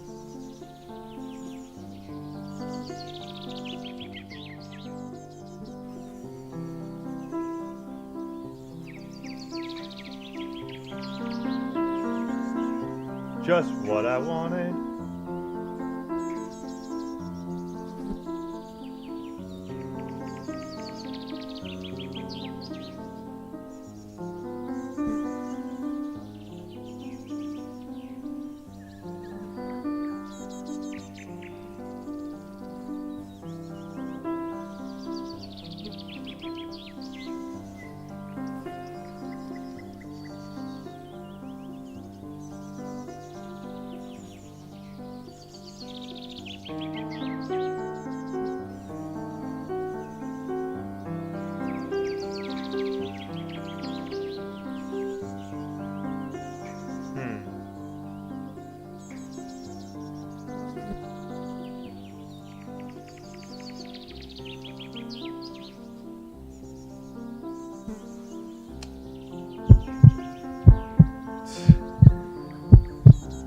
Hey Dognote, can you do me a solid?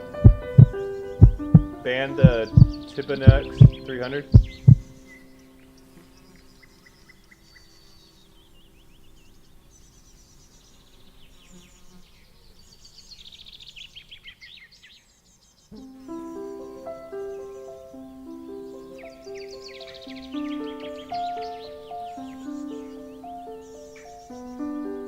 Oh, you already did? Cool, thanks.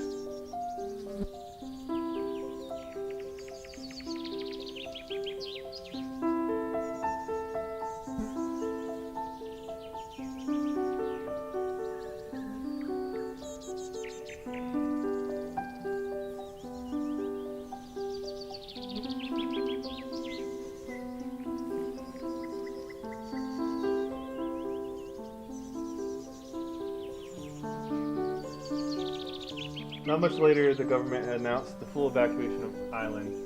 The inhabitants were to be rehoused on the mainland. They said it was due to the increasing threat of storms and the infeasible cost of restoring the wooden barrier. However, some suspect that persistent poverty and inbreeding on Abbott played an equally important role in the decision to evacuate. She smiled a mischievous smile. So in the end, the island was left deserted? Not really. A group of 200 islanders stayed behind, all hardline members of a small reformatory congregation. The Church of Abbott had recently been ejected from the mainstream branch of Low Country Protestantism. It just likely doesn't remove them on your chat. Yeah, it doesn't remove it on my chat.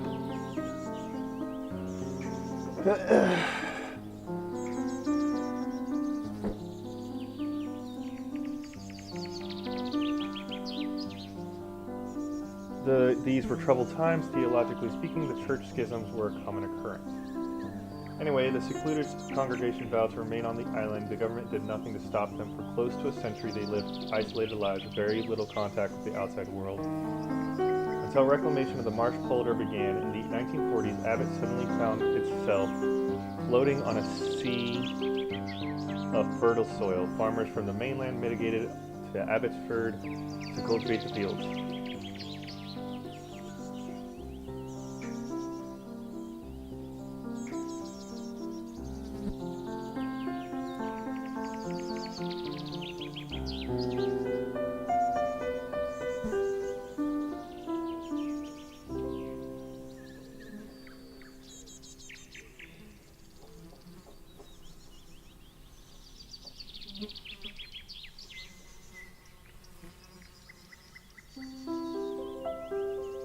Gotta scratch mine.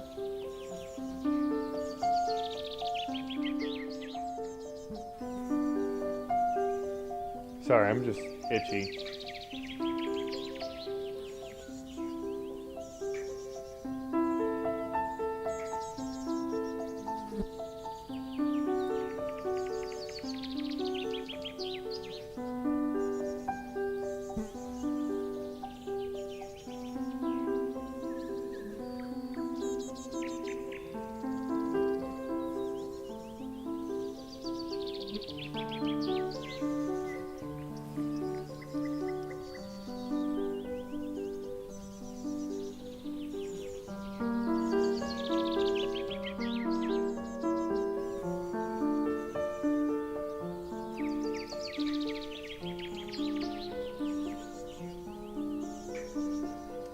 original inhabitants of Abbotsford, descendants of the islander who has succeeded in 1858, preserved the influx of newcomers with sorrow in their eyes. There has always been tensions between the two groups. The farmers work hard, but they blind to our heritage. A grave expression appeared on her face. Her face. The islanders are honest people. They never come over up the crime. The bell for the first term rang. We headed back towards the school. By the time we made it up the stairs, classes had already started. She turned to me. Do you know what's interesting? After the Elizabeth flood, Abbotsford was never struck by a storm again. So the entire evacuation has been for nothing? You could say so. Why do we look here? This is the weird part that we look at. Some of the more self-righteous members of our congregation speculate that the floods were punishment by a higher power. That there was no need for them after all subversive elements had been extracted from the community. The kingdom of heaven is like a net cast into the sea that gathered fish of every kind. When it was full, the fishermen hauled it ashore. Then they sat down and gathered the good fish into vessels, but cast the bad away. Anyway, I have to go to class now. I absolutely love talking to you. Also, I was wondering, she paused for a second, tenderly winding her hair around her finger. Would you mind going out for dinner this Saturday evening? My parents were attending a wedding, and I'd hate to eat alone. I could detect a hint of anxiety in her voice. Will you join me?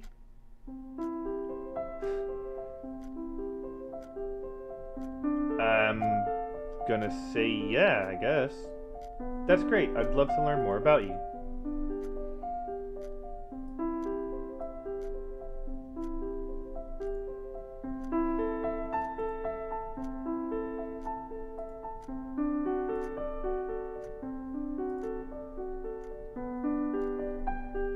Weird.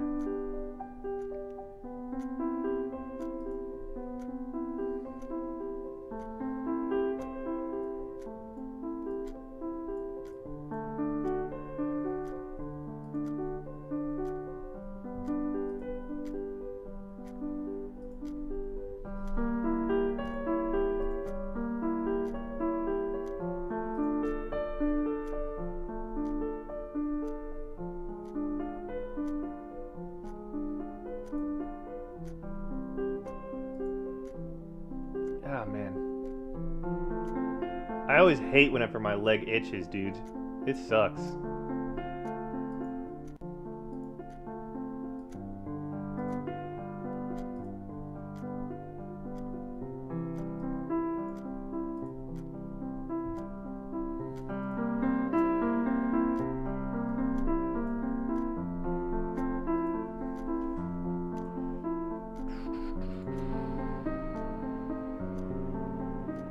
Sure, why not?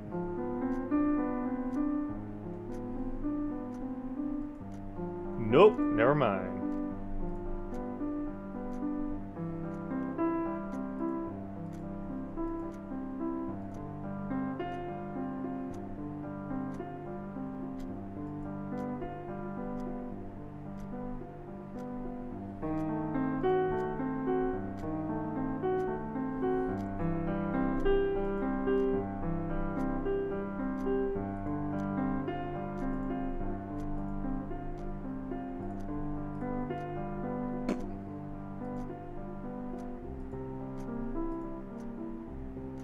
And there we go.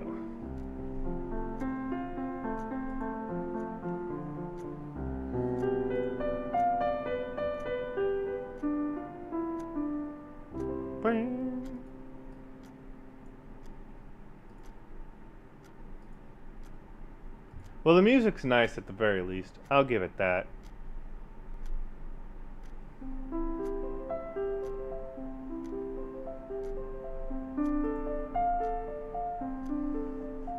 Struck by the candor of her sudden proposal, so struck that I had no choice but to agree, even though I realized I was playing directly into Ina's plans.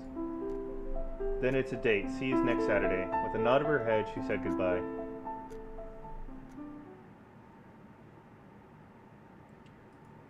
Ina pulled me aside the moment class ended. She seemed nervous. So? I shook my head in ignorance. What did you manage to get out of Rika?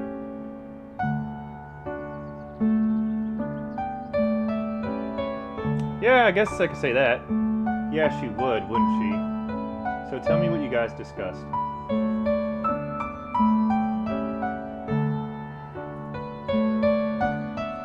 Though I still had vivid recollections of Rika's coiling hair, I had to admit.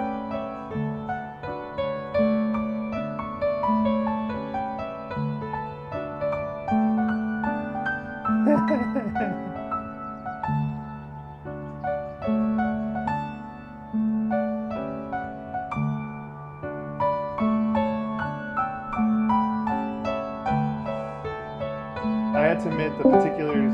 Oh! Hello.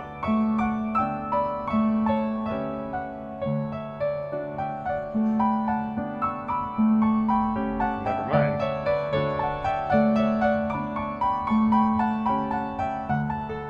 I heard someone come in and then leave left. Interesting. I guess it'd be like that sometimes. It really do.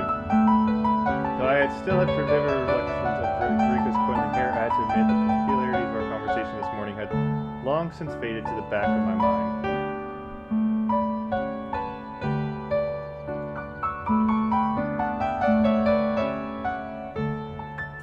We talked about the town for a bit, and I thought for a second.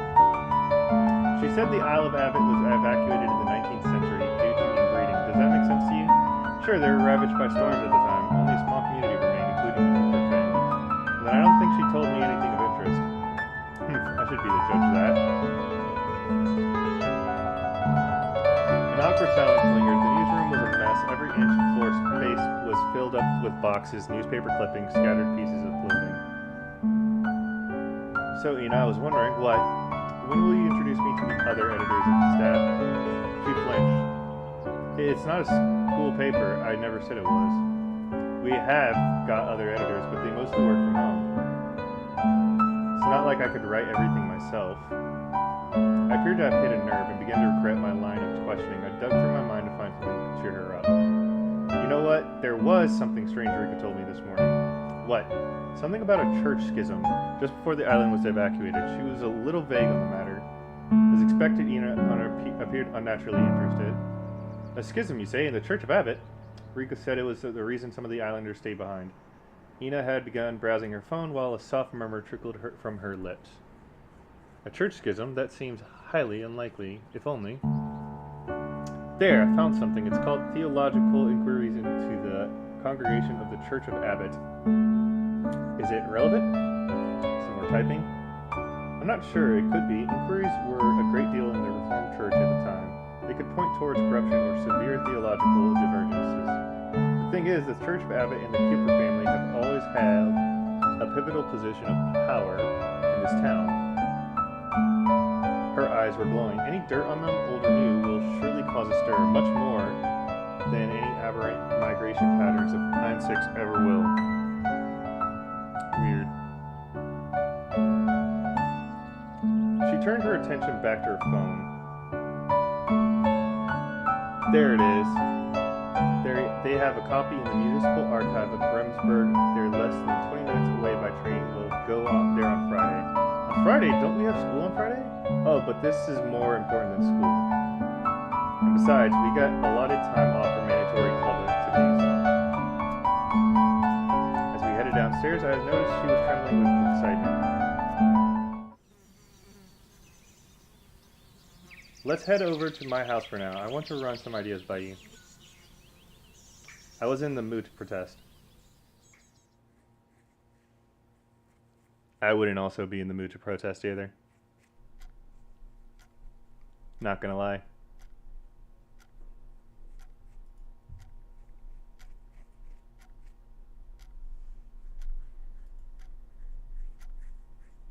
Her house had a well-kept appearance to it, sterile almost.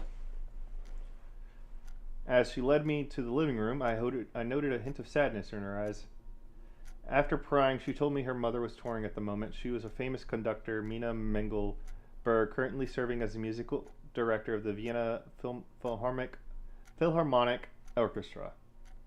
I told her I had seen her name on a playbill once when I still lived in the city. This is my room. I hate it though. Empty houses give me the creeps. That's why I'm usually at the office. She produced a large book from her bag, the same one I had seen her reading at school. I'm reading Oswald Spengler at the moment. Untergang des Abendlandes. I haven't made it past the second chapter. She folded it open to a page that she marked with a slip of paper. A boundless mass of human being flowing in a stream without banks, upstream a dark past, wherein our time senses loses all powers of definition, and restless or uneasy fancy conjures up geological periods to hide away an eternally unsolvable riddle. Downstream, a future even so dark and timeless, such as the groundwork of the Faustian picture of human history. She closed the book and handed it to me. Modern man's yearning for infinite progress is Faustian in nature. Is Faustian in nature. Spurned by his endless aspirations, humanity involuntarily seals its own fate. We have left the natural state far behind. We couldn't return even if we wanted to. Being has been altered irredeemably. I'm sorry I dragged you down here. I know you're not really interested in this newspaper business. It's just, I talk in myself whenever I'm catching on to something great. If I don't have someone else to talk to, it drives me insane. I gave her a reassuring nudge. I guess you know my predicament. She smiled. You know? I have a feeling this church piece is going to be big, bigger than anything we've done before.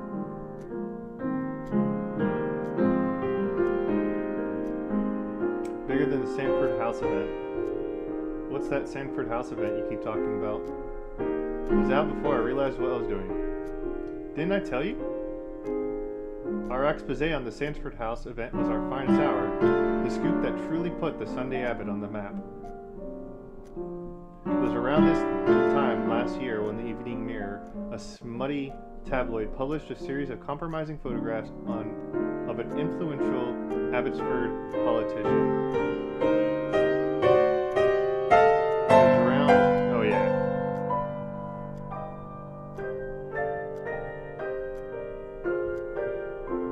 Photos were taken inside a notorious Bremersburg cabaret club where he was being courted by a dancing girl. The politician in question is named Leopold Marquis of Abbot. To be precise, a member of the nobility. He still holds a seat in the Abbotsford City Council. Leopold hails from the old lineage of Lords of the Isle.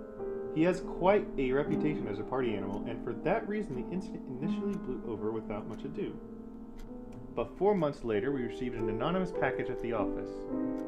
It was another set of photographs placing Marquis Leopold at the lavish party inside Sanford Housing, one of the oldest mansions in Abbotsford. There were more girls present during this occasion, and the Marquis appeared to be fully inebriated. On a note, the anonymous source explained that Marquis Leopold had been carrying classified documents with him on the night he attended Sanford House. But after the hedonistic party, the source wrote his briefcase and the documents it contained were nowhere to be found.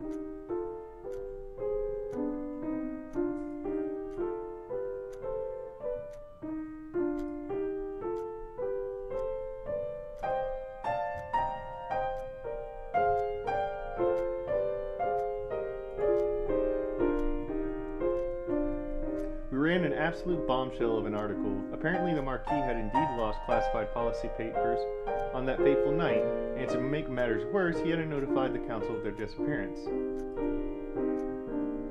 It became a lot harder to forgive the Marquis decadent escapades when the political integrity of the community was at jeopardy.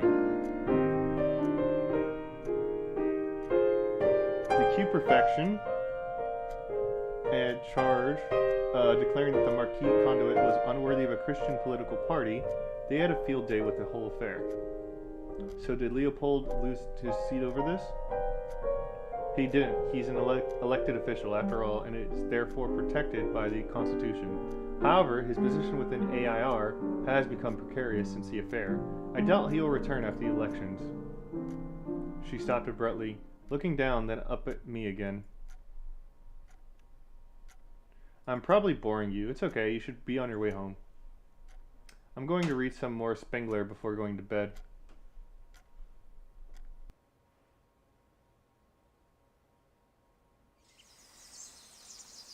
I spent most of the Thursday afternoon loitering around town, trying to find something or someone to write my weekly progress article on. Sadly, as I searched in vain, it began to dawn on me why Ina had unloaded this piece on me. Abbotsford really didn't have any progress to report. Then a flash in the corner of my eye. No, move away, Hellhound! I'm not even working today! Fire! Leave the man alone. As soon as Miss Voorhees entered the scene, the dog became as docile as a lamb. Hi, Karen. Thanks for coming to my rescue again. I feel like he's warming up to you. He didn't even bite you this time. So what brings you here today? Ina's making me write an article. It can be about any person or event in town. The thing is, it's due today. You wouldn't be referring to the weekly progress, would you? That's a local favorite. Ina must have a lot of faith in you and to entrust you with such an important piece of journalism. I could tell she was concealing an impish smile. Anyway, if you want, you can interview me. It may help my re-election if I get some positive press out. Not a bad idea. Maybe you could write the whole thing for me. She burst out laughing. Come on, let's go someplace where we can talk.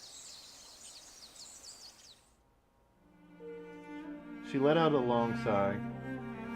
Small town politics can be a headache. That piece you guys published last week, to be fair, it caused quite a bit of commotion. She adopted a more serious demeanor. Let me state first and foremost that our party has always been a prominent proponent of the free exchange of labor. Abbotsford has some of the largest farms in the region, so come August, there's always a huge demand for seasonal workers. What party are you in? Abbott Island Reformed. Laborers come here from all over the low country, many even from further afield. The work offers them an escape from poverty. It's in our great interest that they're treated well. The thing is, not everybody is as welcoming towards outsiders. Over the last years, a new political movement has been growing in membership. Flock 5, they were founded in 2005. Flock 5 takes a more cautious stance on labor mitigation. They claim that seasonal workers constitute an unnecessary burden on our local infrastructure. There was a small incident not long after their party was founded, in which a group of farm workers have been caught stealing food from local stores. It was just petty theft. The Flock really went to town with it. They managed to convert the incident into a large electoral waterfall. Or incident. Do you think people from Flock 5 are behind the murder? No, and I don't want you to writing that. It's just this subject matters more complicated than it seems. AIR has always protected the rights of all farm workers, but the general attitude has been shifting lately. What about the Cooper faction? The Cooper what? The Cooper faction in your party, what's their stance on labor mitigation? I'm afraid you're misinformed. AIR is one party, we don't have factions. She began speaking in a hushed voice. Look, I understand you guys feel involved. I'll tell you more, but you'll have to consider it off the record. I smiled. No problem, I have more than enough material as is. This is a very painful incident for our mayor. The farm murder occurred on property that belonged to his brother. I nodded. Now, several voices are implying that the police investigation into the abuse was intentionally halted by Mayor Linden and the chief of police. But I know the mayor. He wouldn't do such a thing. After the assault, the victim co-workers returned to the hometowns, but they weren't available for further questioning. The police closed the case because they really didn't have any more levels. And the mayor's brother? What kind of person is he? I'm not sure. She paused.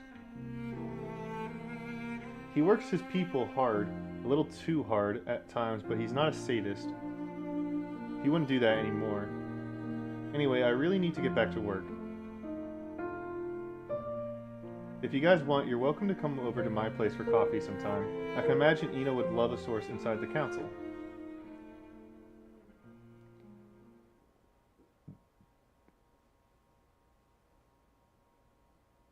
We left school during lunch break. Outside of commuting hours, the train to Bremersburg only ran sporadically. We had to rush to make it in time.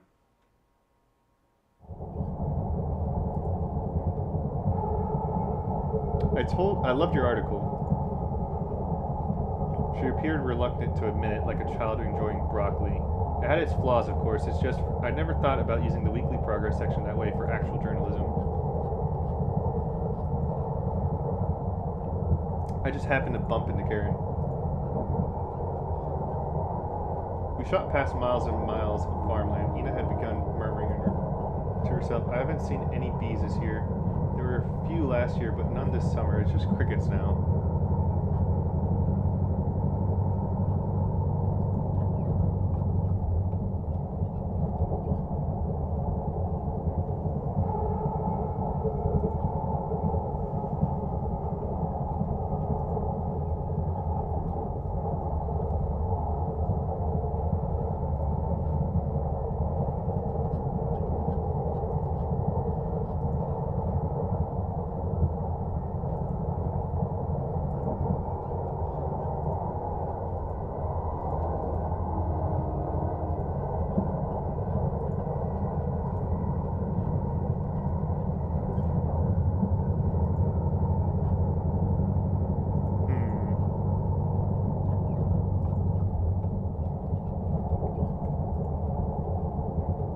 Do I not have a sword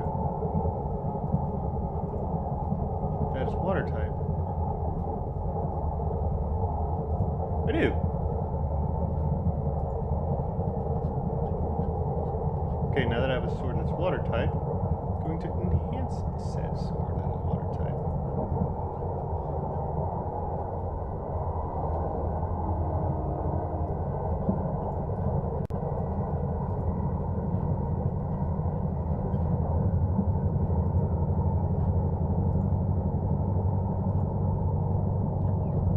Oh, ad check?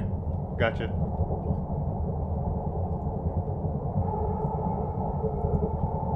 One hour and 24 minutes.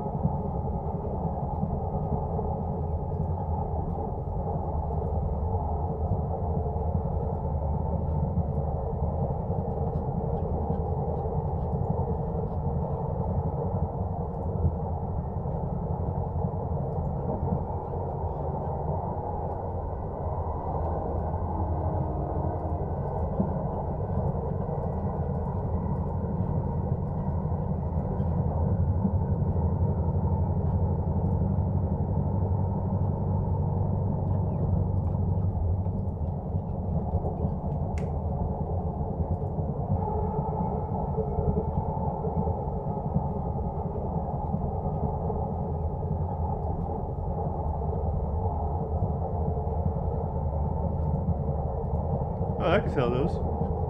I didn't know that.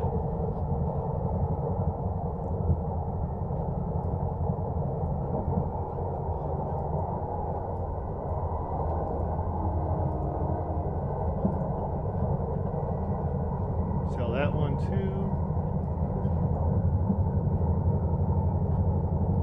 There we go.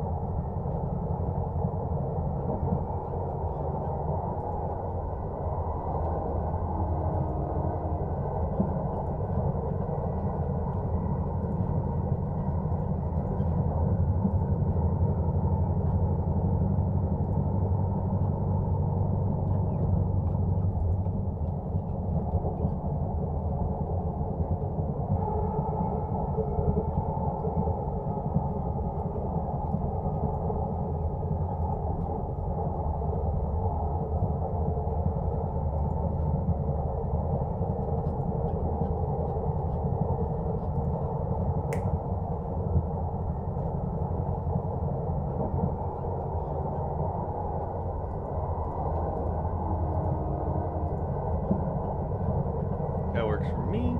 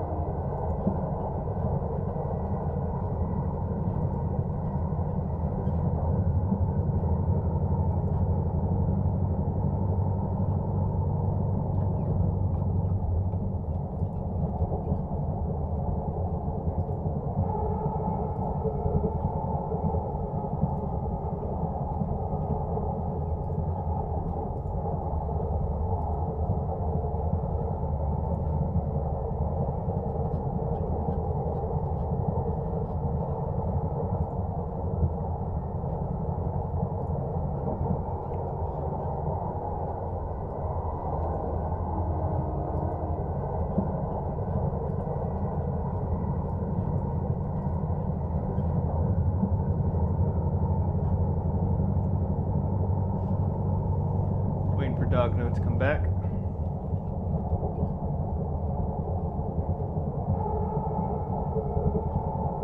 Which allows me to do this.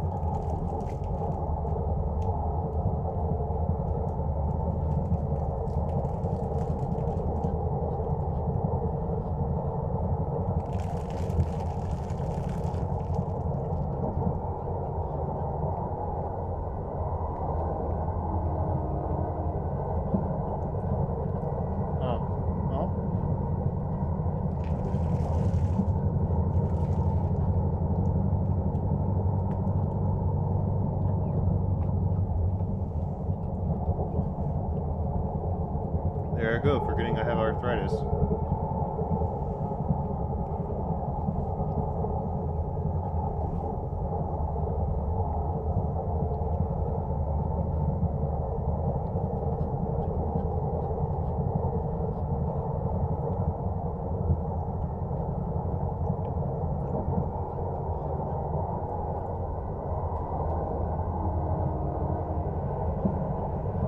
You know, technically, while we wait for dog note team or chat, what I can do is I can just show you guys me playing this game.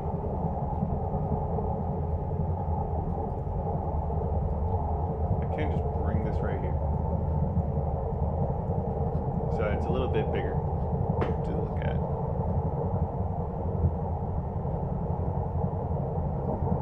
I'm also going to do an ad check. Not too bad.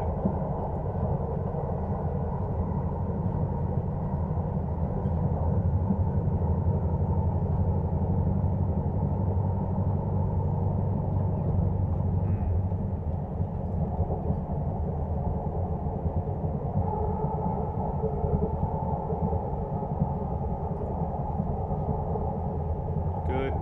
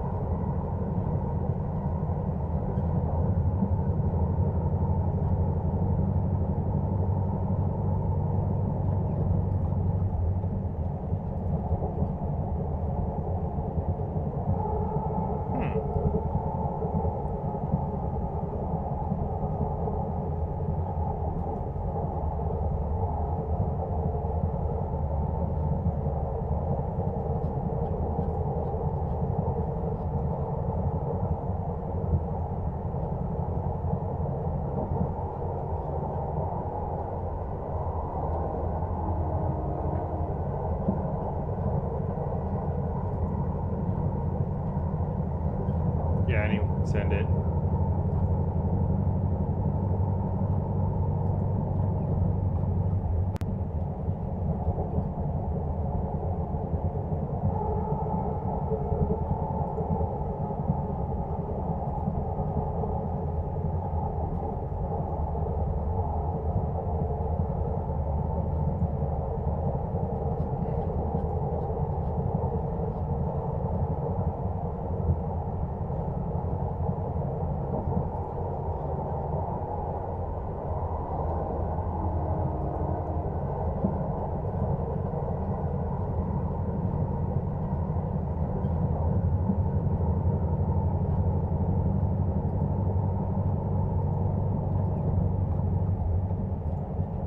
That worked for me.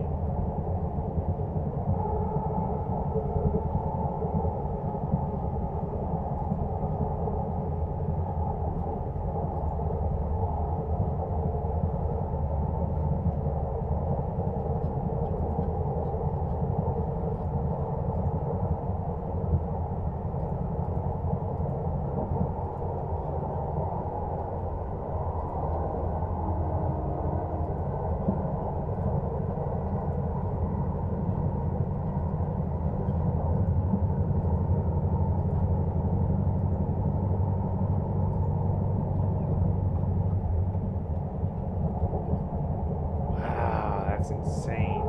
Sorry about that. I got a bit emotional because one of my artworks is in foreign soils. What? When did that happen?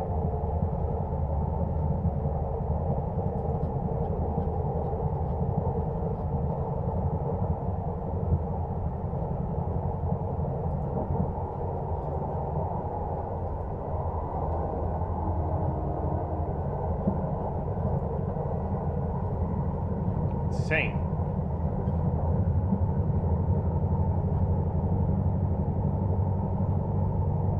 Bring this back here.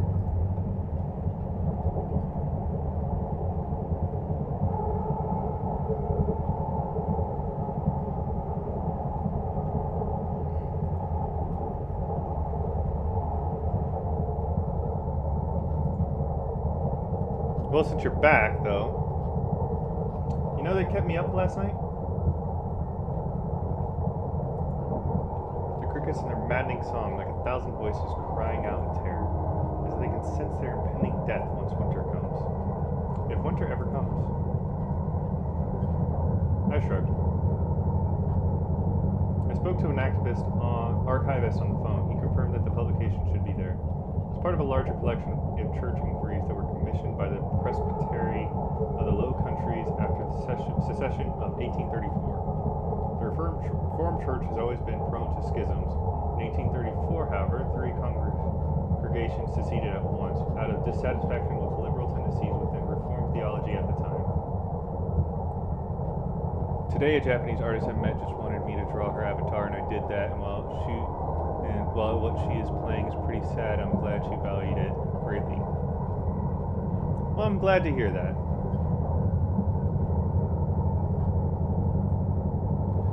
That she admired it greatly, or valued it greatly. I need a jacket. I'm cold. Give me a second.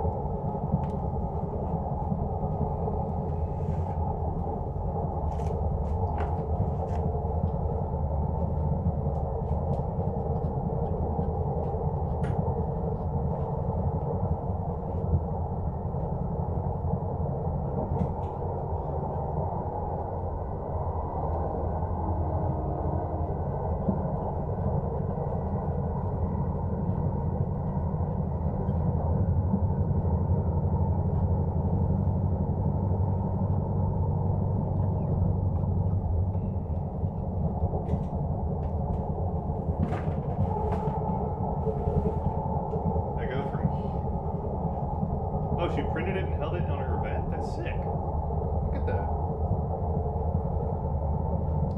You know, it's funny. I went from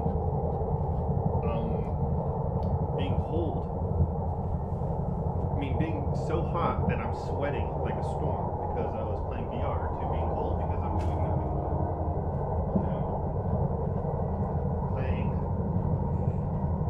a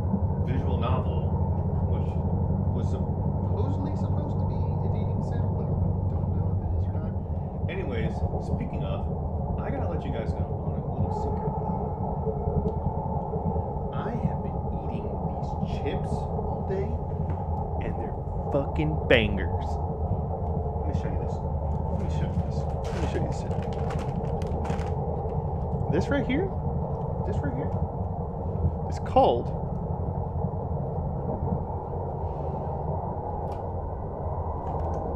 UTZ the Crab Chip Potato Chips with Chesapeake Bay Crab Seasoning.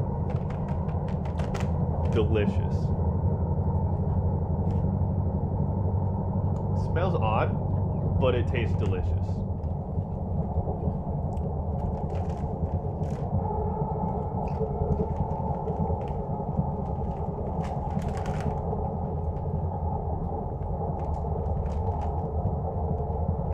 During the subsequent decades, many more churches followed in their wake to the point where the remaining pastors felt the time had come to take action.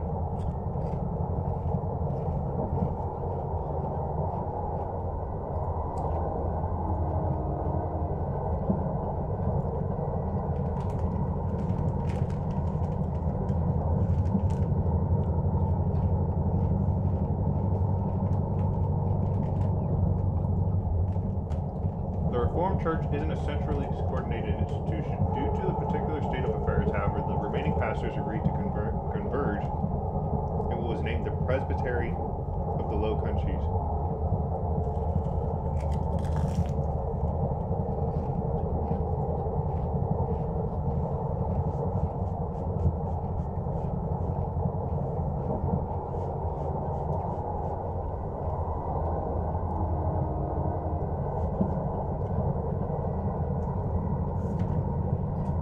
The Presbytery resolved to rout out churches that appeared to stray from mainstream Protestant theology.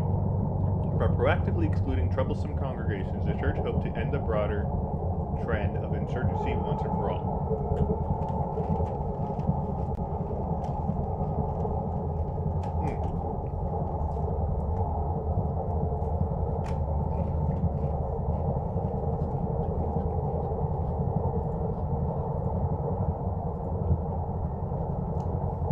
The document Louisville Consulting is a church inquiry, commissioned by this very presbytery. It pertains to the congregation on Abbott Island, led by the Reverend John Cooper. It would eventually lead to their expulsion from the Reformed Church. This all took place in 1857, not long before the evacuation of the island. It was John Cooper.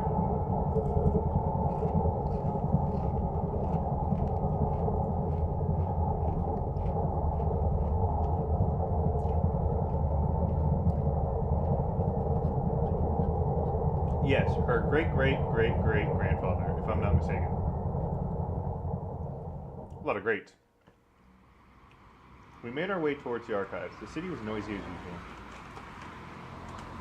Wrapped in the sound of countless invisible cars, each attempting to find its way in the chaotic post-war street plan, it appeared completely amorphous to me, like an amalgamated collage of leftover parts of other cities that lacked any single differentiating feature.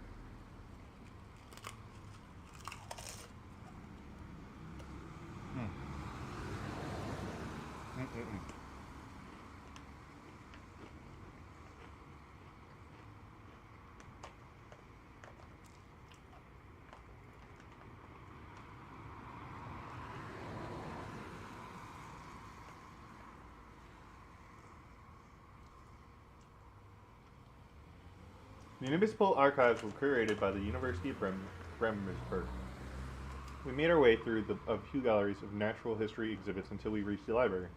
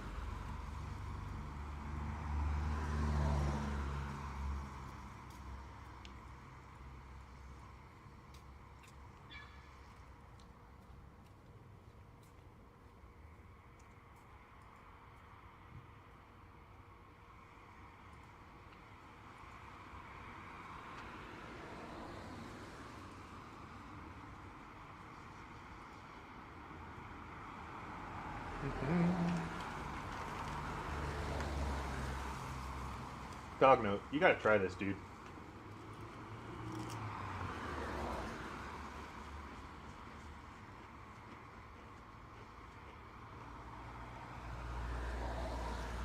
I'm telling you, this stuff is delicious.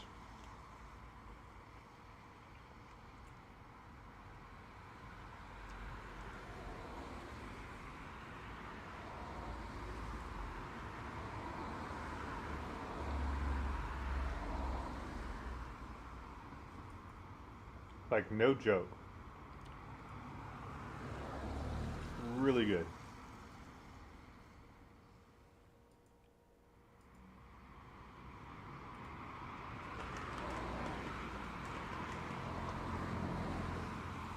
Send me an Amazon link. I got you, bud.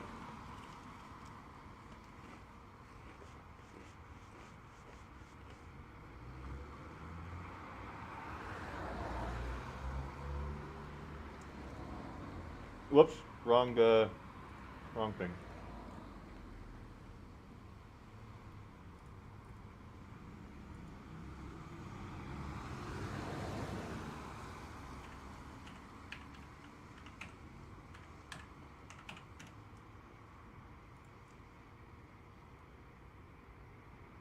What the hell? I don't want to exit.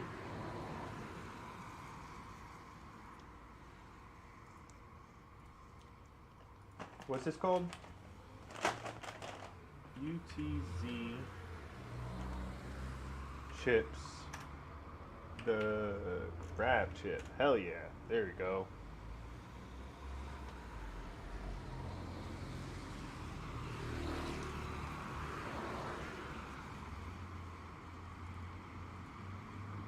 It's pretty expensive. But, sure.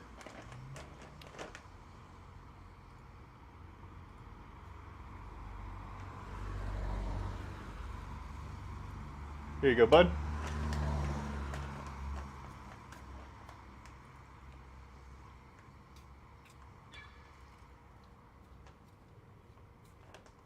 The municipal archives were curated by the University of Bremersburg.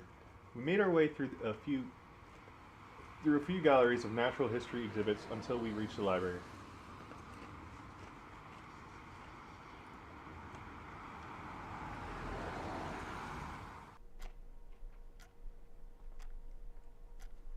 Without as much as looking around, Ina went up to the archivist and asked him for the document she was looking for.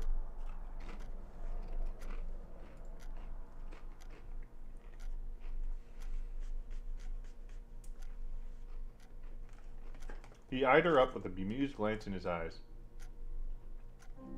Sure, the students had made a reservation for the theological inquiries? Sure, is there a problem? He chuckled. Oh, not at all. It's just that we don't get many requests for these dusty church annals. He left briefly to dig up an old book.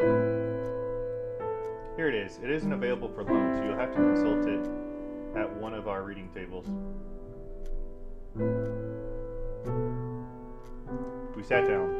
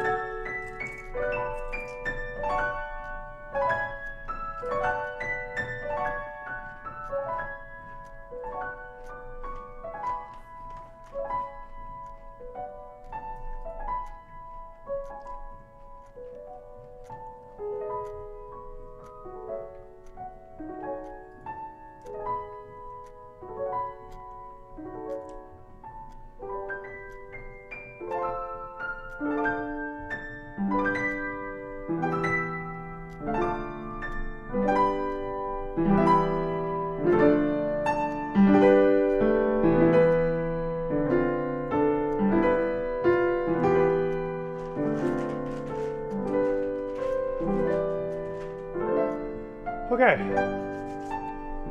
That was a good snack. Did you get the link, bud? It's on your Discord, by the way.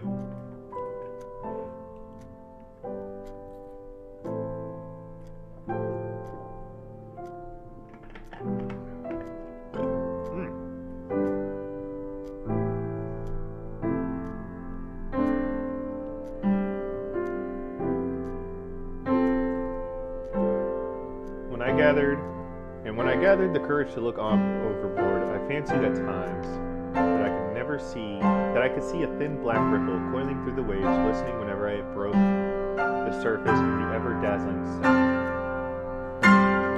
It took us the greater part of an hour to reach the harbor and the ship floated in the tempest abruptly came to a halt. In a matter of minutes, the waves disappeared, the sea returned to its original calm. As though no storm had ever laid waste. Scores of islanders had spilled from their houses to congregate around the pier.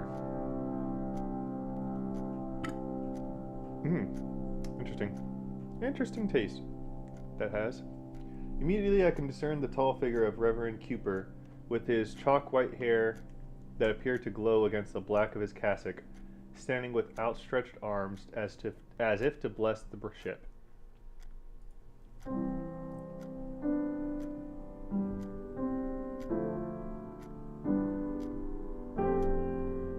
Oh, you got it? Sick.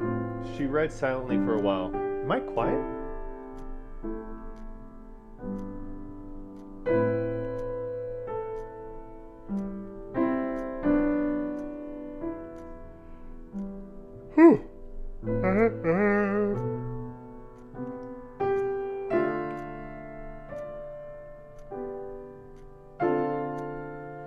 She read silently for a while. Thomas stayed at the manse where the Cooper family provided him with food and dry clothing after his dire journey. He describes Reverend Cooper as a dignified gentleman. He takes special note of Johann's daughter, Hendrika, a charming, though secretive young woman with flowing black hair. Then it skips over to Sunday morning when Thomas will attend his first service on the island. I attended Sunday service next morning of observance, proceeded in great solemnity in commemoration of the two fishermen who had succumbed to the sea last week.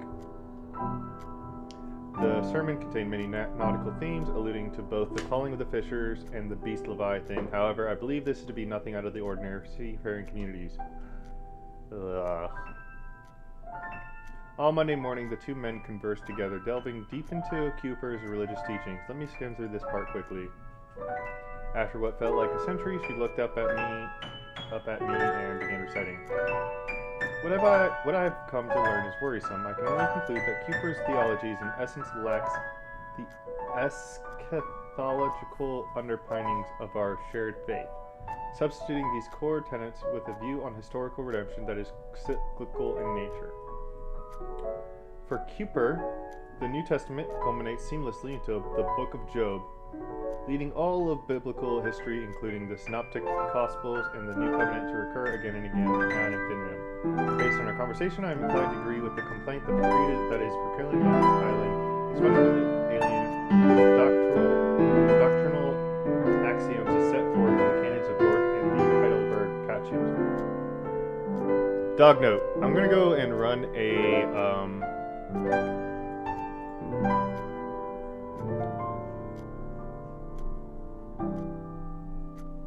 minute ad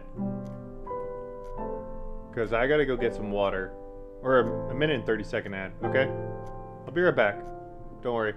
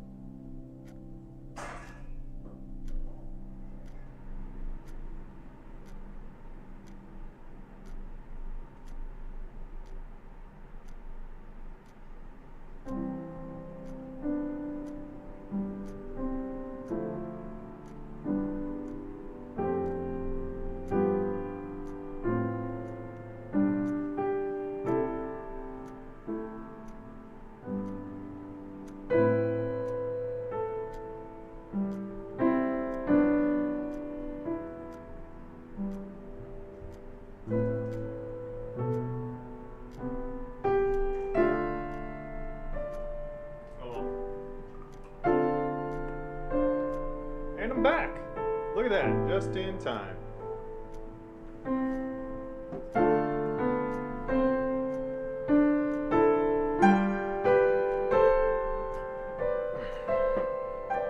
And if you want to do an ad check real quick, which I will, 3 hours and 52 minutes. So we got time. In dizzles. For the chisnizzles. My grizzles. My dizzles. My bizzles. My hizzles dizzle. Chisel bizzle. My nizzle bizzle. Got him. Got him.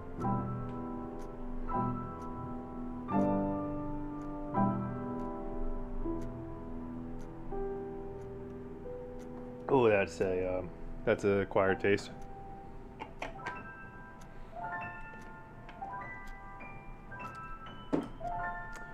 Based on our conversation, I am inclined to agree with the complaint that the creed that is proclaimed on this island is fundamentally alien to the doctrinal axioms that as set forth in the canons of Dart and the Heidelberg Catechism. I am even inclined to doubt Cooper's worldview is fully Trinitarian. After luncheon, I recused myself for an afternoon walk in order to meditate on our conversation. As I made my way across the perimeter of the aisle, looking out into a glistening, endless sea, I couldn't help but notice that I was being trailed by a dark figure. I turned around just in time to catch a glimpse of Hendrika leaping behind one of the gargantuan stones that lie scattered across the aisle. I called out, asking if she would care to join me, but she let out a shrill laugh and ran away with her black hair tailing behind her. Ina pulled a concerned face. That's strange. There isn't much more to the report. He skips over a few days and then recounts the last meeting the two men had on Friday evening. I am now confident to write that the Reverend Cooper and I have reached a mutual degree of understanding. Cooper has further clarified his theological position to me, and I am fully confident now that his doctrines are wholly in accordance with the three forms of unity, in no way contradicting our shared form confession. I believe Cooper is a fine man who operates as a good shepherd for his congregation. Our prior misunderstandings appear to have derived from my ignorance of local culture and customs, not from any fundamental unorthodoxy within the religious teachings of the Church of Abbott itself. In conclusion, therefore I conclude that no punitive or expulsory action is taken against the Reverend Cooper or his congregation. She put down the book. That's strange. Did you notice anything?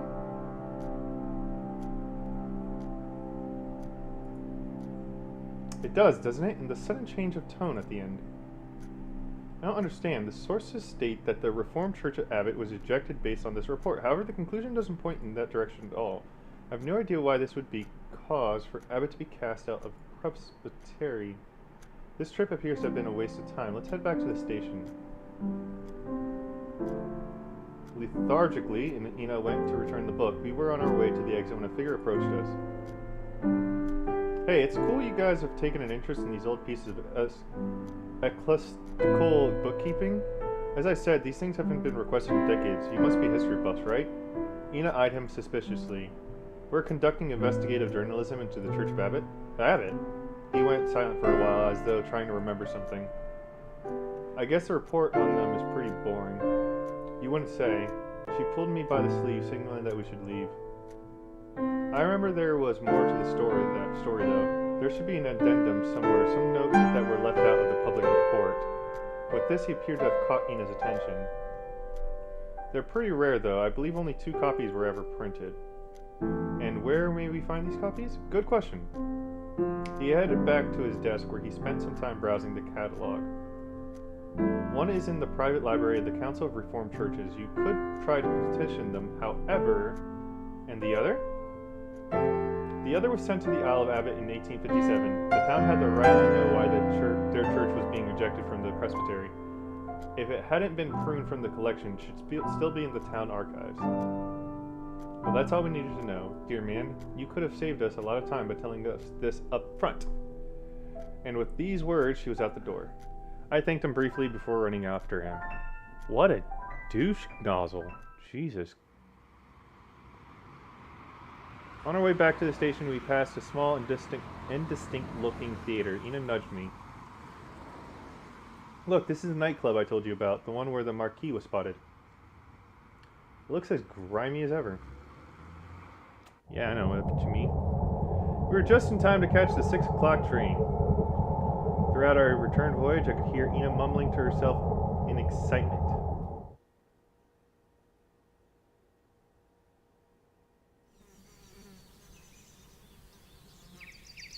Saturday came. I set to work. Everything went noticeably smoother than last time, and I was struck by the sad realization that I must be becoming an experienced paperboy.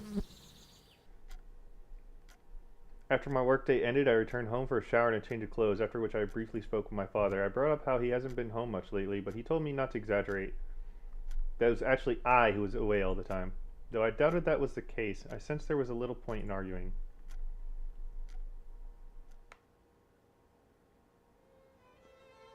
When I arrived at Omophagia, one of the few licensed establishments in town, Rika sat waiting on me. Are you hungry? We should order some side dishes. The fresh anchovies here are excellent. I nodded in agreement. I don't think anchovies are delicious. To be fair, the only anchovies I've ever had were super salty anchovies. From like the can, you know, canned anchovies. So I don't know if like fresh anchovies are actually good or not.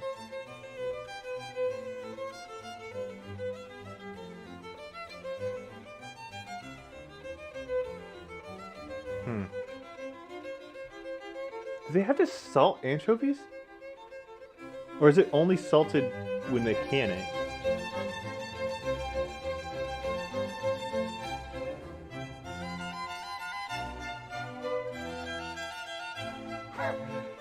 Whenever dating best girl though? Which is best girl? Which one is best girl? There's 3 girls that we could date. Or that we're in connection with. I mean, we're on a date with one of them anyways.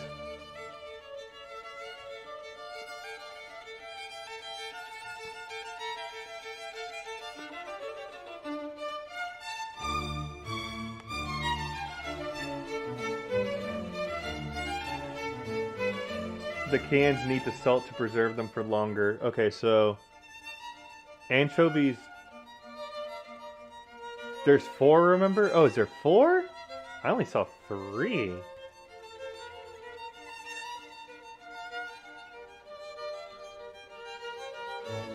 As I settled in, Rika sat staring at me, beaming in playful anticipation. She let out a restrained cough. Anyways, which one do you want? Do you want Rika? Do you want Ina? Or do you want May? Which one's your best girl, Dognote? So I heard you've been hanging out with May again. May? Oh, May? Okay, fair enough. Your spies are doing excellent work. She laughed. Oh no, it's not like that this time. May told me herself. In fact, she hasn't stopped talking about you since last Tuesday. Your misadventures among the megaliths and such.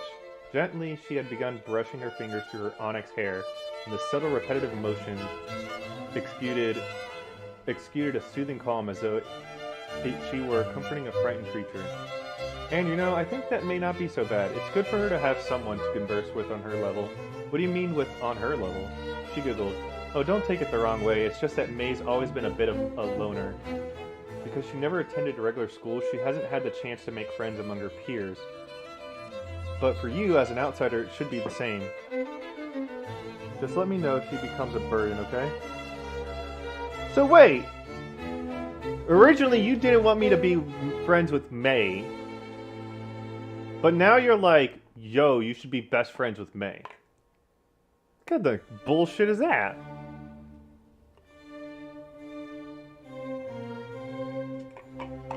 You know what I'm talking about, homie? It's kind of some bullshit, right? Prime BS, as I were to call it. I nodded, not really sure if that point had already been reached. But tell me, how did your work day go? No big headline this week. I tried to feign offense at her statement. I just want some spam now. How dare you say such a thing? Didn't you read our exclusive report on the idiosyncratic migration patterns of the hairy hawker dragonfly? I will. She turned her attention towards the laminated menu card, her bottom lip pouting in disinterest. The restaurant wasn't anything fancy, Italian in name only. Don't think that headline will cause any trouble this time. She looked up at me. And that's good, we don't want trouble down here. That girl, Ina, she really attracts trouble, you know? I feel like she seeks it out at times. We have a gentleman in town who caused an embarrassment last year. Ina, of course, wrote all about it. She flapped her hand rapidly as if shaking off a disgusting substance. To think he considers himself nobility. Nobility? You wouldn't be referring to the Marquis of Abbott, would you? Oh my, Ina has been mentoring you very well. The current Lord of the Isle is quite the character indeed, though I wouldn't say he deserves his title. Actually, Dognote, why do you like May so much? I mean, I've kind of taken a fancy to Rika, right? But, like, I would like to hear your appeal as to why May is the best girl.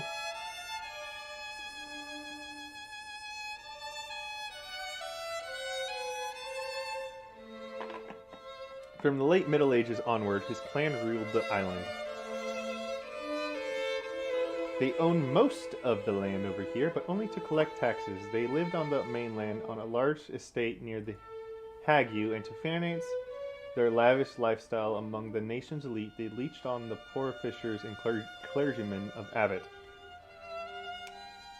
Rika is second best, but May is just interesting. Oh, okay, so she's just interesting, and that's why. That's hilarious. It's like, oh, she's interesting, and that's why I think that she's cool.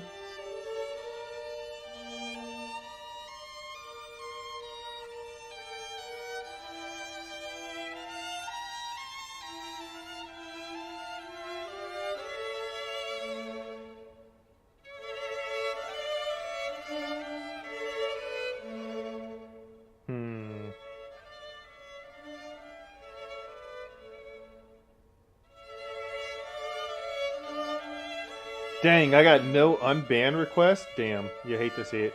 She talks about rocks but doesn't know how to read. The standards aren't too high.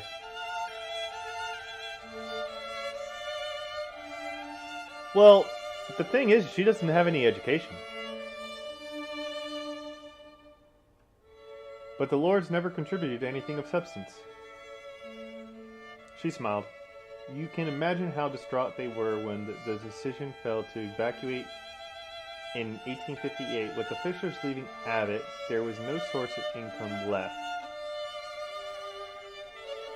The waitress came to bring us our side dishes. To stay out of poverty, the clan sold about half the island to the Church of Abbott, whose members would remain on the Isle. Their glory days were indisputably over. They had to live. Granted, Karen does have a nice design. Well, Karen's not one of the girls we could date. Because it's either Rika, Ina, or May. At least so far that I know. Their glory days were indisputably over. They had to live frugally in their castle, which began to crumble from neglect. Oh, dang, time changed. Things changed, though, after the reclamation. In 1947, when the marsh polder fell dry, Marquis Louis of Abbott was one of the first to return to Abbotsford to lay claim on the part of the island that his family was still legally entitled to. Louis played an important role in developing Abbotsford in the 20th century. It was in his interest that the housing prices rose so that his family could collect rent again. Like a douche canoe. He turned Abbotsford into a major agrarian hub, inviting farmers from all over the Low Countries to move here. He had a little boy with him at the time, young Leopold, a spoiled brat even at that age. She paused for a second and moved a plate of fish in my direction. I can imagine the native population wasn't too happy with that. They weren't. Initially, there was lots of strife. As more and more farmers arrived, the newcomers began to outnumber the original islanders. Now, politically, AIR had always maintained complete control of the town council. The islanders feared that the farmers would form their own political movement that would be able to seize power. So how did that work out? Well, it wasn't all bad. Since the evacuation, the church was their second largest landowner on the Isle. The inflated housing prices were good for us too. In the end, Marquis Louis played an important role in reconciling the two sides. The agrarians were welcome within AIR as long as they agreed not to occupy more than half the seats in the council. This meant the church would retain control in the state of affairs of the island while the newcomers still felt represented. So is that how the two factions within the town council arose? AIR doesn't have factions. All politicians operate in the best interest of the community. She winked. Except for Leopold, of course. He's a blemish on our town. I wouldn't mind you writing another article on him. Let me know if you need more information. I was beginning to realize that her loose tongue didn't necessarily stem from the wine or the amicable atmosphere. So like the information to his clothing was being carefully measured out. We sat in silence, eating fish, while it gradually grew darker outside. Then she gently wiped her mouth with the napkin and looked up at me!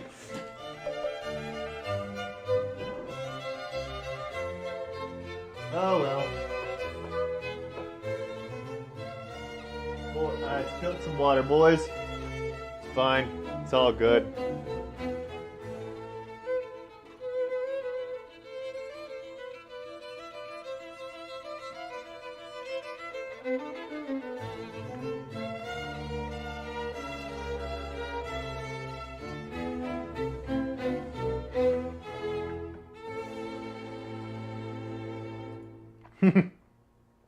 Oh, plenty. It's just that I like to stay one step ahead of Ina's games.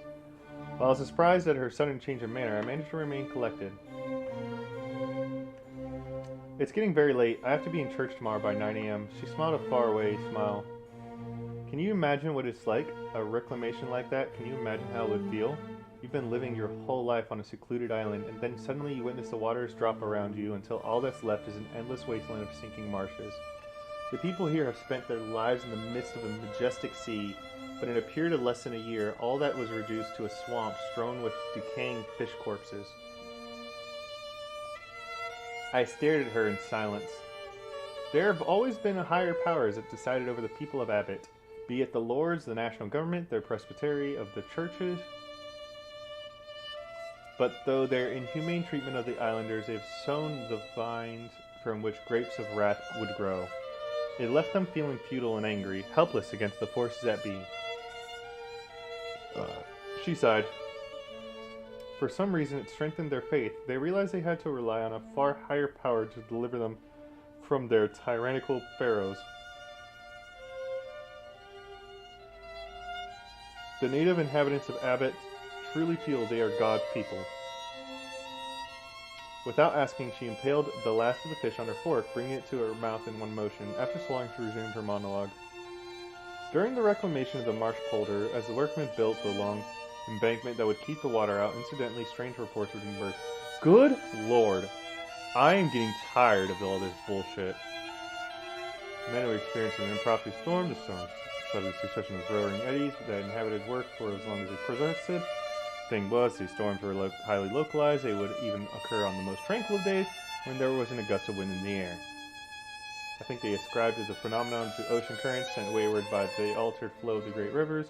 However, that doesn't sound at all like what these workmen described. They spoke about raging tempests and huge waves. She took out her purse and placed a 50 on the table. Anyway, I had a great time, Abe. I'd love to do this again. I thanked her and told her I felt the same way. Then I reached for my wallet to pay for my share. Save your hard-earned money. My dad said he'd cover the tab. I grumbled appreciatively. Interesting. So...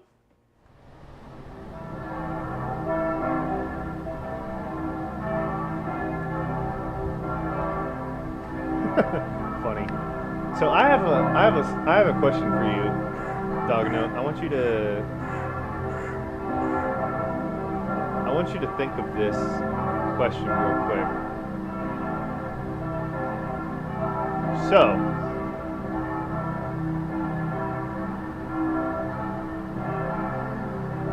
do you think it's weird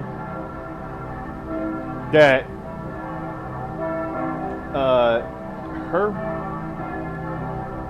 Rika is the daughter of the church, the church leader, right? The church leader doesn't like foreigners, but Rika is dating a foreigner, and so she's like, yeah, you know what? So the church leader's like, you know what? Sure, you could date her, and I'll even pay for the food, the date. Isn't that weird? Isn't that kind of double standards? Like, oh, I don't like foreigners, but this foreigner, because he's dating my daughter, I'm cool with him. Something to think about.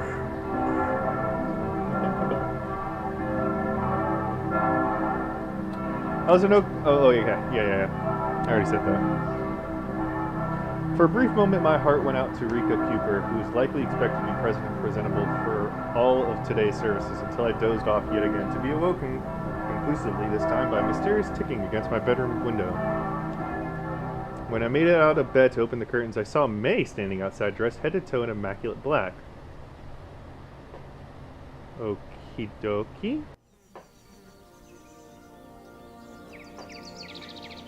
She told me. Rika finally told me.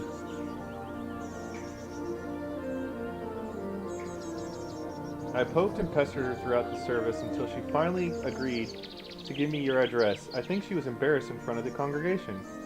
I tried throwing stones at each of the windows. Isn't your father home? I grumbled a reply, still half asleep. It's Sunday afternoon. Let's go on an adventure. Here's your best girl in her weird ass,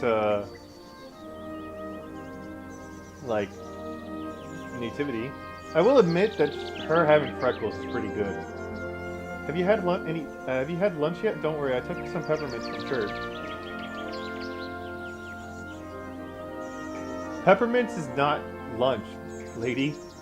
In my groggy state, I tailed her through deserted storm. From her determined gait, I could tell she was leading me somewhere. It wasn't long before we left our drab suburban estate behind to enter a patch of brushwood that bordered the village. She stopped for a second to hand me some mints. They stood out chalky white against her jet black dress. So what's with the depressing outfit? You had a funeral this morning? Oh no, we always dress in black for church. If there had been a funeral, they'd make me wear a veil. Giggling, she placed a mint in her mouth and took off again. What kind of church makes you wear black? On the other side of the trees lay a rolling meadow. Not far beyond here that the landscape made a sudden steep drop into the endless stretches of farmland that formed the remnants of the former sea. Hurry up! I could barely make out her golden hair in the blinding autumn sea. It wasn't much later that we reached what appeared to be the destination of our journey. You led me to a pile of stones again. Not just stones, but dolmens. Can't you tell by the way they're stacked? Though smaller than the megaliths you showed me last week, the stones had indeed been piled to form a tiny abode. Excitedly, she pulled my hand. Look! S! An S! She was pointing at a crude S-shaped pictogram engraved into the surface of the rock.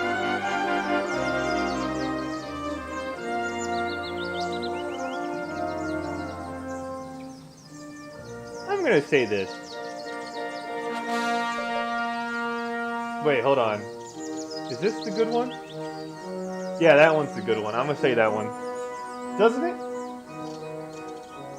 Figuring May had brought me here as her personal translator, I walked over the obligatory court sign that stood a few yards from the archaeological site.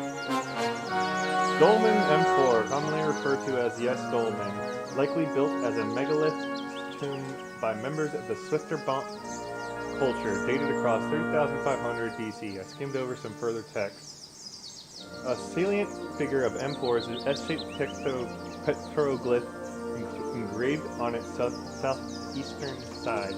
Though resembling the letter S, it was carved long before the emergence of the Proto-Sinaitic alphabet. This rune likely depicts a house mark, a type of symbol that was used to identify clans during the late Neolithic.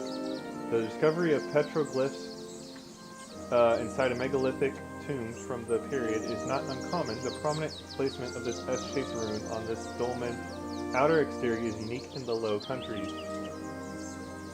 May stood there, slinking down in disappointment. So the S is not an S? I read on.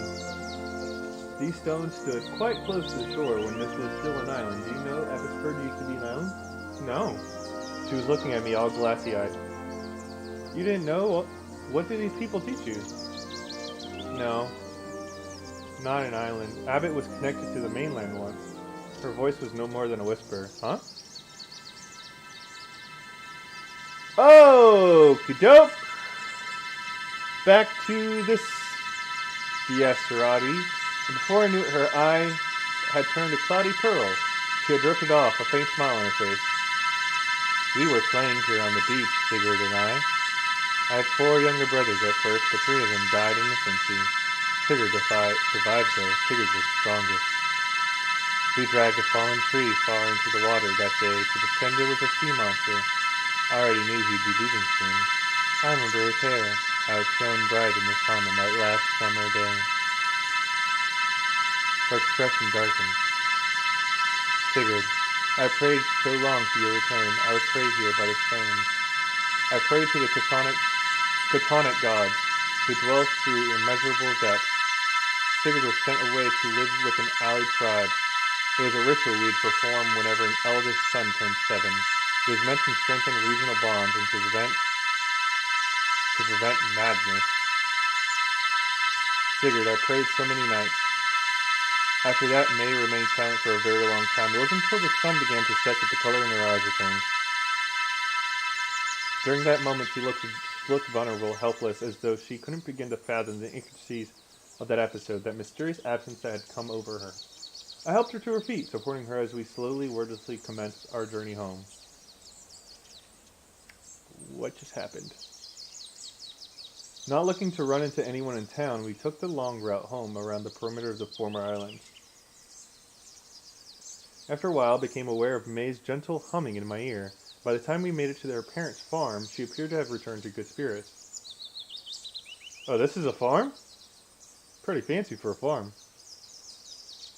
Thank you for bringing me home, Abe. I had a great time at the shore.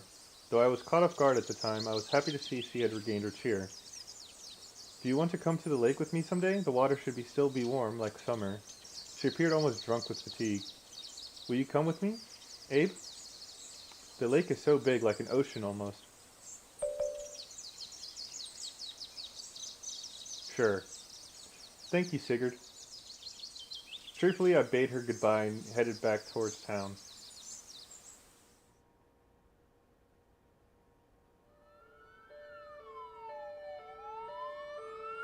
That's not good. Police sirens swelled in the distance as I drew closer to town. I followed them into Main Street, where I was nearly knocked down by a small, dark figure. There you are, finally. We need as many reporters at the scene as possible. Scene? Didn't you read my messages? There's been an attack on Karen Voorhees'...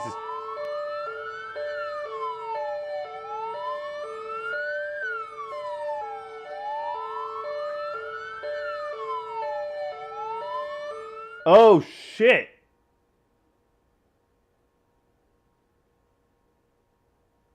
Oh, hey, look at that! I got perfect on all 3! Hey, yo, let's go! I'm the best!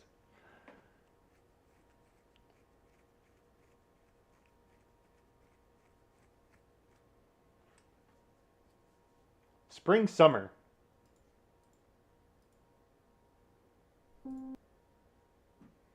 Cool. That was a game.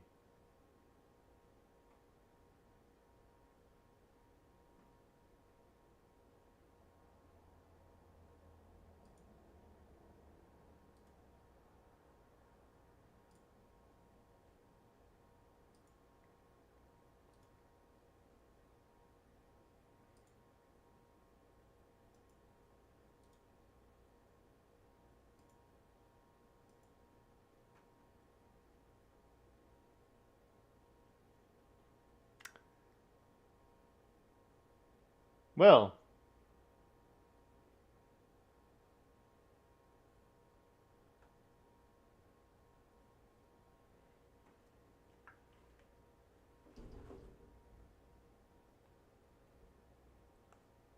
That was a game. I will admit, was a game.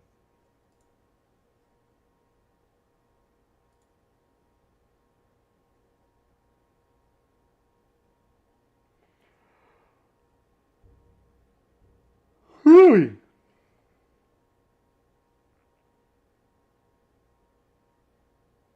Oh yeah, he's out.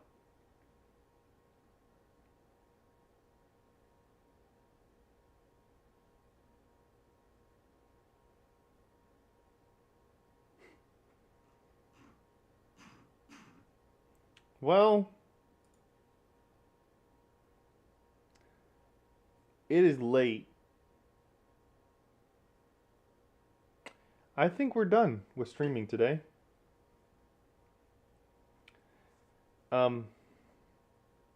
Yeah. Good night, everybody.